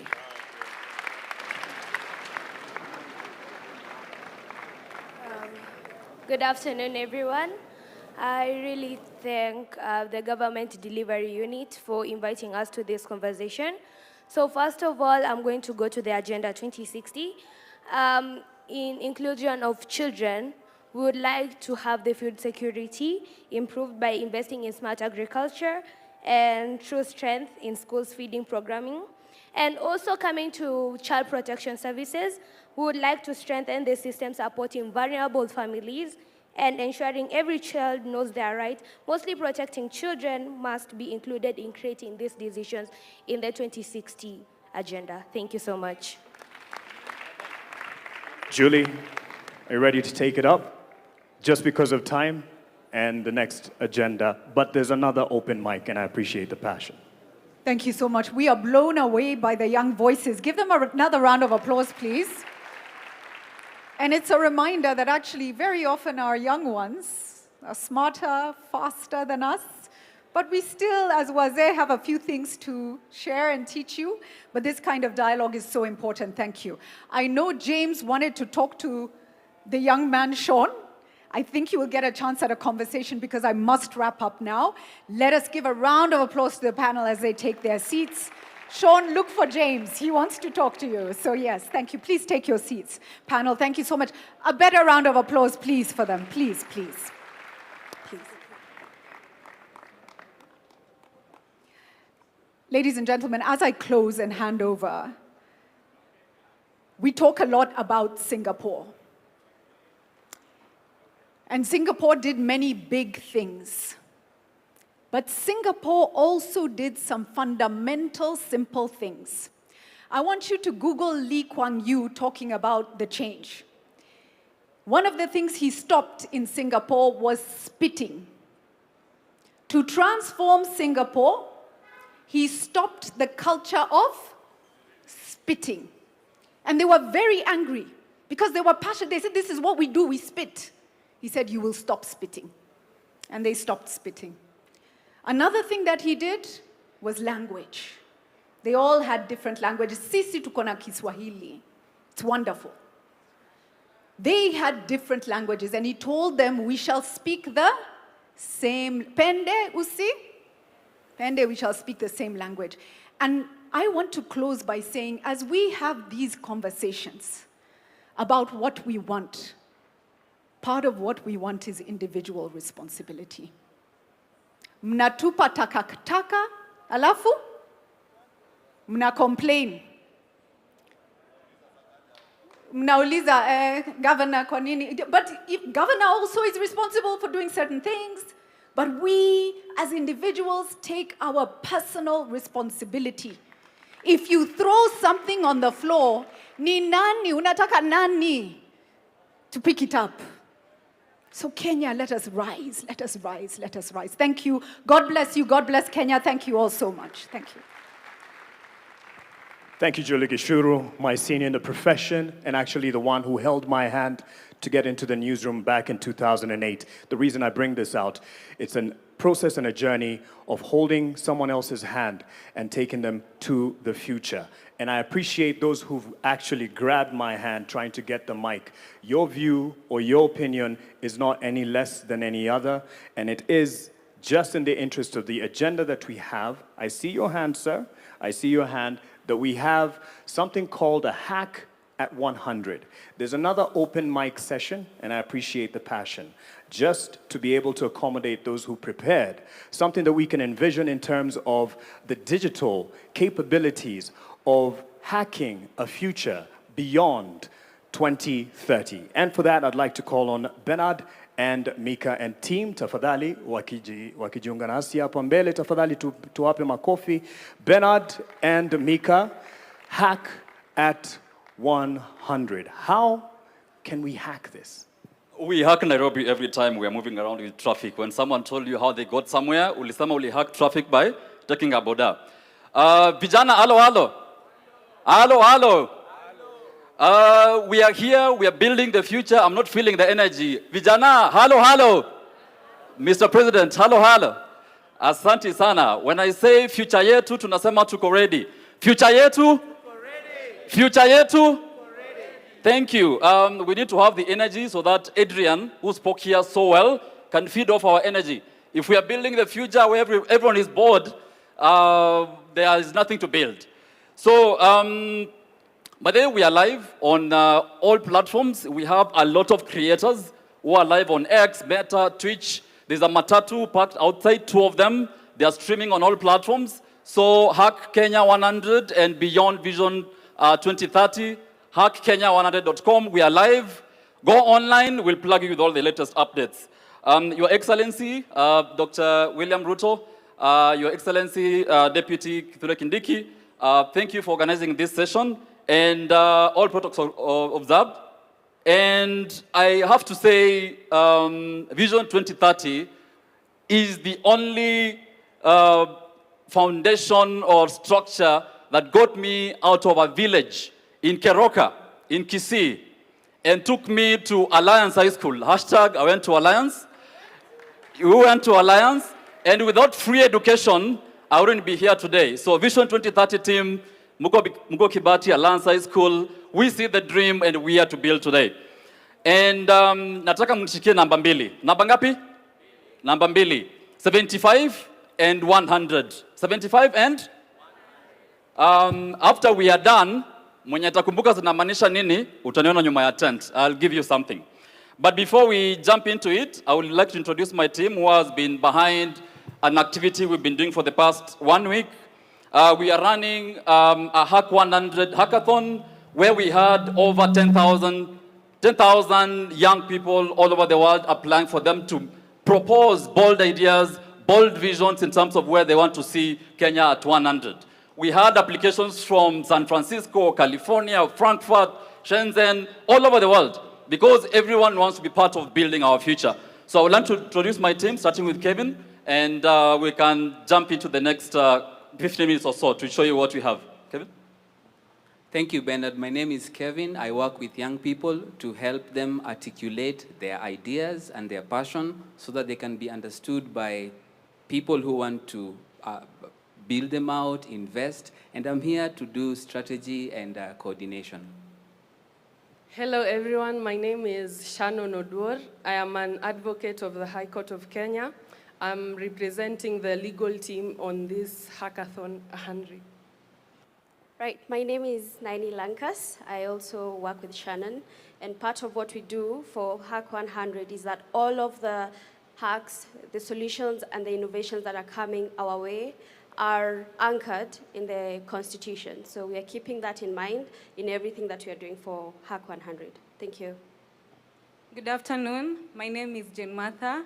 I work under Hackathon, and I'm part of it. I conduct issues on strategy and governance, and I also deal with the creators that you've heard. I'm one leading them. Thank you. Good afternoon, everyone. My name is Arthur Kamau, and I'm part of the team handling the sports sector. Good afternoon. My name is Micah Mathenge. I'm a CEO of a company called Venture Money. I work in the investment banking space, and I work with young entrepreneurs who are looking for investment in Kenya and abroad. Thank you. Asante sana. They'll come back to stage shortly. Don't worry about my dressing. I was told to dress down to represent the youth. So si suti sina, niko na suti kadhaa. Remember the numbers I gave you. How many were they? How many were they? 2 numbers. Which one and which one?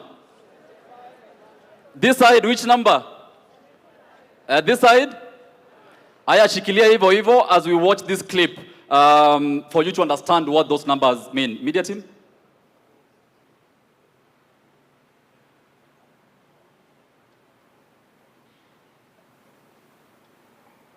The audio is missing?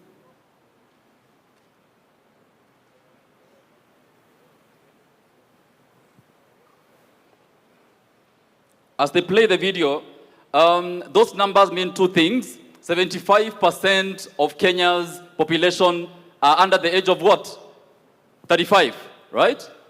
And if we are not involving them in building this future, we have no future we are building towards. And personally, by the time we are 2063, I'll be probably 70 years old. So I'm building this future for our kids and for our kids' kids. So it's very important for us to involve our young people in building the future we are building today. And I'm not sure that the video is ready, the media team. We invited young people from all over the world to submit bold ideas in terms of what they want to see, and we challenged them. If you were to envision Kenya in 2100, what would you like to see? Where would you like to see education? Where would you like to see energy? Where would you like to see technology and AI? Personally, I'm a co-founder of a company. I lead teams across the world, teams in Nairobi, teams in Lagos, San Francisco, and Cape Town. Every day we see how AI is changing how we work, right? Professor Bitange said AI is going to change how we are going to work. So how are young people seeing all these changes that are currently panning out across the world? So the future we are talking about, young people have started building that future today. And the idea we had was, we had a hackathon happening across the country, and builders were building ideas, and all of them were assessed by a team that is capable to actually analyze which idea has the potential to have an impact for over 1 million people. And we had a bunch of them who are building those solutions. And I would like Micah to come and introduce some of them here as we wait for the media team to play the video clip. Micah? Thank you so much, Bernard. I would like to invite a few people that were very innovative in the hackathons that we've had. But before I invite them, I'd like to tell you that the youth of this country today are not thinking about problems that we are having in this country. They are thinking of solutions. And I'll give you an example of one of the solutions, ICT solutions, that has been profiled to us. This is a solution that has been created by the youth. It's for savings. The youth are saving. So I'll give you the example here is for a child who is 7 years old, and he's working with his parents, and his parents are saving 200 shillings every single day to buy him a PS. The app that has been created, which is for beyond 2030, definitely, the app that has been created has reminders. But the reminders from the child are more consequential than the reminders from the app. And so we are looking at children who are learning discipline. They are learning the importance of investing. They are learning how to invest small, waiting to grow big from the innovations that we have. I would like to invite Felix from Sanifu. I don't know if he's around.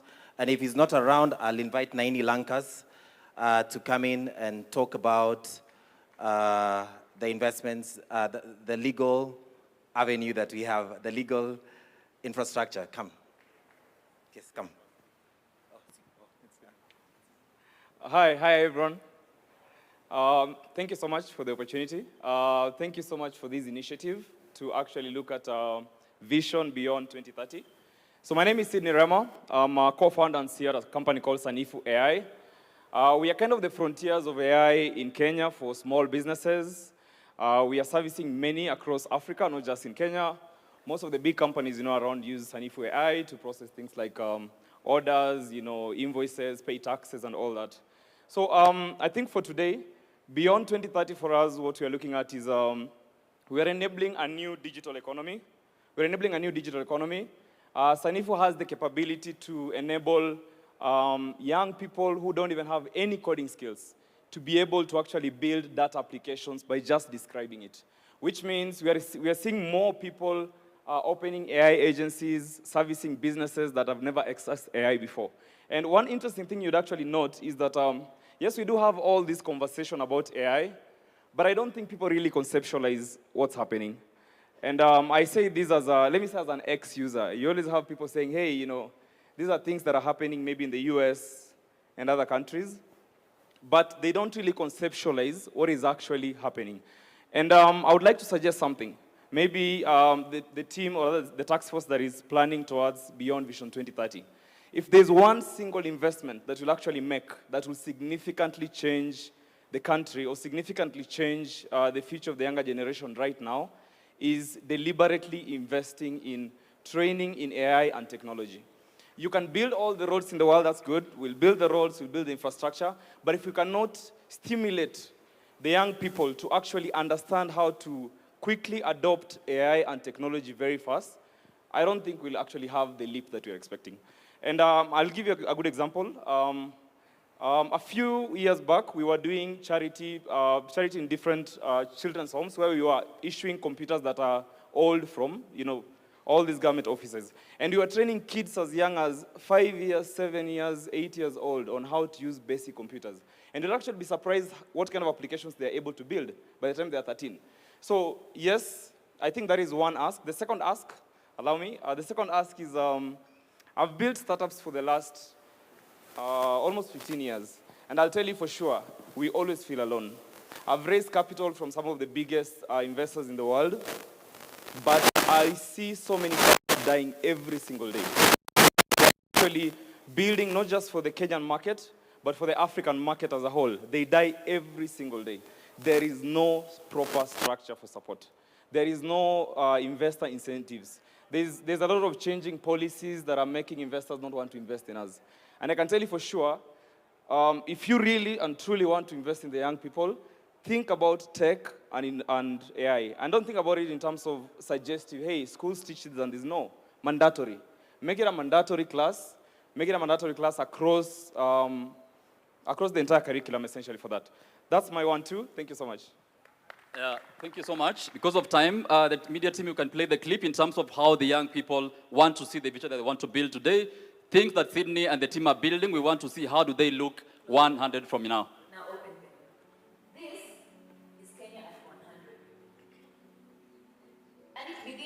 Classrooms. Every child learning, creating, and dreaming with a world-class education made for them. A nation of builders, cities dreamed by our own people and raised by our own hands.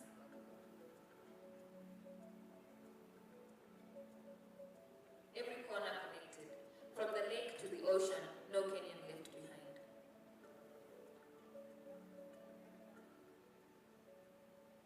Powered by the brilliance of our young people, the 75%.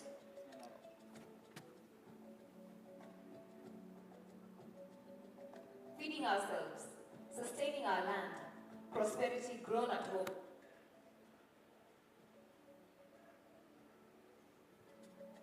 Clean power from our valleys, our winds in the atom. Energy that never runs dry.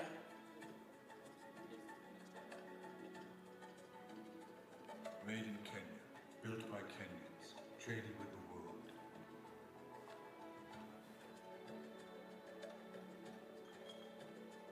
Our wildlife protected, our heritage alive, the world welcomed as family.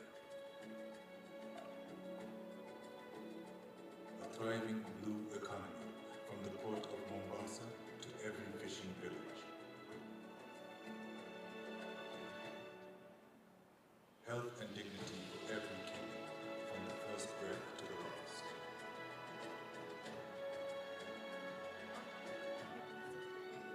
But this future is not a promise, it is a project, and it begins today with you.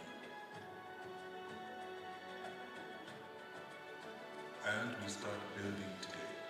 A time capsule travels across all 47 counties, awakening builders and dreamers. Your ideas, captured and preserved. The boldest go into development with seed financing ready. Kenya 100, future yetu, tuko ready. Future yetu? Future yetu? Now you understand the concept of the 100 and the 75, right? Very good students. In this presentation, you've seen a time capsule. Have you seen it?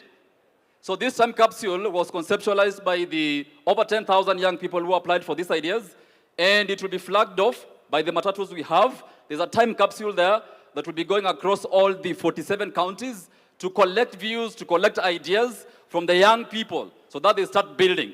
And there is available financing of at least $1 million shillings per the bold idea that will take Kenya to the next level. I would like to invite Kevin to slightly talk about the capsule, then we finish up. I am a beneficiary of the friendship of Alliance High School alumni. Bernard drags me into every room that opens up for him. So I am very grateful to Alliance High School for that friendship that they extend to people. My young creators also tend to speak very quickly, and so I get the work of explaining things a bit carefully because we are required to bring everybody along. So will you allow me to do that? So what didn't land before the video happened is a website that has been created by this able team. The website is live as we speak, hackkenya100.com. This website is being populated and advertised by a group of young people who you may not have met because they are in the far end where there are two matatus. Now, what is happening, many people who are picking up the mic, they are addressing His Excellency. What these young people are doing, they are saying, Your Excellency, we have a solution to help because the government cannot create jobs for everybody. And in our presence, we have a 16-year-old who has already announced his intention to eye the same seat. So young people who are in our midst, we must quit asking the government and we must start building solutions. And what this team has done, they have provided a website where if you see a shortcoming in any service delivery, propose it as what they are calling the hack. Are we together so far? So, you would be saying, Your Excellency, we have provided a hack. Can we get funding for this hack? Now, these ideas are not limited to Kenya. I need you to know we have a community of over 400,000 Kenyans in the diaspora. In the interest of time, I may not go through all of them. So the hack involves how can we interact with Kenyans in the diaspora. We have very many Kenyans who, many years, we've been exporting our brains. We export our brains from Nyeri, from Kericho. We export our brains everywhere. Somebody said when you're in front of the head of state, there is heat. The heat is acting on me. Allow me to gain my composure. Sawa. So now what is going to happen is that there are communities of Kenyans in the diaspora. How are we connecting with them to link up with them and solve these solutions? Because in our interactions with Kenyans in the diaspora, they want to come back to Kenya, isn't it? You know Kenyans in the diaspora want to come back to Kenya, isn't it? What will they find? They will find these businesses that they need to expand. And so if you are in our midst and you're following us, that is what Hack 100 is about. Allow me to do the second bit of explanation, which my team did very quickly. And I will use a visual aid. Why? We must bring everybody along. Are we together? So they mentioned Hack 100, and then they said there's a capsule. So we carried a capsule to be able to explain where the idea of the capsule came from. So a capsule is this shape, and I know it is small.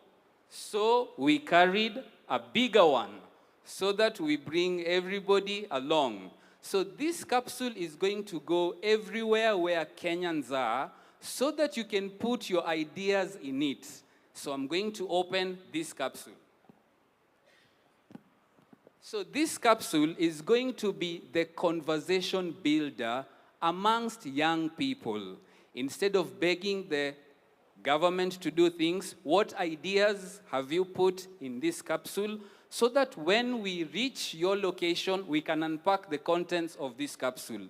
When this capsule goes all around, we will preserve our memories, we will preserve our aspirations, And it is proposed for these ideas to be preserved, and hopefully when we celebrate Kenya at 100, it will be opened to see, did we make it? Did we not? Was the dream achievable? Thank you very much. Thank you so much. The capsule is way bigger than it is, and it's outside the matatus. Thank you, Your Excellency, and that is all the time we had.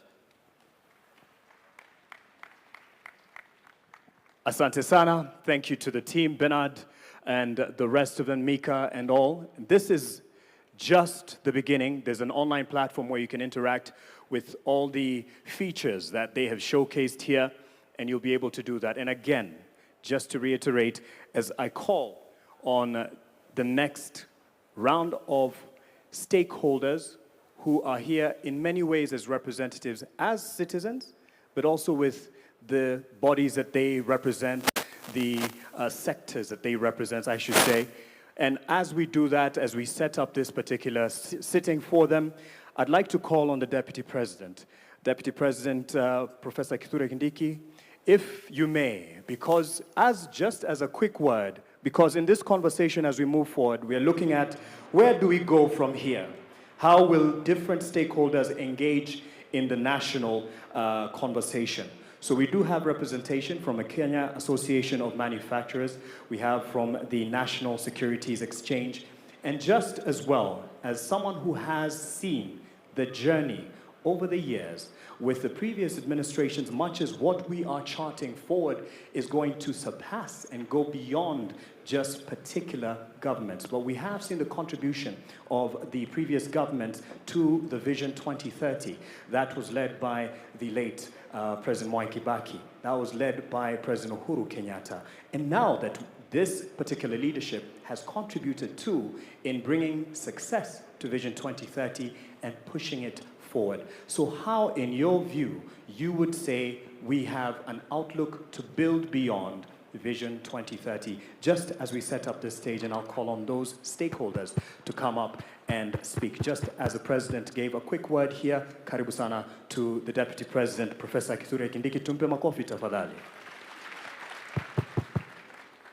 Wakenya hoye! Wakenya hoye! Mheshimiwa Rais, nimeulizwa ya kwamba kwa dakika 3 niseme hatua ambazo serikali imepiga katika kupeleka Kenya mbele na ruwaza ya kuboresha maisha ya Wakenya ili tuwe kati ya nchi zilizoendelea katika siku za usoni.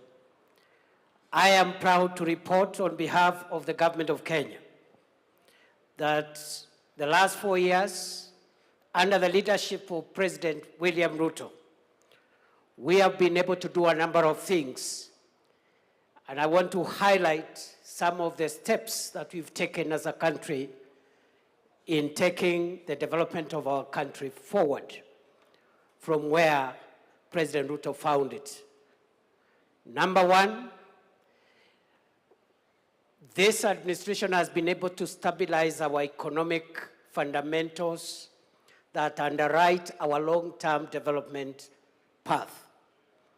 The pillars of development, agriculture, industry, business, enterprise, and so forth, infrastructure, must rest on strong, stable economic fundamentals.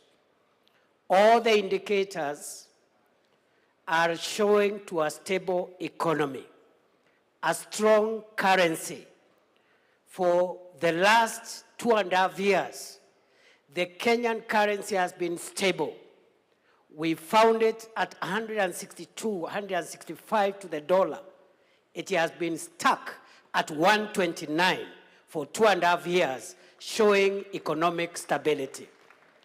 We have multiplied our foreign exchange reserves from $5.7 US in 2022 to today, 15.1 billion US, the highest foreign exchange reserves in the history of our country. When President Ruto took over, we didn't have enough foreign exchange. And of course, foreign exchange is a factor for international trade and stabilizing the economy. We have also been able to reduce interest rates. We have also been able to be rated favorably, not by ourselves, but by international sovereign rating agencies. Standards and Poor, Moody's have now upgraded the economy of Kenya to a stable economy. And there are many other fundamentals that I can speak to, including moderating inflation from 9.6% where we found it to now a stable under 6%, and we are still working on the issue of inflation. Of course, on that front also, we have been able to attract last year the highest amount of foreign direct investment in the history of our country, $3.2 billion US. This is a report of the United Nations agency, UNCTAD, last year. And all these things put together are showing a stable economy. The central bank lending rate to commercial banks has come down from 13.5% to 8.75% at the moment. The price of government paper, government bonds, and treasury bills has come down, and now that means private sector can access credit and so forth and so on. We have stabilized the economy. Number two, we've been able to work on the agricultural transformation, and we have achieved a number of things under the agricultural transformation pillar. We have been able, for example, to register our farmers. We used to work on guesswork. We didn't know how many farmers we have, where they are, what they grow, the size of their farms, the kind of fertilizer they need. Now we have a register of 7.2 million farmers.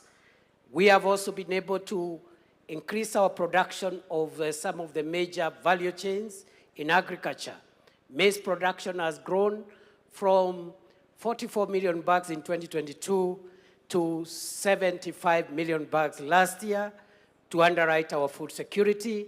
Unga prices have also been moderated from 250 shillings to right now around 140, 150 for 2 kilograms.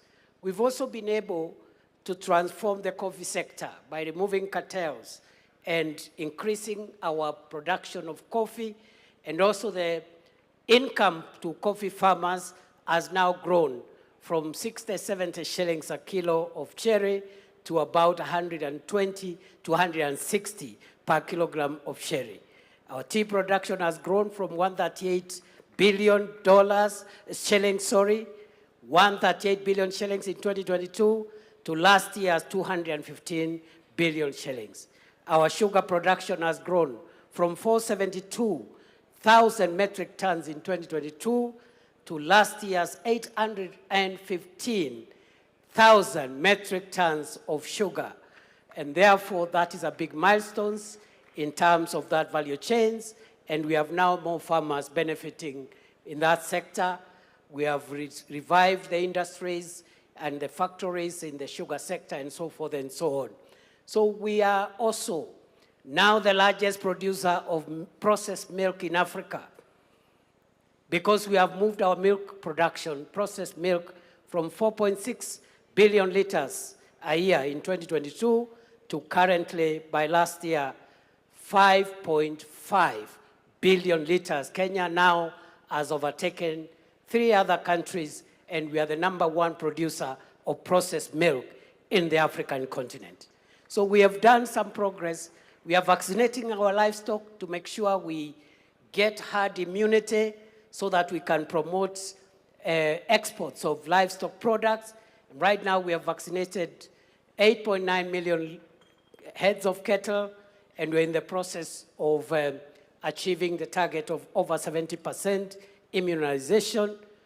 We are also promoting dairy farming, and by also managing the price of sexed semen, which we found at 8,000 per dose, and now it is at 1,400 per dose. More farmers are getting hybrids through sexed semen. So that is agriculture. Number 3, education, very quickly. This is a quick fire. In education, we've done a few things. One, we've been able to streamline CBC curriculum. The uncertainties which were there around the curriculum have now been stabilized. We have transitioned from one level to another, which is seamless. Number two, we have increased funding to education from 500 billion shillings 2022. This year, it's 784 billion shillings. And that is a big leap in this sector. Funding for universities has increased from 42 billion shillings in 2022 to 82 billion shillings last year. Scholarships to university students was increased from 17 billion shillings in 2022 to 41 billion shillings last year. We have employed 100,000 teachers. We have constructed 23,000 classrooms.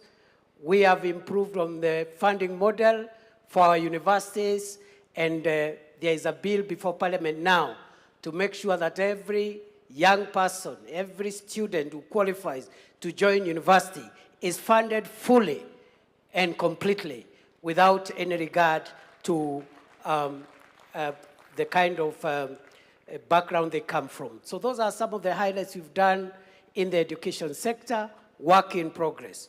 Universal health care, we have moved the number of Kenyans with public medical insurance cover from 8 million under NHIF to currently 32.2 million Kenyans. We are working to modernize the equipment, enhance drug supply, and make sure that our health professionals are motivated to make sure that we perfect the universal health coverage. Number 5, on public infrastructure, we are working on roads, railway, airports, seaports. On the roads sector, when President William Ruto took over, many roads are stalled, and we didn't have money to unlock that funding. Through innovative resource mobilization, we've been able to pay all road contractors the pending bills. And today, the roads that are stalled across Kenya, which amount to 6,000 kilometers across the 47 counties, we've paid all the pending bills, 177 billion shillings, and the contractors now are back. Every county is experiencing road construction, including areas of our country that for a long time had been left out. You have heard about the famous Ruto Road from Isiolo to Modogashe to Kulamawe. You've heard about that road? Barabara itoke Isiolo, iende Kulamawe, iende Modogashe, iende Samata, itoke Samata, iende Wajia. Wajia Tarabach. Tarabach itoke hapo iende Kotulo. Itoke Kotulo Kobo. Kobo Elwak. Elwak Gare. Gare Ramu. Itoke Ramu iende Mandera. Rais Ruto ni fire, si fire. You must also be aware that under this administration, we are connecting the port of Lamu through Ijara to Garissa to Isiolo, areas of our country that for a long time had been left out. But we are also working on extending the SGR from Naivasha into Kisumu, Busia, Malaba. That project is ongoing as we speak today. We are building a new terminal, a new airport at Jomo Kenyatta, something we had not imagined we could do it. 155 billion shillings, again through innovative funding arrangements to make sure that we have modern infrastructure. Right now, we also have a port modernization program, which is about 60 billion. And that is taking place at the port of Mombasa, seaports, airports, railways, roads, because that is what will take us to the first world. The so-called shiny things. I had a not so informed critic saying that we don't want shiny things. The difference between the third world, where we are, and the first world, partly is the shiny things. They have better roads, better airports, better facilities across the board. So that's what we are doing around infrastructure. Energy, the president has mentioned, we have moved connectivity to 10.3 million households, up from 8.9 million households. The target is to reach all the houses of Kenya, the 15.6 million homesteads. And in the next 4 years, we'll have achieved that target of universal electricity connection. But we need our production capacity to go up, and that's why President Ruto has come up with the National Infrastructure Fund to be able to rejig the agricultural transformation agenda, to rejig our energy production capacity, and also to help us with irrigation and to help us with the infrastructure as we continue expanding on what already has been done. As you are aware, ladies and gentlemen, very quickly as I wind up, you have a few other highlights. We are trying to create as many jobs as possible to the people of Kenya. We have a number of programs. The KICC ground program through affordable housing, 650,000 Kenyans already working in that space, working towards 1 million Kenyans plus.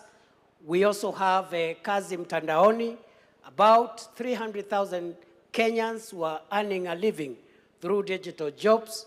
How have we created digital jobs? By increasing connectivity of the fiber optic cable.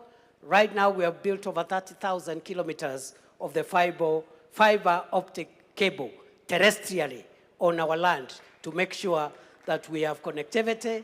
And we are also doing ICT hubs, already completed 382 ICT hubs, and another 416 hubs are under construction to be completed in the course of the year.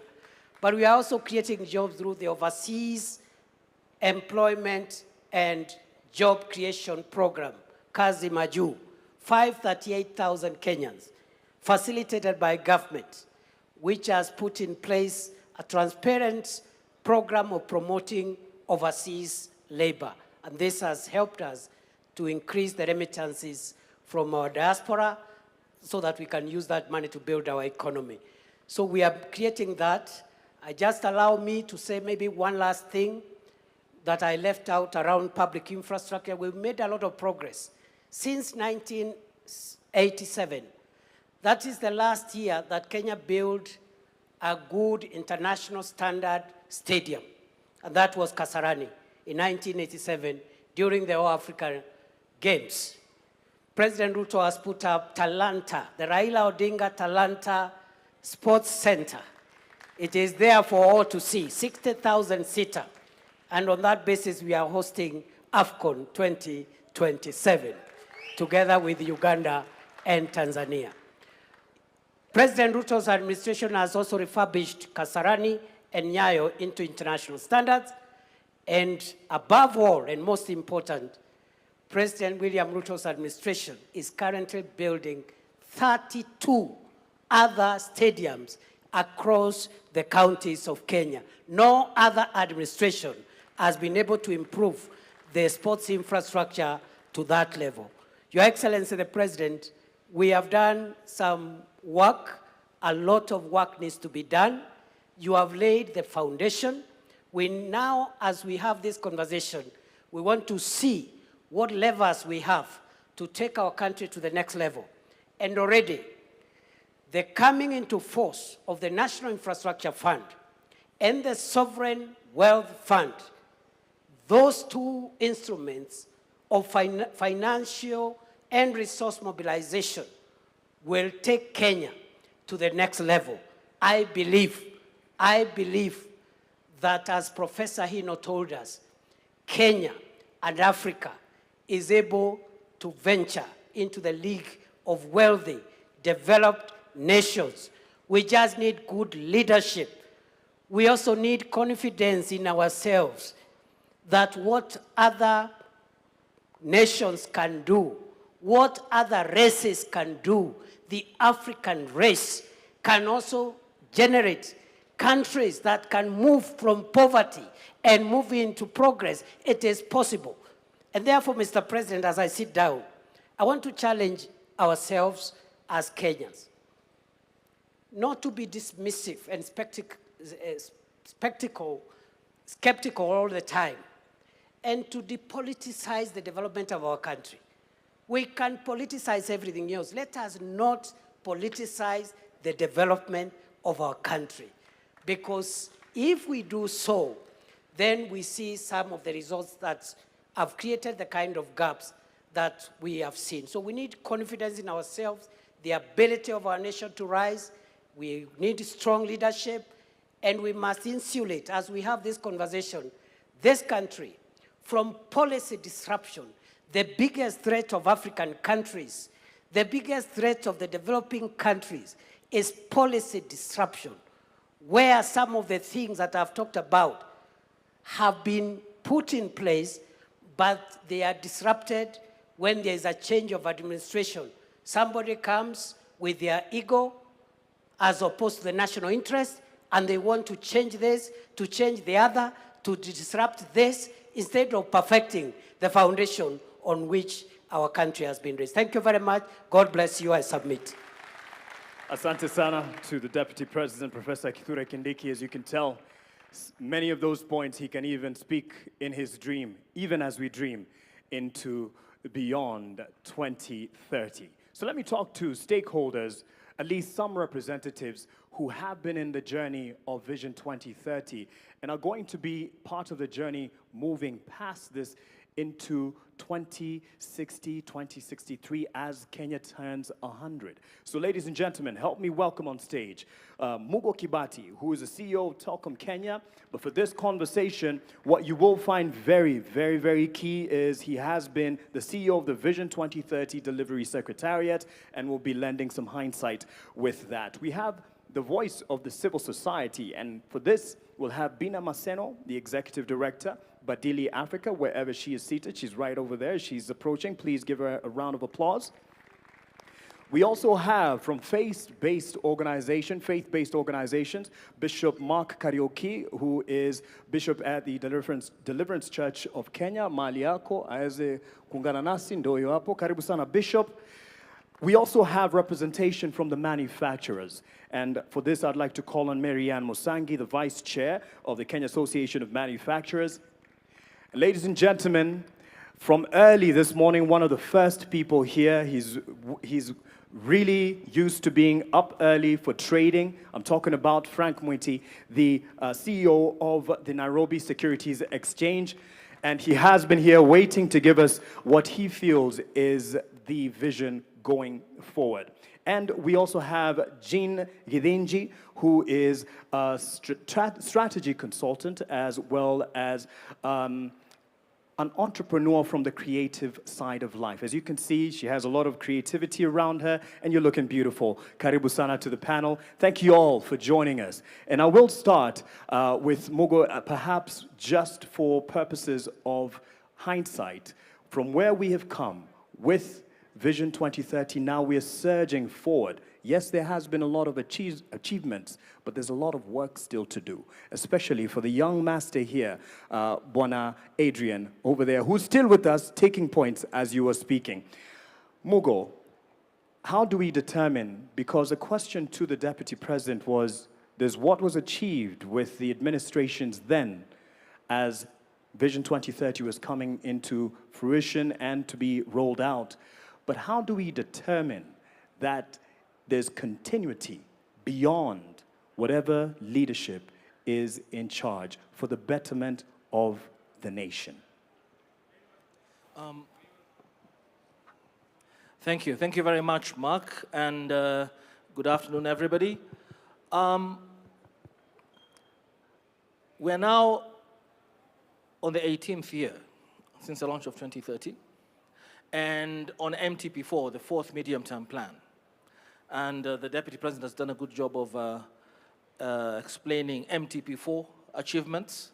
I would like to say that there have been achievements in MTP1, MTP2, MTP3, as well as MTP4. And it is important that we all remember that the administrations that have come from 2008, from the late President Kibaki, President Kenyatta, now President Ruto, have all been on the Vision 2030 program through the 5-year development plans. The challenge, and the Vision 2030 team also gave us a rundown of what has been achieved and accomplished over those 18 years. The political pillar, I think, stands out because the Constitution was delivered, devolution came in, so MTP1, the Constitution was delivered. MTP2, we had devolution now finally being enacted. We also had infrastructure developments, tremendous ones from the first MTP to the current MTP. We have had infrastructure developments across the board. There were parts of the, we focus a lot on Thika Highway and the expressway, but there are parts of this country, I should tell Kenyans, that in 2008 were not reachable. The Isiolo-Moyale Road, for instance, didn't exist. And that not only connected those parts, the northern part of the country to the center of the country, but actually changed economic activity tremendously. Safety along that highway changed everything. So there's been roads and ports and energy. Kenyans were connected in every corner of this country to electricity. What has been more challenging has been what I would call the longer-term transformation projects, whether they be infrastructure, such as the Greenfield Terminal, the airport, LAPSET, Konza, social infrastructure, social projects, which are fundamental to where we need to get to in 2063. You know, Mzee Jomo Kenyatta, I think there was a clip earlier on, at independence talked about ignorance, poverty, and disease. And at the end of the day, whether it be Vision 2030 or 2063 or 2060, and all the projects we undertake, they will not be felt by the Mwananchi unless we deal with those three elements. That's what gives dignity to the citizen.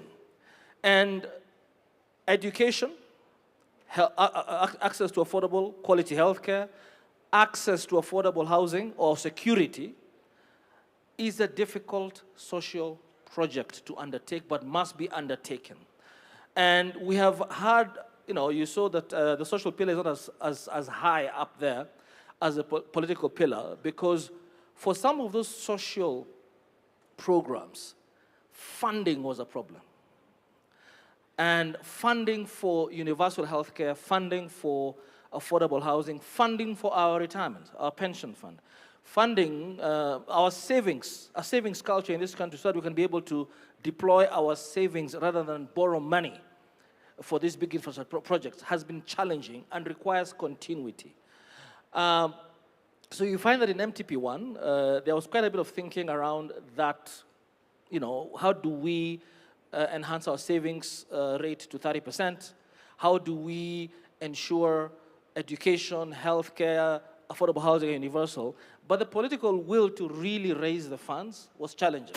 And that only happened in MTP4, in this current administration. And I know that there have been a lot of debate about the execution, but first and foremost, it's important to acknowledge that as we move into the post or beyond 2030 period, we have done this in this current MTP, forced ourselves. I've been taxed a lot higher than I was taxed 4 or 5 years ago. Why? Because for shared prosperity, and it has got to be shared prosperity, we have to have everybody in this country, wherever they are, accessing those social amenities, healthcare, education, and a rooftop. Now, back to your specific question about continuity. Yes, the challenge has been that with each successive administration, and I'm glad that the Deputy President himself alluded to that, him being one of the leaders of one of the administrations, have not necessarily hewed to continue the programs of the previous administrations. That's number one. Vision 2030 as a holistic program has sort of been lost to the public. So we had the big four, we had the better in the current administration, but sometimes the public doesn't understand that this is part of the holistic Vision 2030. So I think it is important, Your Excellency, that we have, and constitutionally, Article 43 doesn't give us an option for some of these services to be delivered to Wananchi. So I think that we must move beyond the Constitution and create a law, enact a law on national planning and economic development that forces each successive administration to actually continue with the programs that, in this particular case, take us to beyond 2030 to 2063. And if there's a review to be done, because every 5 years, every administration has a right to have its own political priorities. Actually, Vision 2030 was designed with that in mind. Why have an election? You must have your own priorities. But they must be geared towards achieving the national development plan, the national vision, and if any changes have to be undertaken or tweaked, they must be according to the national development plan or economic planning law. And that is why I feel very strongly that this conversation is important, because a robust conversation must be held by the public. The HAC 100 Years group is an example of why we must involve everybody. Because that wouldn't come from me and my generation. That comes from a younger crowd who know how to speak to the majority, the under 35, 75% so this year. Allow me to interject on that point, and you could pass it then to Bina Maseno, the Executive Director of Badili Africa. You ran for office earlier at 22, I believe. And so you've seen what has happened in successive governments. But in the same breath of making sure this reaches the people, because this is not just a conversation here, it's just starting. How do we ensure that this indeed is owned and bought in by the people, Wananchi, and the president has committed and said, this is not a government project. We are facilitating, but it's not a government project. How do we take it to the people? They own it because they will take it beyond successive governments. Thank you very much. And thank you so much to the organizers of this particular session. Mark, I'd first of all like to point out two things that I haven't heard, but also appreciate the conversations that are happening. I think just going from what has been presented here in terms of development, I'd like us to interrogate further how we look at development from the traditional sense of it. And so as I sat behind there, of course, I heard about our plans when it comes to roads, when it comes to housing, when it comes to agriculture. I kept asking myself, how useful would that road be if as a young woman or just as a woman, I can't walk on it safely at night? I kept asking myself, when it comes to even us discussing about the 24-hour economy, when we are struggling with the safety conversation in this country, and we're not able to look at safety as an infrastructure. For women in this country, it doesn't matter where you come from, whether it's in the rural areas, in the community, every other day you're negotiating what time you're leaving the house, what time you're coming back home, who you need to share your details with in terms of where you're going. You're taking the number plate of the Uber you're riding on. You're being harassed at the matatu sector. And why I'm saying that is because when you look at the informal economy, and we are trying to talk about investing in the informal economy, if a woman has to negotiate with what time they leave the house, I'll talk briefly, Mark, about my own mother who runs a grocery shop. Yeah, my own mother will leave the house at 6 and not at 5 a.m. because her leaving at 5 a.m. means she not only risks being robbed, but she also risks being raped. Not many men think about being raped at 5 a.m. And at 5 a.m., I'll tell you the truth, transport from Kayole to Marikiti is cheaper than taking matatu at 6 a.m. when it's 100.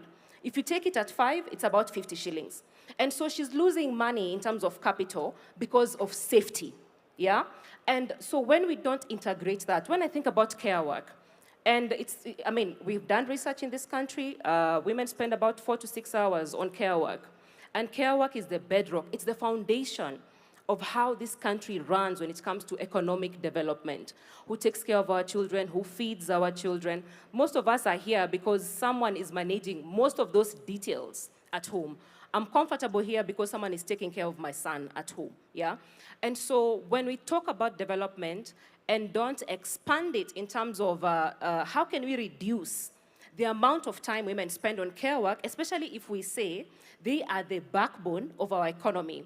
And so when I look at, Kenya at 100, and you ask me a question about, yes, running for office and where we are going to, when I look at even the representation of women and young people in this country, when we go down to the numbers and say, are young people represented, are young people included, what does data show us? If you look at the 2022 statistics, The numbers in 2022, we had 16,100 candidates on the ballot, from the presidency all the way to the member of county assembly, whether you are running in whichever political party or you are running as an independent candidate. 14,000 were men, only 2,000 were women. So if we talk about even achieving the 2/3 gender rule, it means even if the 2,000 women, all of them won, we still would not have achieved the 2/3 gender principle. And so then that begs the question, what are some of the structural issues that we continuously need to deal with so that we level the playing field for both women and young people? Because if we don't have representation when it comes to Kenya at 100, then it means the future we are building is incomplete because it leaves half the population out. And so for me, I'm reflecting on how we're looking at development in terms of what we are building, but also how do we expand people's freedoms and capabilities. Lastly, we talk about agriculture. I'm just going by also what other speakers have spoken about. We talk about agriculture, we talk about building more classrooms. But before a child enters the classroom, their diet is so important because data shows that if you don't have quality diet, you're going to have stunted growth. It has an impact on your cognitive ability. And so even as we think about building other classes, how are we thinking about the nutrition of our citizens so that we can be better in terms of contributing to the solutions of this country, and you're not struggling with stunted growth because we're already at 18% of stunted growth when it comes to children under 5 years in this country. And so for me, I think it's just us expanding the definitions to just not include, yes, infrastructure, but also look at how these other aspects of our lives intersect with development.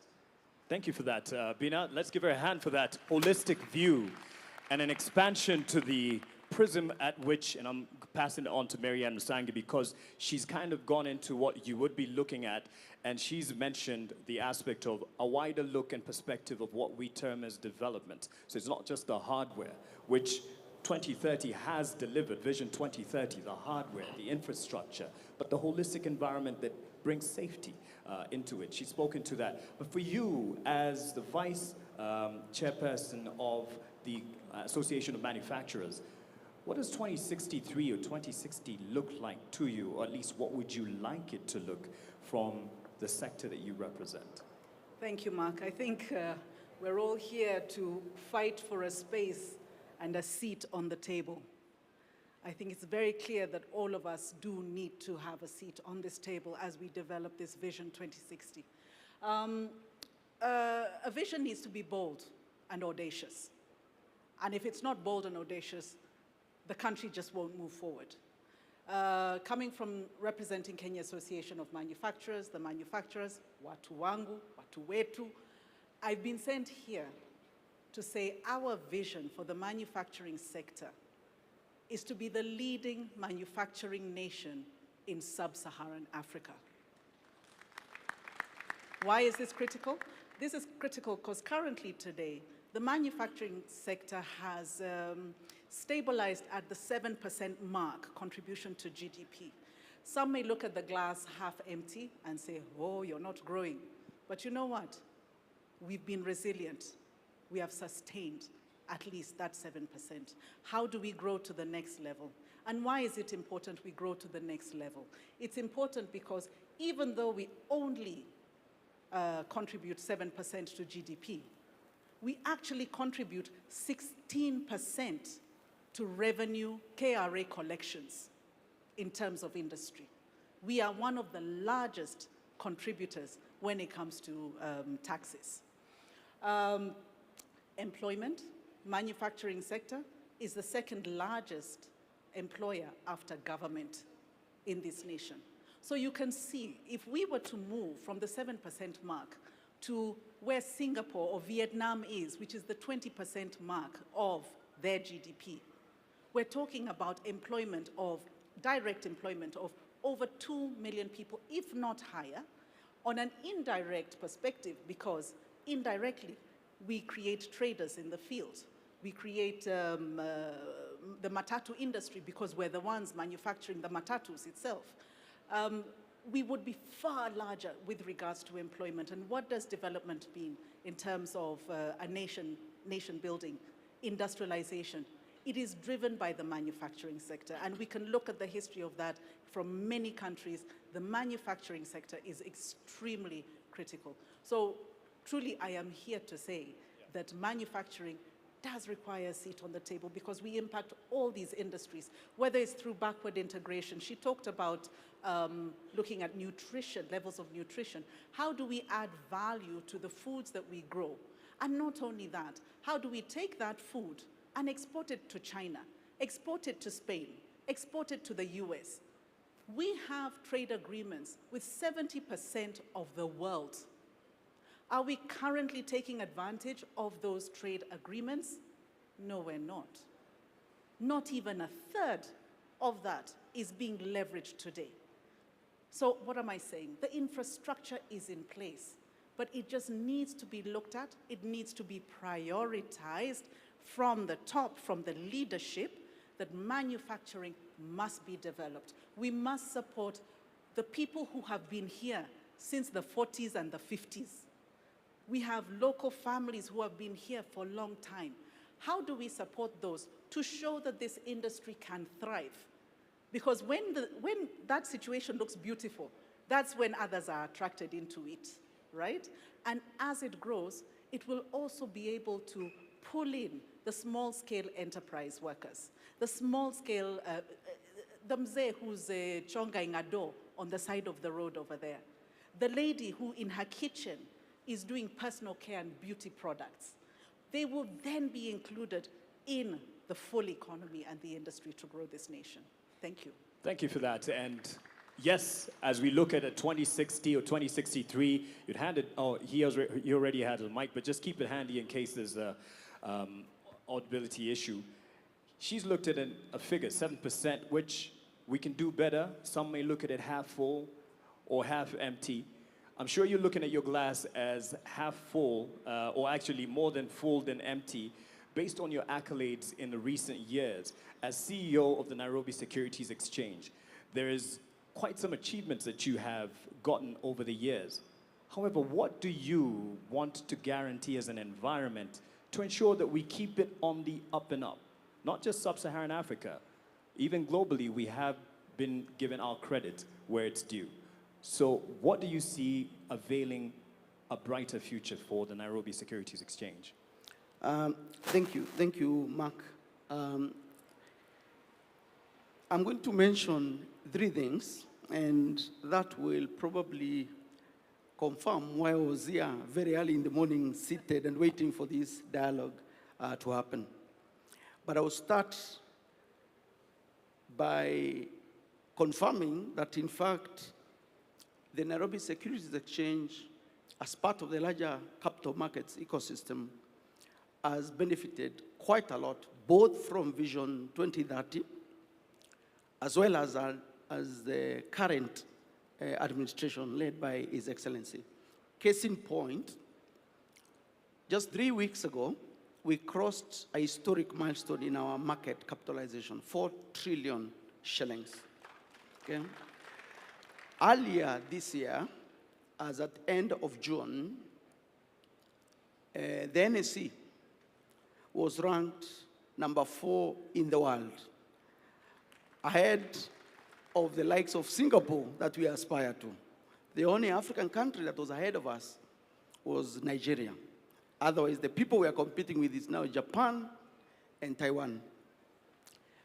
On top of that, the previous year, 2025, the NSE was second best performing behind Egypt in Africa.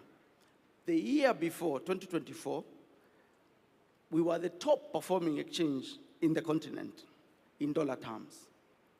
Now, there's something that is important to actually share with people that they may not know about matters capital. You will know that capital likes return, capital likes dividends, capital likes profit. What people sometimes forget is capital is actually a coward. Capital is a coward. Part of my role leading the exchange is to go out there and speak to investors. There are three things that usually happen when you go to interface with serious investors.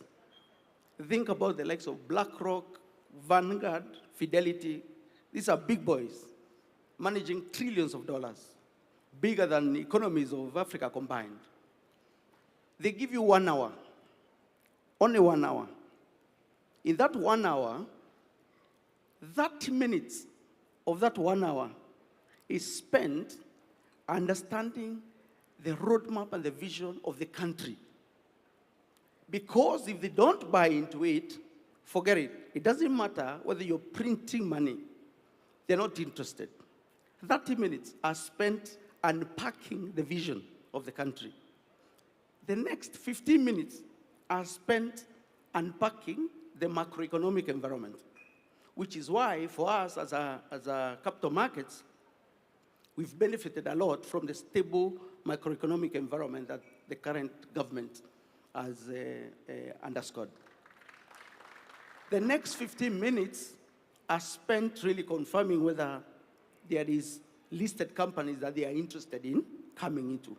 So for me, the reason I was here very early in the morning is because I know the dialogue we're having today and the vision we'll craft as a country will tell capital whether to invest here or to invest in a neighboring country. And interestingly, that's not just capital out there. Even local capital here, pension funds, insurance companies, Mugo's money, your money, if you think that you believe the neighboring country has a better vision and a better roadmap, that's where you'll deploy capital. So why do I say capital is a coward? Because the minute capital thinks you don't have a plan, or you're unstable, or you're undecided, it votes with its feet and it goes. Number two, we are here to craft 2060. But today at probably 2 p.m., when we finish, His Excellency the President will stand up, we will also stand up, and we'll sing the national anthem. Pay attention to the last sentence of the first stanza of our national anthem. For those of you who are aware, it says, "Plenty be found within our borders." The more you interrogate our national anthem, the more you understand that's actually the original vision of this country. This republic every day stands up and sings that national anthem, which actually speaks to the vision we have. Of course, the question now is, as capital markets, what do we want? What we want is, instead of saying, "Plenty be found within our borders," we wanted to say, "Plenty be owned within our borders." What we want is to move people from stakeholders to shareholders. Our market understands ownership. And so Vision 2060 should also be about ownership. We need you and everyone else to have a stake in the country. Our capital markets support that. So I was here at 6 in the morning because it's relevant to the sector that I'm supporting. Thank you. Thank you for that perspective. And it will be a perfect segue, because Jean, you'll have the last word on this in terms of where we're going. The national anthem is in many ways a prayer. As bishop, you lead many in prayer. As you pray for this nation as well, but you lead others in praying for the nation. And he's spoken about ownership, which is what he looks more forward to, shareholding. And this national conversation goes nowhere if it doesn't have ownership with the Mwananchi. In your view, since you're used to preaching the gospel, getting to our hearts, and I believe by the true gospel, Bishop, how do we get it to the corners of this country and preach that gospel of this national conversation and get more converts? Thank you very much, Mark, my namesake. This is a very important conversation because they told me that the strength and the height of any building is dependent on the foundation. If the foundation is not right, the building will eventually crack. And this conversation is taking us to our vision. Vision is so important that the scriptures have said that where there is no vision, people perish. So if we don't have a vision as a nation, we will perish. Now, so that we get to our foundation, what do we need to do, or what is our foundation? You will agree with me that many people don't know how to think beyond their lifetime. We just think about this moment when we are here. So even when we are talking about Vision 2060, 63, or beyond 2030, we are thinking about ourselves. That tells us we need to know whom do we need to speak to. And the people we need to speak to is to go down to our children, those who will be who will be alive at that time, so that we don't ignore our youth. We go back to school, we go back to the children and ask them, how would you want to see Kenya? Or where do you see yourself? One day, if I may say this, I call children in front before they go to Sunday school, and I ask them, what do you want to be when you grow up? Small kids. Everyone was doing, teacher, teacher, teacher, teacher. You, doctor. You, teacher. You, engineer. You, politician. You, president. You, every one of them. None of them told me, let me go and ask my mother, or let me go and ask my father. Why? Because they have a vision. They have a dream. And we need to go back. So if we need to, where we need to invest is in our schools. So we teach our children, number one, how to be patriotic. One of the problems we have in our nation today is that we are so negative, we never see anything good. And until and unless we go down to the children and we teach them how to be patriotic, and we teach this vision to them so that they can own it. When they own it and they grow up, they become politicians, they will not want to change, to come with their own dreams, because they have a dream they captured from the beginning. When we open up their eyes, they will be able to see beyond what everybody else is seeing. So mine would be that we need to invest in our children and teach them. But we cannot talk about children without talking about teachers. Because the children will receive that which are given by their teachers. So we also need to take teachers seriously and cause them to see that what they are doing is important. There is nobody in here who never passed through a teacher. So we need to consider teachers, and we need to build on teachers so that they can build on the children. Once the children have captured, this young boy here, 7-year-old, he has a vision, he has a dream. Now, if we get all our children to have dreams and to see what the nation, what a nation they would like to look to see when they are old, they will capture it, they will run with it, and we will not be disappointed. Thank you very much. Let me speak to someone who you probably consider your child in terms of age, and she's, yes, young enough to be your child. Jean Gethinji, as a strategic consultant, you do a lot of work on narratives. And there's what he's given as an example of kids choosing the future. And the vision that they bear is based on a narrative that they have of fashionable careers. You are a creative entrepreneur.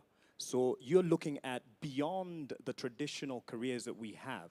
So as you speak to this, tell us a Kenya that you see and hope for in 2060.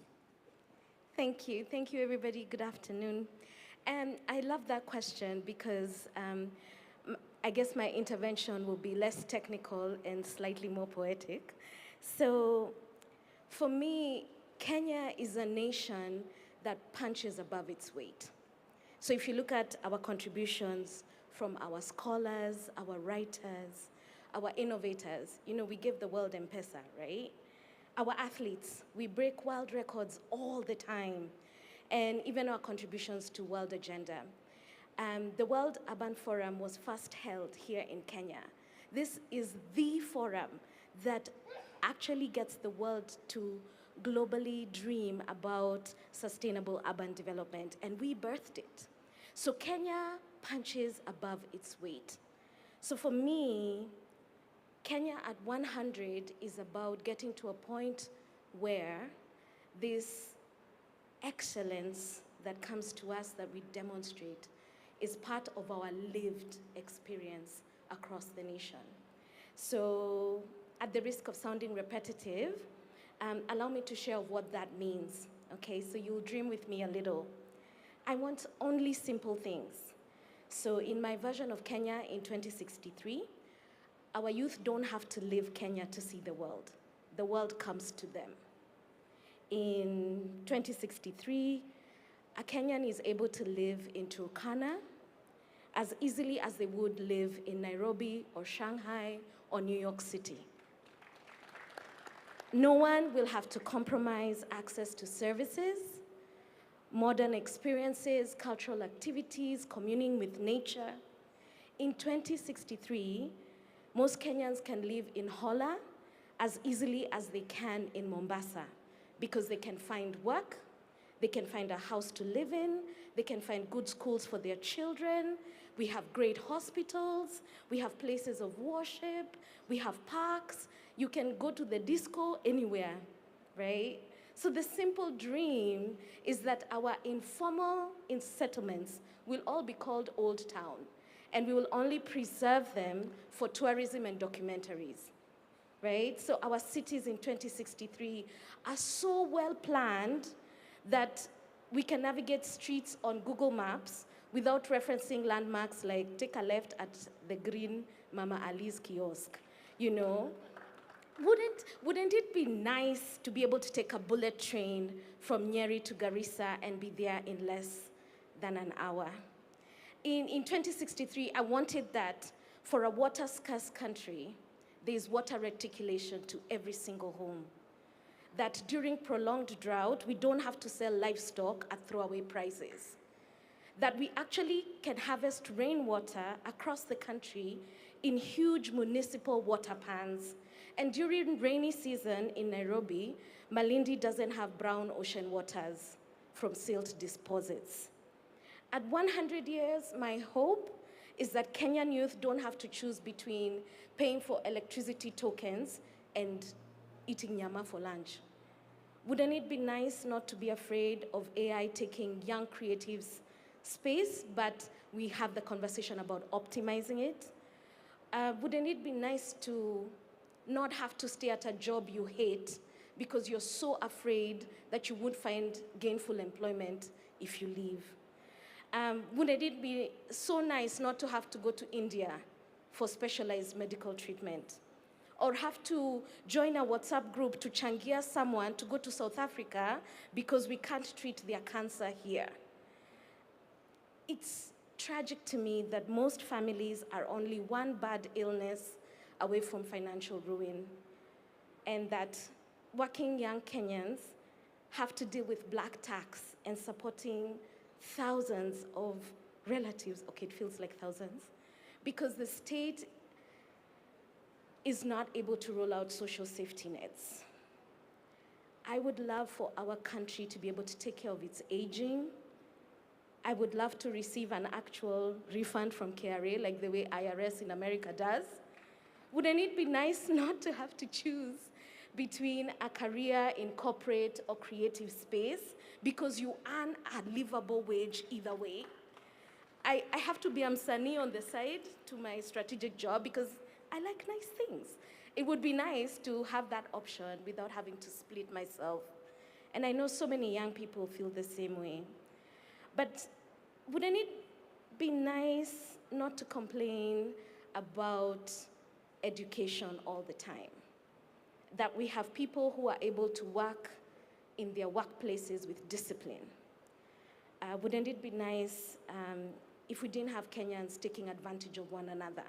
If we had a value system that allows us to grow with integrity?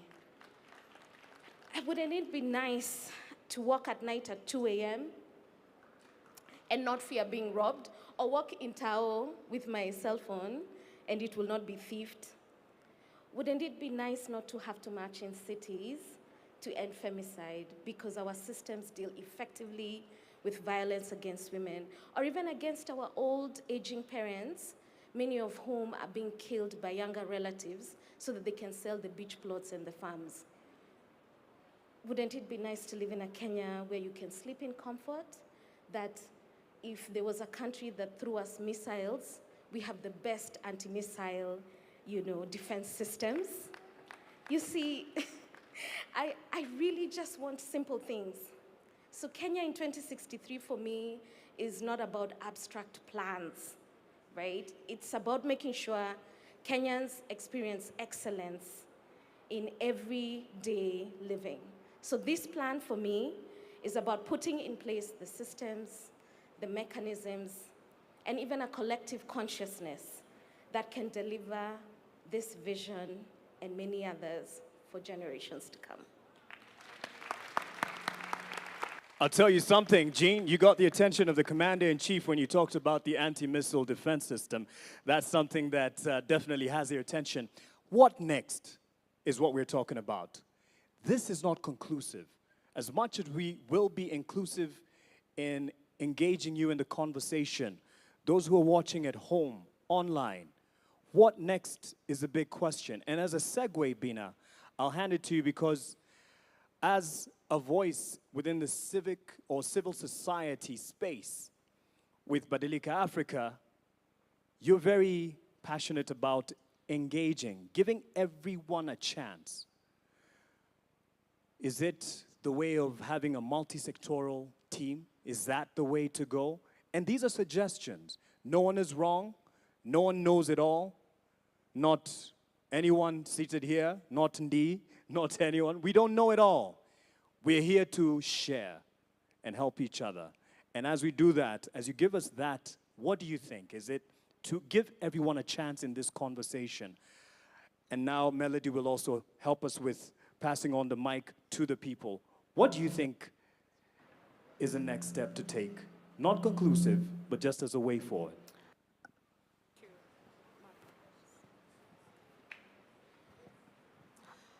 Thank you so much. Thank you. Is it okay? Thank you so much once again. So 2 things that I'm reflecting on as you ask that question is that first, even as we look at taking these conversations to the counties, it's just not about decentralizing the conversation to the counties, but yes, that word at the county, to ensure that the conversations we're having at the county, how inclusive are they? Who are we missing in the room? Who barely attends conferences? Who are we missing in the room who does not belong to a political party or belong to a CSO conversation? Because even as we spoke about the work we do at Badili. So the fact that we even focus on taking some of these conversations to the salons, and we make sure the person who's braiding your hair, because they're spending 4 hours with you, are they having these conversations? What are their concerns? Because for them, they can't come here because they need to earn a living. In the spaces where we spend our time, at the barber shops, the person who shaves your hair, because they always say men are so faithful to their barbers than even their own partners. But do they understand this particular conversation? Because you guys do a lot of banter, political banter in those spaces. So how are we bringing them in? Or how are we taking those conversations there so that we can actually harvest information on what they really, really want, When it comes to young people, and of course, I'm very happy that, we have students in the room today, like we have young people in the room. We just have people picked from different sectors, which is very, very important. So who convenes at the county? Or who convinced this gathering is important, who sets the agenda here is important, who even gathers the thoughts and notes and ensures some of the points end up on the national agenda is very, very important. But Mark, I also wanted to add that even as we talk about where Kenya is going next and we talk about all these challenges, I think we have to also just discuss about how power manifests in our different spaces. Because every other day we talk about our policies, our strategies. We talk about all those things, and I don't think what we have is a deficit when it comes to the vision that we are talking about. And I think we also just have to move away, because I'm in spaces and we're always discussing about the goodwill of the person who occupies State House or the goodwill of the people who occupy political institutions. I think we just have to move away from just relying on the goodwill of people who occupy political institutions and State House to how citizens can monitor this process, can hold the people accountable on this process, so that even if you leave office today, because we have owned this process, then we are able to hold you accountable, because we have seen the power of the young people and the citizens when it comes to holding leaders accountable, whether it's the finance bill, whether it's the county development plans. And so if the citizens don't own this process, then we're going to have the same challenge that you spoke about, where when a leader leaves office, some of the plans are abandoned. Yeah. But more importantly, Mark, as I wind up on my point, is with the power holders, who decides where the resources are going to be invested is very important. The agenda setting is very, very important. And I think that's why other people feel like they're left behind. And so if we unpack the power dynamics in this country, then I think we'll be off to a good space. All right. I believe, and Mike, you can just keep this mic handy as well, pun intended. But as you get a feel of the room and help us get as many people. As you've noticed, we've only had one round of a question, and just that second one to get us to what we are asking. What's next? Doesn't have to be a question. What do you think? What is next? Asante sana. Mimi naitwa Jasper Moses Mrutu kutoka Taita Taveta from Pare Council of Elders. Pare Council of Elders inasimamia wapare ambao wametengwa kwa miaka mingi sana. Mimi katika kwenda mbele, manake mambo mengi yamezungumzwa, nitaongea kwa bullet. Mapendekezo yangu ni kwamba in 2063 I envision a nation that is developed in whose development is anchored in the Constitution and more specific in the Bill of Rights. Second, I envision 2063 a nation built in foundation of socio-economic inclusion of all communities and groups, including minority and marginalized communities of Kenya. I envision a nation that strengthens, a nation strengthened with the cement of affirmative action for the minority and marginalized communities in Kenya and other disadvantaged communities. I envision a nation with a citizenry and leadership that respects and adhere to its own plans, rules, and policies. That is discipline and integrity. Thank you. Asante sana, nitaenda nyuma kidogo. Asanteni kwa upande huu. Nitaenda nyuma kidogo kwa vijana pia. Kuna kijana hapa. Na ukielekea, maybe we'll take one from here and kindly keep it as short as possible. We have so many people and would like to contribute as much as possible. Let's also concentrate on what next. What do you see as the next step? Thank you so much. Kwa majina naitwa Mwanza, son of Mwanza. Mimi ni kijana wa Mukuru. Wengi wameongea Kizungu, mimi nitaongea Sheng.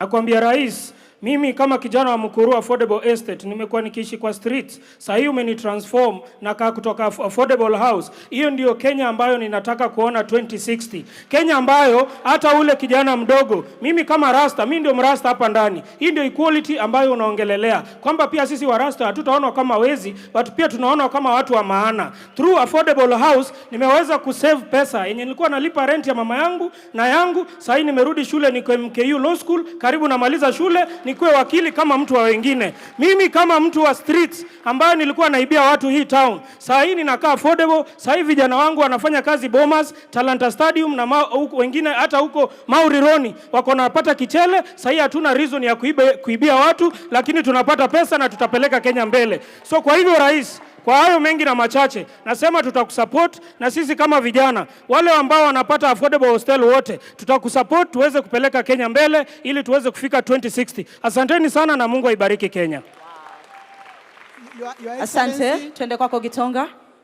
Your Excellency, I want to thank you very much for introducing this bold path for Vision 2060. It has come at the nick of time. Vision 2030 build the physical structures for our country.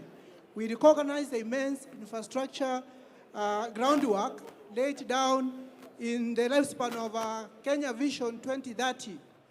As we approach now the new dispensation of Vision 2060, our national conversation must start drifting from building physical assets to maximizing technology and technological production, so that we are able to open up more openings for jobs for the youth and other people. Post-2030 era must therefore be driven purely by data, artificial intelligence, and modern technology. If Kenya is to transition into a global competitive, high-income, first-world nation, in this generation, technology cannot be treated as a separate sector. Technology must be the operating system for the entire economy. It is the core engine for agriculture sector, for trade, for manufacturing, for health. Therefore, we need to invest more in technology, especially. Asante sana Mheshimiwa Rais, mtukufu Rais, kwa ajili ya hili kongamano. Niruhusu niongee kidogo kwa ajili ya wana health ama healthcare. Na nataka kupea shukrani ya dhati kama healthcare fraternity representing the Cancer Society of this country. My name is Phoebe from Kenyan Network of Cancer Organizations. Tulipoongea tukakuelezea kuhusu SHA, ulisikia na ukafanya ile inaitwa expanded package. Kwa hiyo tunasema kwa oncology benefit, tunasema kuendelea kwa future. Tungependa kuona future ambayo hospitali inaenda kwa wagonjwa na sio wagonjwa kukuja kwa hospitali. Hiyo inamaanisha nini? Kuhakikisha kwamba primary healthcare, prevention na primary healthcare imesisitizwa pale mashinani, kwa sababu already tuko na wale wanaitwa community health promoters. How well can we make use of them to ensure that in the vision we are not handling a sick country, because looking at the statistics in the future the numbers of non-communicable diseases are meant to arise. But how do we ensure that even as we move to the future, there is more healthy population? And that is just strengthening what Singapore has done, primary healthcare and prevention healthcare, and strengthening what you already started with the universal health coverage to ensure that we talk prevention. Where are the diseases? Diseases are in the urban planning, they're in the schools, they're in the food industries. How do we ensure they're in the lifestyles? How do we ensure that we speak promotion more and speak prevention more? And we can assure you that if we do that and handle primary healthcare, community healthcare, and prevention, we will ensure there is not only a prosperous future for this country, but a healthier 2063 and beyond. Thank you. Asante. Jambo jambo Kenya. Melala jambo jambo Kenya. My name is Rosaline Alionya from Kakamega County. I'm a young person from the ODM party, and I'm privileged to be here. Now, in the Azimio manifesto in the previous election, my party leader had an idea of having one county produce one product. And I'm seated here wondering, if my county Kakamega produces maize, why is it that we have maize milling farms in Thika, we have maize milling farms in Nairobi, and not have those maize milling farms in Kakamega, so that those farmers and their children also, apart from doing the agriculture, they can also take part in the processing of the sugar and the selling of the sugar. And if we devolve this development project that we are talking about, we'll be able to create more jobs even in the marginalized communities. So if we can be able to look at this issue of one county, one product, it will be a great deal. Lastly, I've heard Professor Hin from Japan talk about us focusing on childhood education. But why is it that when as Alana gets good grades, we always create for them an ample opportunity? When they're getting maybe 400 marks from primary, they get an opportunity in a national school. When they get good grades, they get an opportunity in good universities. But when these children get first-class honors, we never really create a platform for them so that these brains are able to transition directly into the human capital of our industries within the country so that we are not able to export them outside. Lastly, ya mwisho, mimi kama mkazi wa Kakamega, I want shiny things, Mr. President. Asante sana. What next? Ndio kitu ambacho tunauliza. What next? Kwa majina naitwa Hilary Kiptanui Cheruiyot. I'm a professional marathon athlete, and I was privileged. I'm very happy to be given this by a particular juncture, even as professional marathon athlete, to put our input in this conversation. Kwa leo tungetaka kushukuru President wa Kenya Dr. William Samoei Ruto kwa sababu kuna vitu tunaona kama wakimbiaji yenye amefanya, na sisi kama wanariadha hapo awali hatuko tunaona kama tuko na mwelekeo, na ya muhimu sana kuhusu hii maneno Vision 2030 and beyond. Sisi kama wanariadha tungetaka kusaidia wa Kenya kwa vile mnatuelewa, sisi kama wanariadha tumeweka Kenya kwa picha mzuri pale duniani na kwa hivyo sisi kama wanariadha tungetaka tena tupewe chance ya kuweza kumarket tuwekwe front kwa hii Vision 2030 and beyond. Tuweze kama wanariadha kusaidia wa Kenya na kusaidia president kushika mkono kwa hii vision. Alafu ya pili, kama mwanariadha tuko na agenda kama wanariadha tuweze kuchukua Kenya, tusaidia wa Kenya, tusaidie Kenya kuchukua Kenya ielekee Singapore. Tuko na mipango ya kukimbia, kutumia hii talanta yetu yenye Mungu ametusaidia, tukimbie hata tunapokimbia dunia. Tuweze kuonyesha Kenya sisi tuko na agenda ya kuchukua Kenya to Singapore and beyond. Within Vision 2030 tunataka kupewa forum ama platform kama wanariadha, tuweze kuketi na president, tuweke mipangilio yetu kwa meza kama wanariadha, ndio tukue considered pia sisi. Asante. Basi, please pick two more questions from that side. We'll pick from this side. Naona hapo ndio mambo iko moto kabisa.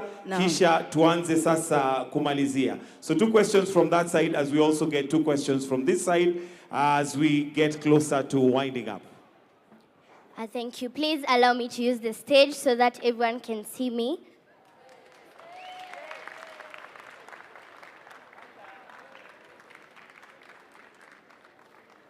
Thank you.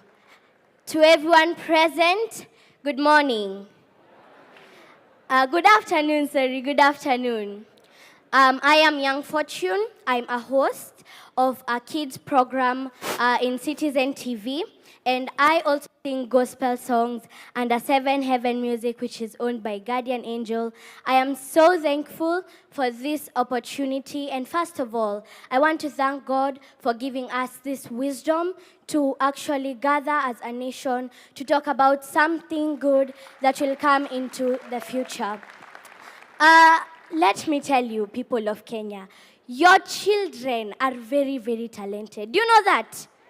They are very talented. They have the passion. They have everything that it takes. But there's one thing that they are lacking. It's that support that we need from the government. I would love to request if every county can have a big center where every child there their talent can be nurtured so that they can be able to grow. We look in the social media. Other countries, children are supported. They go outside their countries to share what they have. But in Kenya, we feel a bit of left out. And if that could happen, we would be so happy. In programs like this, let us be called. Let us show you guys what we can do. I also have a point on something I feel is very, very important, and we have not talked about it well. It is the environment. As we know, we have climate change, right? Do you know that we have climate change? And as we move forward, I feel like if we don't work on it, then we are going to be experiencing something worse than what we are experiencing right now, right? So I would love us to take this a chance to continue planting trees. Let the government make sure that industries are using the correct methods to dispose their waste. Yes, so that is what I felt I needed to tell you. Thank you so much for this program. It is very, very helpful. You are building our country, and we feel that we are seen. May God bless Kenya, and may we all work together towards achieving this. We Thank have a you. question on this side. One question mark on this side.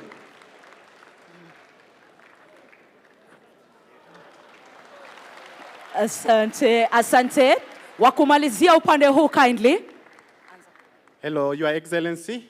This is Peter Joshua from Kakamega. I'm presenting Nyota, youth from Kakamega region. Now, I have one question. As you know, many youths have got difficulty in accessing financing. In your government, you said something to do with AGPO. AGPO, access to government procurement opportunities for youths. You said that 30% belongs to youth. Now, sometimes we get those chances, yes, but financing, after getting LPO from the national government, to finance that LPO is very hard for us. So, how can this government help us to finance those LPOs as we proceed with supplying new products with national government? Recently, I secured national government LPO worth 600,000 that was to supply 100 bags of maize, but it was turned down due to lack of enough finances. Now, how can this government help us in Vision 2060 to be able to accommodate the youth in accessing the national government funds without requesting for collateral securities, that is logbook and what we call title deeds, which many of youth under 25 doesn't have any of those, Your Excellency. Thank you, sir. Good afternoon, Mr. President.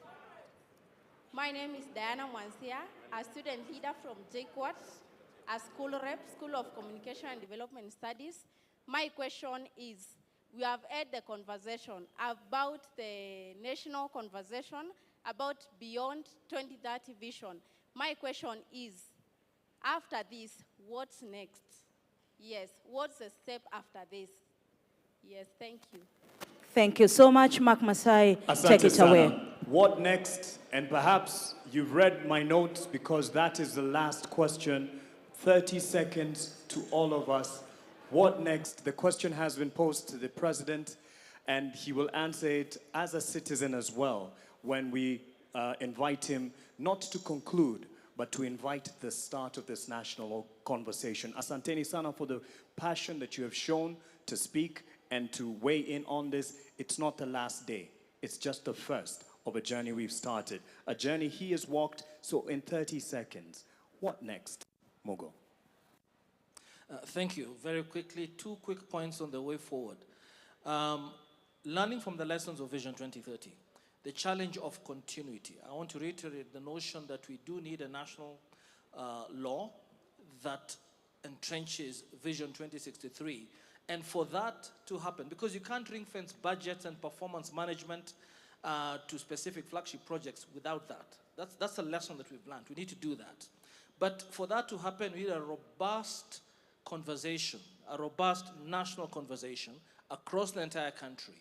And hopefully, just to take Professor Hino's suggestion of a committee of experts, that committee of experts must be properly constituted, credible, independent, be able to elevate the discourse about politics, and most importantly, engage the public through different mediums or media.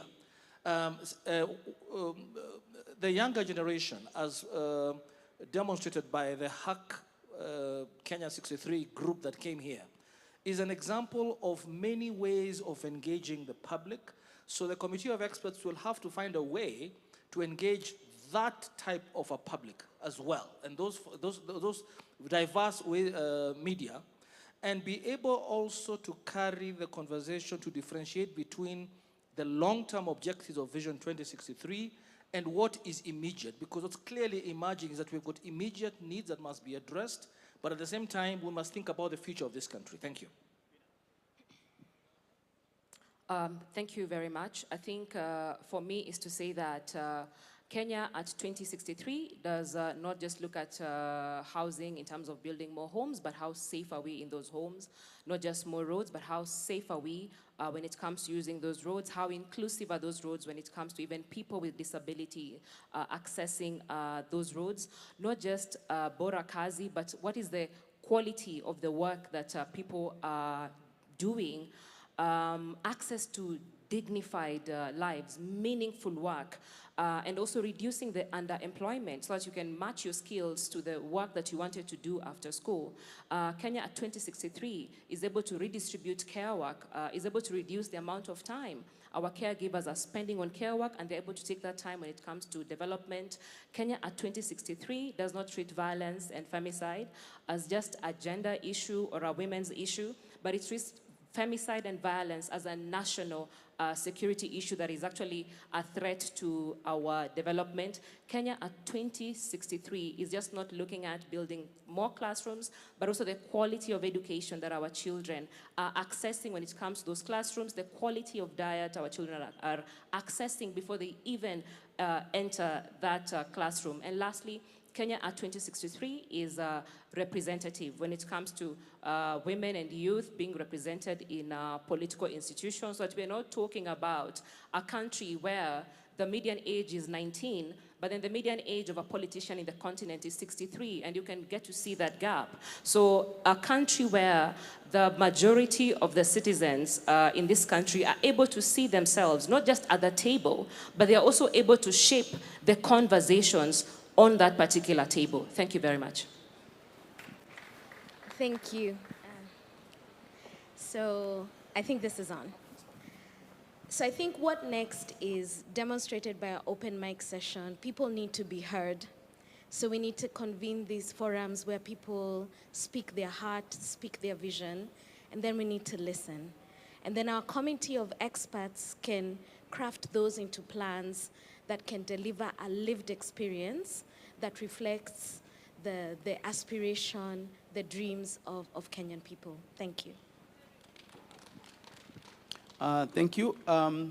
3 things. I think the first one is, for us from a capital markets perspective, we would love that the capital markets is embedded in Vision 2060. What does that mean? What that means is that every Kenyan, if you have a business, if you have a project, you are able to actually come to our market and raise capital seamlessly without friction. We need to make that possible. Number 2, we need to be able to democratize wealth. Why? You know, I keep going back to our national anthem because I truly, truly do believe it's our regional vision. The national anthem talks about farm may we stand to defend. People will only defend something they own.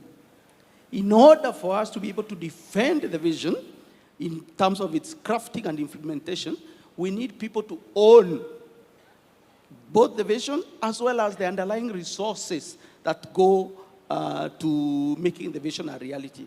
And then the last thing is, we actually want to have more listings in our market. We want to have more privatizations, and the government has done a fantastic job of enabling that to happen. Case in point, the Kenya pipeline. But we want to have more of these homegrown businesses listed on the exchange. That way, every Kenyan has a stake. Once Kenyans have a stake, it's much easier and better for them to defend the vision and actually carry it through, whether there's change of government or not, whether there's political ebb or flow, but then the vision stays. Lastly, Mark, we need the vision embedded in law. There needs to be a legal framework that captures the vision and embeds it in law. Number 2, the implementation of the vision needs to be institutionalized. We can't leave it to chance. Number 3, it needs to be audited periodically so that we course correct when we are off the vision. Not just at the tail end. Marianne. Thank you. I think what is important, every bus needs a driver to move the bus forward. So what needs to be identified is who is the driver. Who will this committee report to? Is it Adrian? And I'm very willing to vote for Adrian to be the leader of this. because there must be accountability. So identifying that for me, I think, is most critical. Excuse me. The other thing the enablers must also be looked at in the process. It's my voice. Thank you. Oh, sorry. The enablers are very critical. Policy must support strategy and not the other way around. When we develop policies, it's in order for the strategy to work so that we can achieve the objectives. Sometimes we forget. We develop policy and then the elephants on the ground are struggling to determine where do we go. Thank you. Foundations. Building the foundation. We need to build the foundation of this vision, and we build it right. Once the foundation has been built and the committee of experts comes up, then we sell the vision. Sell the vision to the right people. And the right people, let's not ignore our children. Let's not ignore our youth. That way, we will be able to have a continuity in whatever we do. So the foundation is very important. Selling the vision is very important. Let's get influencers to know that the church is a great place of influence. Don't forget the church. Spread to the pastors so you can get the Sunday school, and this will be established in their lives, and Kenya will move forward. Thank you very much.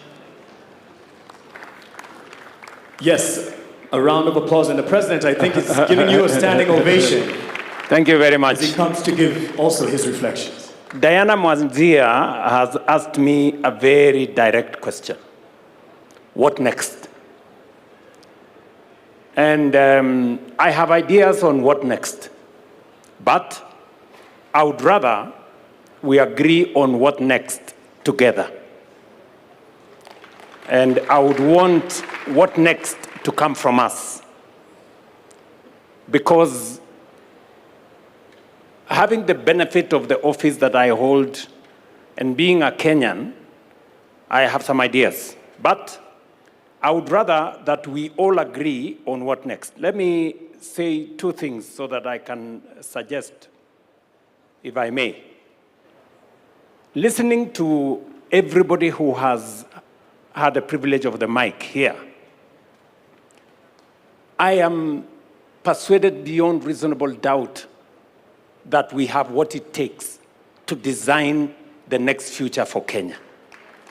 Listening to the young people here, listening to people from the private sector, listening to the tech community, listening to the civil society teams around this table, and all the other professionals, it is clear to me that we have what it takes to think about the future, that Kenya cannot afford to drift into the future.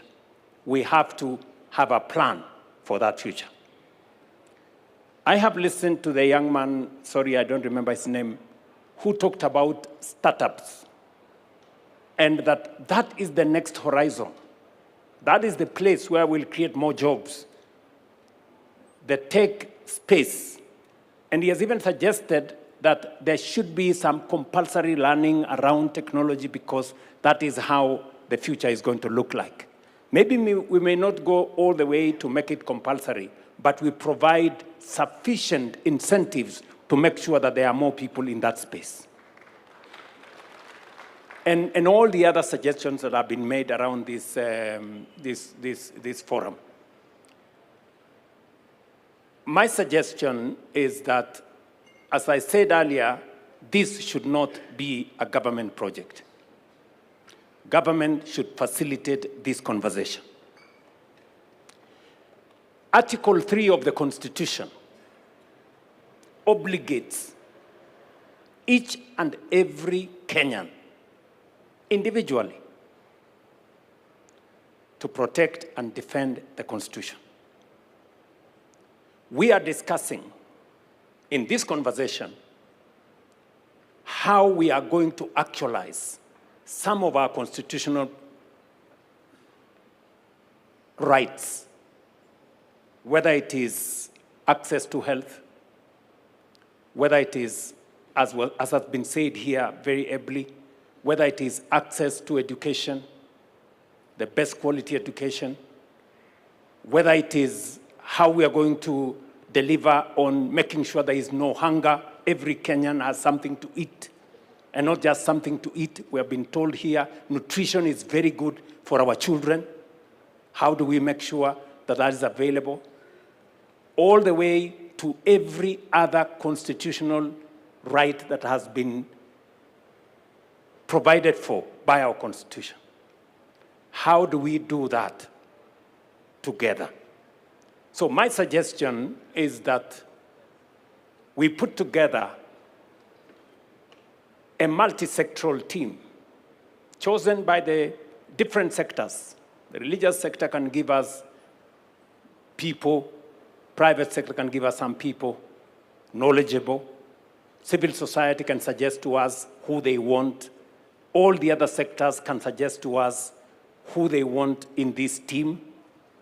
Because learning from what we have done in the past, and I have been part of those processes, whether it is the constitution-making process or all the other processes, we've always done it together as Kenyans.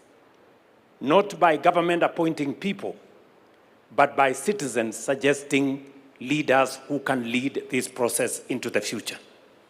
So my suggestion, and it is not, it's just a suggestion, is maybe we ask different sectors to suggest people who can lead this process into the future, people they trust, people they believe in, so that they can lead us in this process. And then maybe that group of multi-sectoral committee or leaders can then give us a roadmap. If we need a body of experts to help us think through and to consolidate all our thoughts, my suggestion would be whatever it is that we do, they should not go and dictate to citizens what they think. They should go and listen to citizens, for citizens themselves to tell us how they want this to go into the future. I also agree that part of the challenge we had with Vision 2030 was that it wasn't underpinned by any law. It was a mere suggestion. And therefore, different administrations decided what to do. They were not obligated in any way to implement the national vision. So others came, reversed this, others came, tried to push that, and it wasn't coherent. If we do not have a coherent plan, then we drift. And therefore, it is important that we also agree on legislation that is going to guardrail Kenya into where we all want it to go. So that whoever is in office, whoever the president is, they cannot sabotage our collective progress, or they cannot interfere with where we want to go as a nation. It becomes the responsibility of every leader who has an opportunity to take us faster into the destination we agree as Kenyans. So that would be my suggestion on how we take this forward. I am sure there are many suggestions around this table, and we must agree, or let me request that we agree, that if my suggestion is good, I must be willing to give way to a better suggestion by somebody else. And if that somebody else's suggestion is better, they must also be willing to give up to the best suggestion so that we can all move forward together. So that would be my suggestion. Maybe other people can also have an idea of how we take this forward. Because I think one thing is a given, that we are here, it is now upon us, Article 3 of the Constitution, that we are obligated to think about how we move. And each one of us has as much obligation as I do as a citizen for us to give our input of where we want Kenya to be. I deliberately avoided in my statement 2060 or 2063 or 20. That should be also a suggestion by Kenyans. Beyond 2030, what do we want to call it? How do we want to frame that future? And we want to do it together. Finally, I want to ask those of us who are here. We have student leaders, we have religious leaders, we have business leaders, we have political leaders. We must not abscond duty. We must not run away from responsibility. I know there is a temptation. We have civil society leaders. All of us have a stake in Kenya. So sometimes people want somebody else to do. But that somebody else could as well be yourself. So each and every one of us must take ownership, and we must not escape responsibility or run away from our obligation as leaders. And that is why I'm asking all the leaders to work together so that we can facilitate all the citizens to participate in this process. I can just say from a government standpoint that we are available to make all resources available for this process to be truly people-centered, citizen-driven, future-looking. We are ready for that. Thank you very much. Maybe just so that we can benefit from some wisdom, we have one of us, an elder in this room, Dr. Oburu Oginga. He should also. And as he comes, we may have our seats. Asante sana.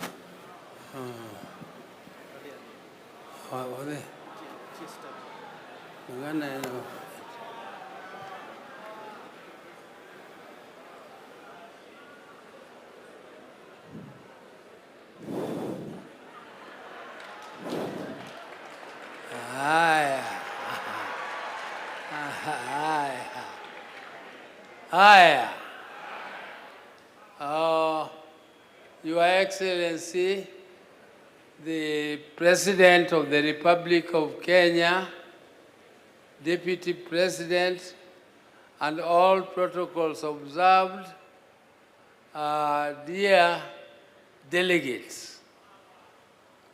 Delegates, I'm also just one of you. I'm so impressed, highly impressed by the energy of the youth. The youth has so much energy, and I'm happy that our country has a future. Because when you have such vibrant youth, then you know that this country will be in safe hands. And the development of this country to the level of Singapore.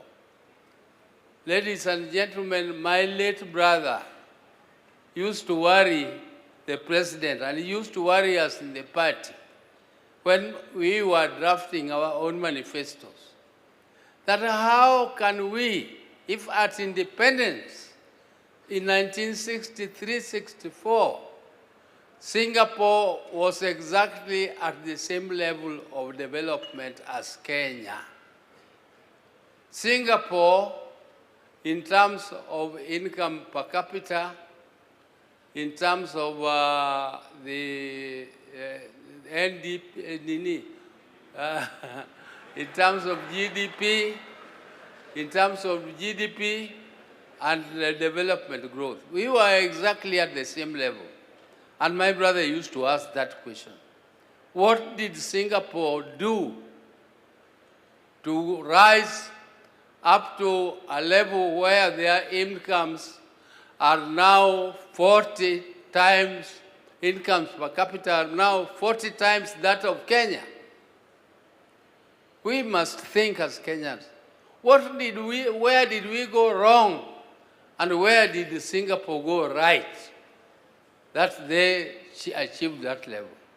Professor Hino, who was advisor to Raila when he was Prime Minister, has given you where Singapore is and where Kenya is. He has not told you why Kenya is there and Singapore is there. He only told you where Singapore is. And where Singapore is reachable. We can reach it if we do what Singapore did. First, we must deal with this animal called corruption. Corruption is very difficult to eliminate. It is very difficult. I've traveled all over the world, but I know it is possible to build a society which is non-tolerant to corruption. We can build a society which is completely non-tolerant to corruption. We need also to reduce government wastage. Wastage in government.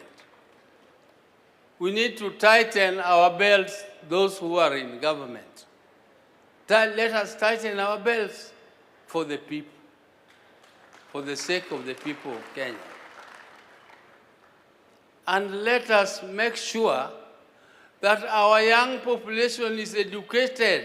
Education is the only equalizer.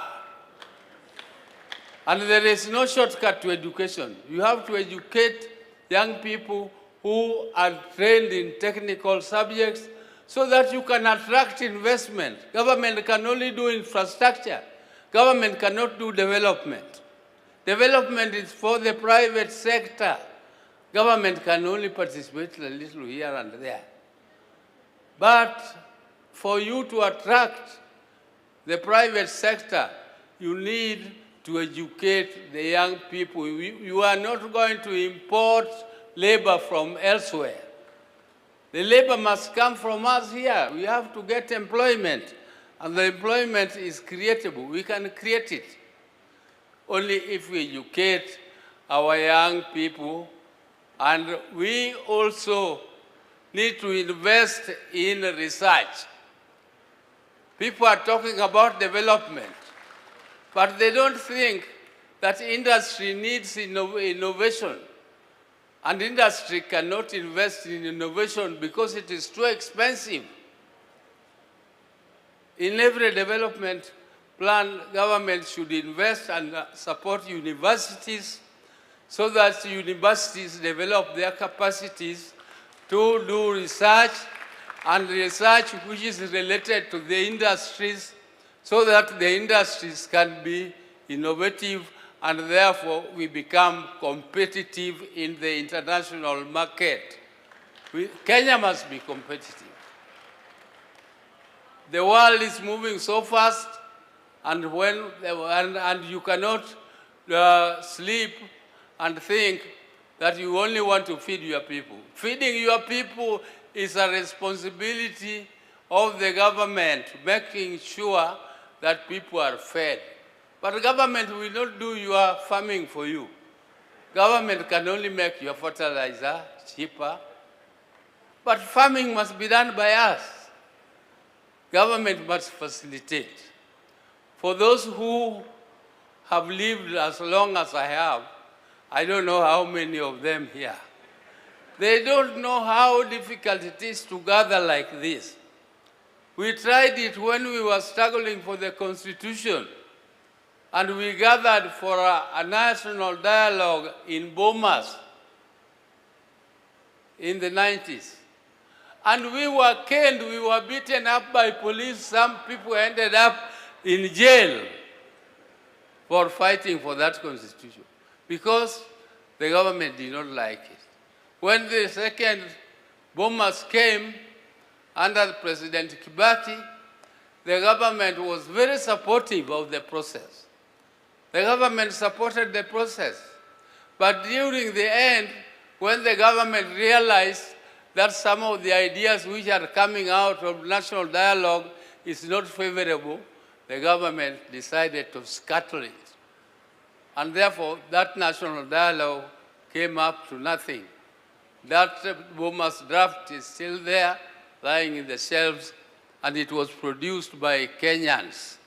So when you have a supportive president who has paid, who is ready to pay for this forum to continue, those of our colleagues who are missing here are missing an opportunity.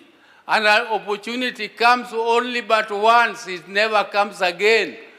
If you miss it, you will never find it again.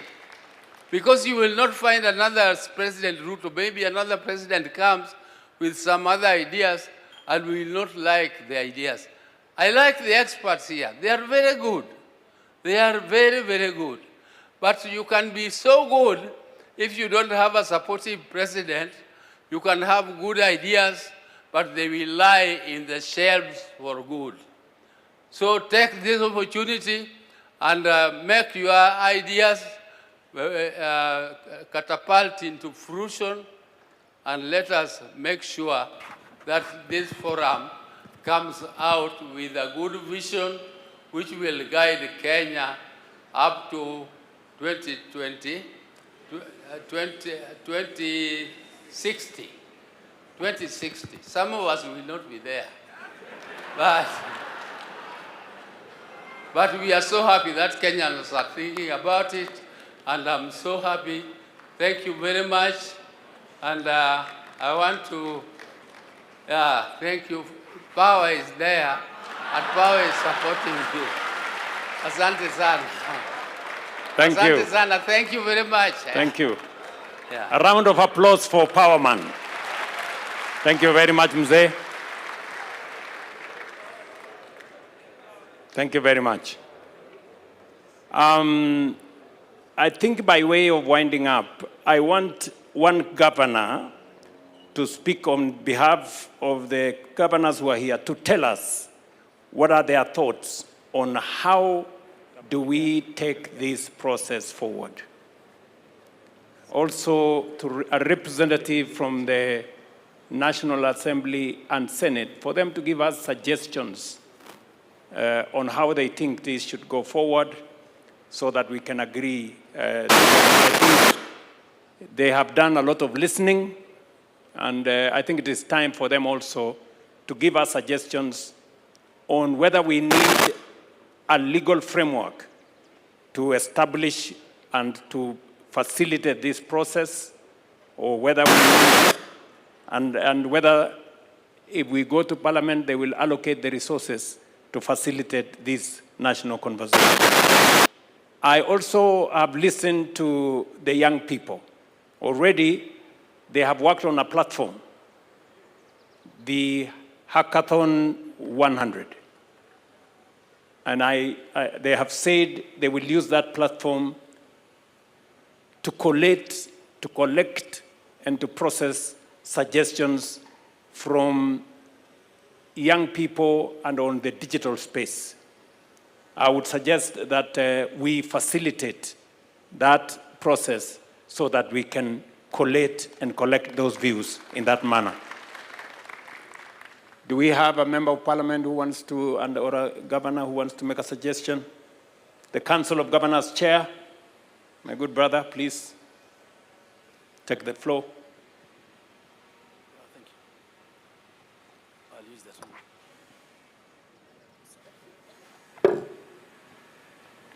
Thank you very much, Your Excellency, the President of the Republic of Kenya, Dr. William Samoei Ruto, all protocols observed. Your Excellency, I think in my mother tongue, we usually say, or in our setting, don't speak because you've not spoken if there is nothing additional to say. I've heard everyone here. I've seen all the energy. I was conversing with Dr. Ndi there that the first person to have thanked God for giving us the opportunity to be here and to have this conversation was the young girl. And that tells you how smart our kids are. I just want to assure you, Your Excellency, as the Council of Governors, we have bought into this idea. It is timely. I think it is not wise for our politicians to suggest that we postpone these just because we'll have elections next year. Government is there in perpetuity, and as a responsible president who is facing an election, you did the right thing to take note of the fact that the vision that we've had is expiring in less than how many years? 3 years from now, and that you have set the process for replacing it. Your Excellency, we have so much going right for Kenya. And we have seen what Professor Hino also presented, that we've come a long way in implementing the vision that we had. But I want to tell Kenyans to understand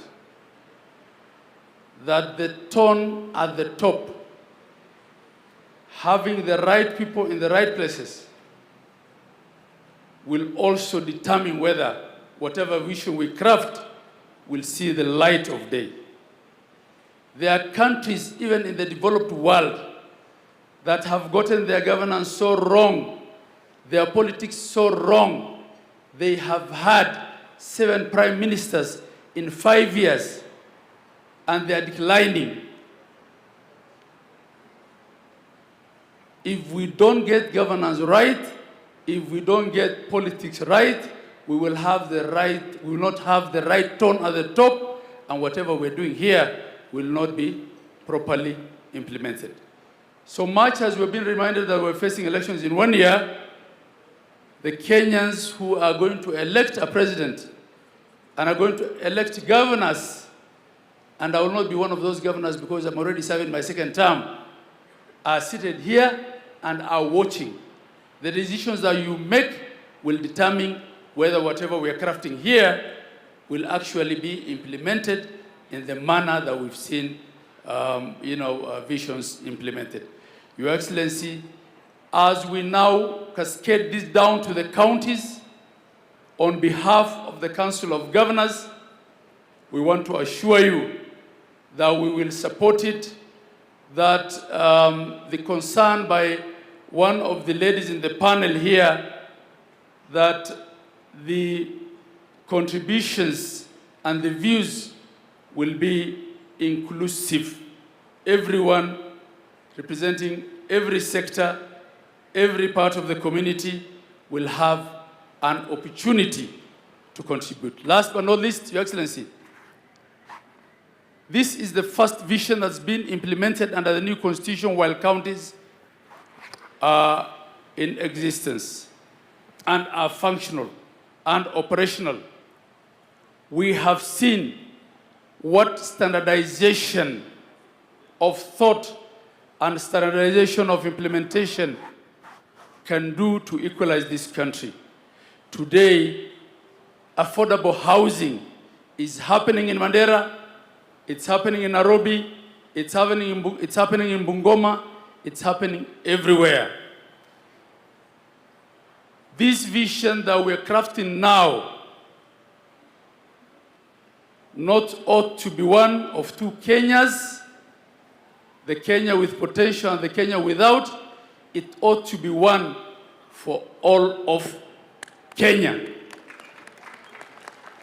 Professor Hino, who was sitting next to me, told me how when he went to Turkana, they were asking him, as you came here, have you come through Kenya? Right? They knew he was from Japan, but to find out whether he's been through Nairobi, walikuwa wanamuuliza ulipitia Kenya. That story is now gone. We are all in Kenya. Whether you are at the Mandera border or at Raskamboni border with, in Lamu, or you are in the border to Tanzania, at the border at the Tanzania border. We have one country, Your Excellency, under your leadership. We are seeing development across the whole of Kenya, and Vision 2063 will help us move faster to attain equality and inclusivity. God bless you all. Thank you, Mr. President. Okay.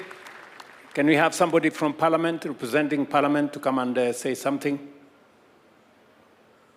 Please give him the mic. Please, if you can speak to how do we make this an exercise in public participation as is envisaged by the Constitution. Thank you, Your Excellency. And Your Excellency, in fact, with the consent of the leader of majority in the Senate, he was telling me that actually what we are doing here today is what Parliament should be doing. We have today constituted ourselves as a People's Constituent Assembly to start that journey of even anchoring this process into law, as you say. And I want to say that we support.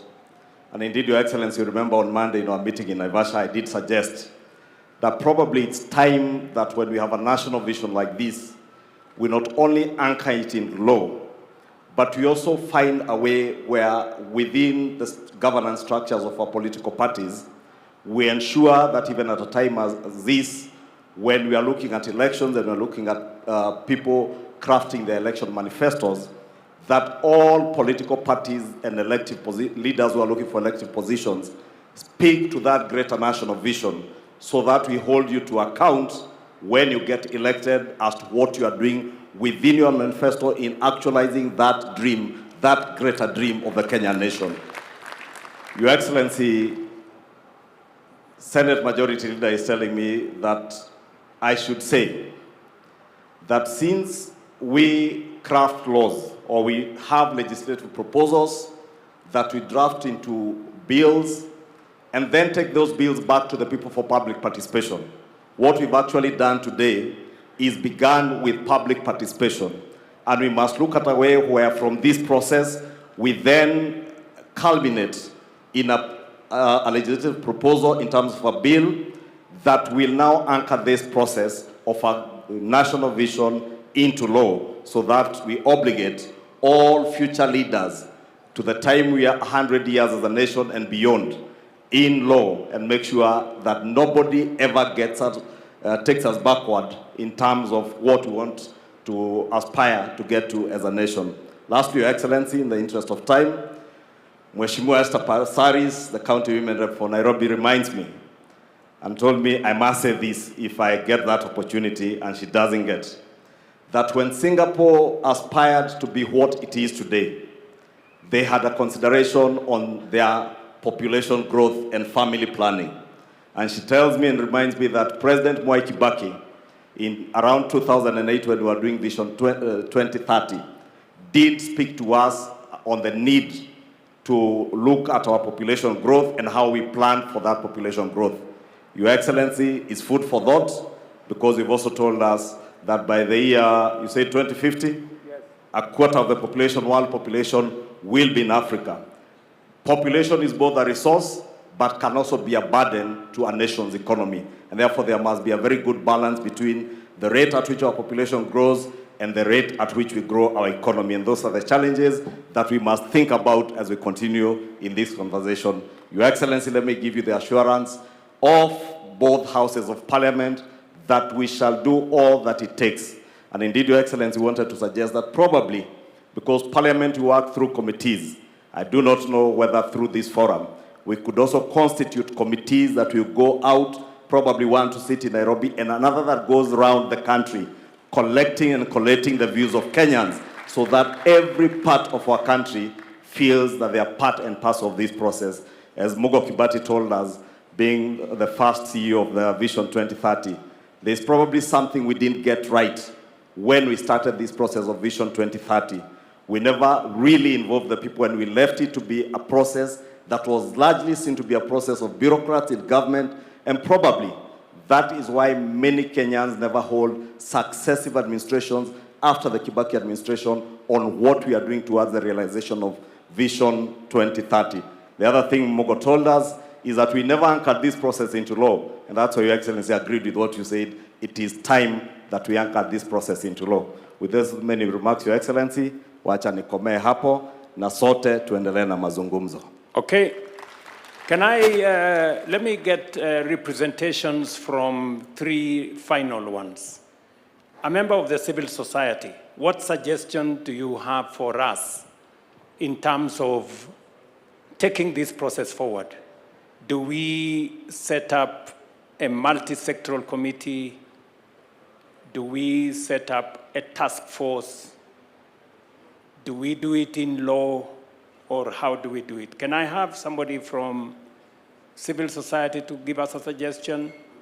Daisy? Then maybe somebody from the religious community will give us their suggestion. And then finally, get somebody from the private sector to give us their suggestion. Thank you, Your Excellency. I want to agree with those who have said that it needs to be anchored in law. For sure, the vision has to exist beyond any political formation, any political leader. And so we are happy to hear the majority leader say that Parliament will make the necessary legislation. But in terms of participation, I think having an initial multi-sectoral forum would do well so that you are able to involve as many different sectors, because the gentleman here has asked me to insist and say that even minority communities must be included. We may talk about communities, but within those communities, we have other communities whose voices need to be heard. And so I think that to structure it, we do need to have a multi-sectoral engagement with the different players. Even when you talk about civil society, it is very wide. We have women's rights organizations, human rights defenders, and a host of them all. And so moving forward, I hope that we can have a framework that guarantees that every voice, at least representatives from the different voices, will be heard. Thank you. Thank you very much. Somebody from faith-based to give us suggestion on how they think this should go forward. Okay, we have a bishop there. Maybe you can let us know your name. My name is Kanga from the National Council of Churches of Kenya. And we have nothing to add or nothing to subtract. But as Nate has said,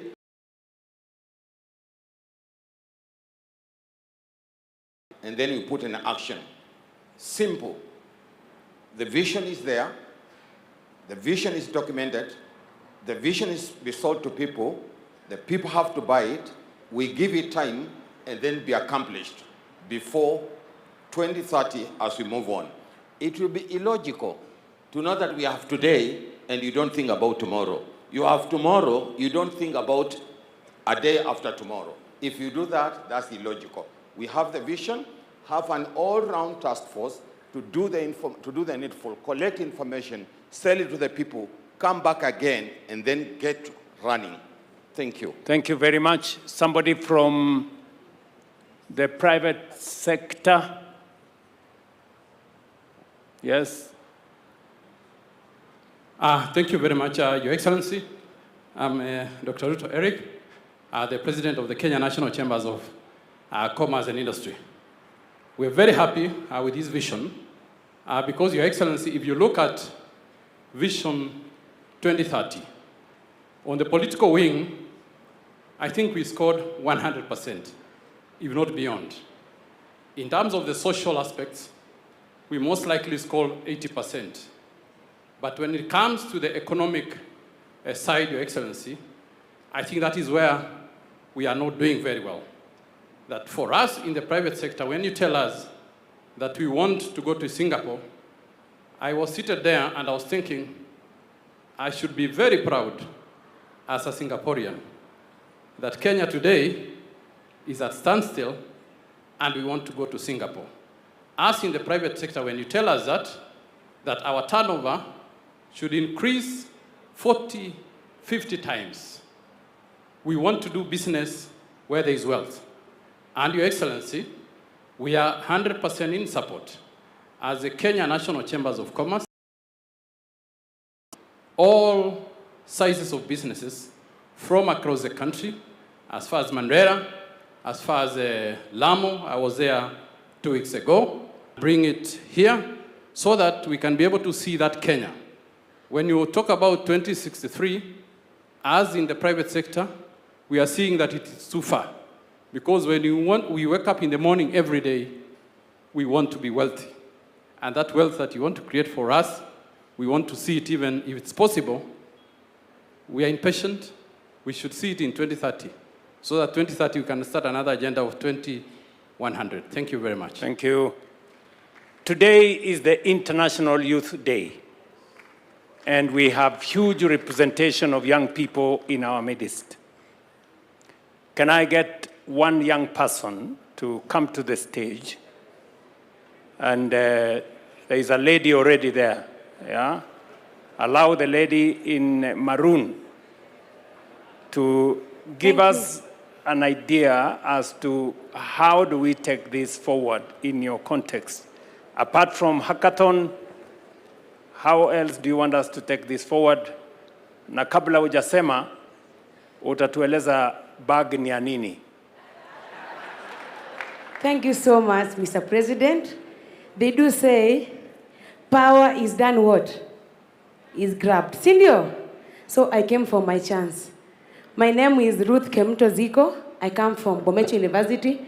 I'm the school president. Nilinua mkono huko sana lakini hawakunipea. So nimeamua kuikujia mwenyewe. So Mr. President, before maybe I give on the way forward, I had some good agendas that I wanted to give on this vision beyond 2030. 2030 is for the youths, is for the children that were here. So whatever that the parliament, the people sitting here will be doing is for us. It's for the coming generation. So give us the voice. Give us time, we give you our grievances. Number one, let's talk about, you are talking about Singapore. Singapore sahi haina deni. So as we think on going to beyond 2030, let's think on how can we get away with all the debts that Kenya is having for any country. Number two, I'm talking about constitutional implementation. Women, we are the majority in Kenya, right? Why can't we implement the constitution to have the president, if it's a man, let the deputy be a lady, right? And lastly, being honest, Mr. President, employment is what the youths want. But not every youth will be employed because sisi ni wengi na sisi wote tumesoma. But because unemployment is an issue to us, why don't you bring up the policies that will give funds to innovators, fund talents, fund support different people, give them money like the Nyota for self-employment. And for that, Mr. President, bring Nyota to universities and colleges. We are innovators too. And lastly, it's about the help, scholarship, and funding in different universities and TVETs. As we think of beyond 2030, let's make education free for every Kenyan child, from primary, secondary, to high school. Let no child cry because eti akwenda university juu akwa na pesa, si ndio?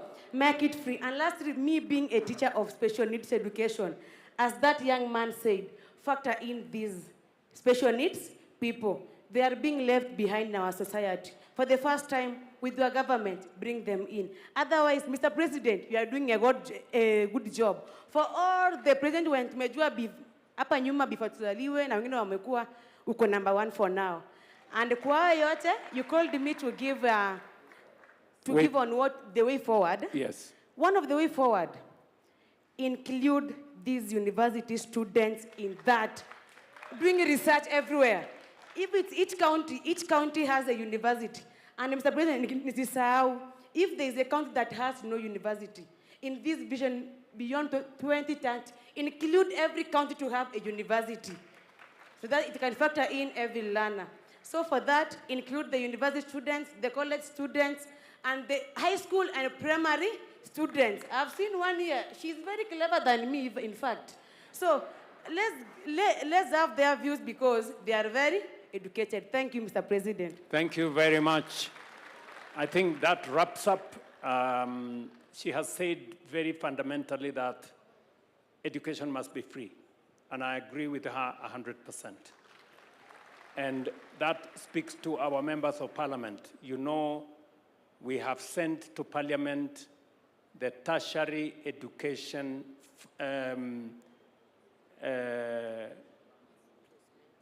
placement and funding bill.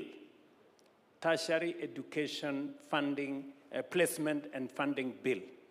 We want that bill as soon as possible to get out of parliament so that we can implement a program that every child that is placed in a learning institution, in a TVET, in a Kenya Medical Training College, or in a university, all of them get funding for their education without exception. And that learning and education is not pegged on the ability of the parent. It is pegged on the intellectual capacity of every student. You do the course for which you are suited and you have applied for. And government of Kenya must make sure that funding is available. That is already in the works. And you have told us we should include young people, we should include universities in this process, and therefore I think we are set. Thank you very much. Hand it over to the people running the program. All right, and at this point I'd like to say let us all just give a warm clap to ourselves, appreciating the fact that when history is written, your name will be written as one of those who sat through the process that changed the trajectory of this country. Another loud clap for yourselves, please. Your Excellency, with your permission, that brings us to the end of this session. I'll request that we all be upstanding. We shall finish with the national anthem as our prayer, which we all know. So let us have the national anthem as our closing prayer. The anthem.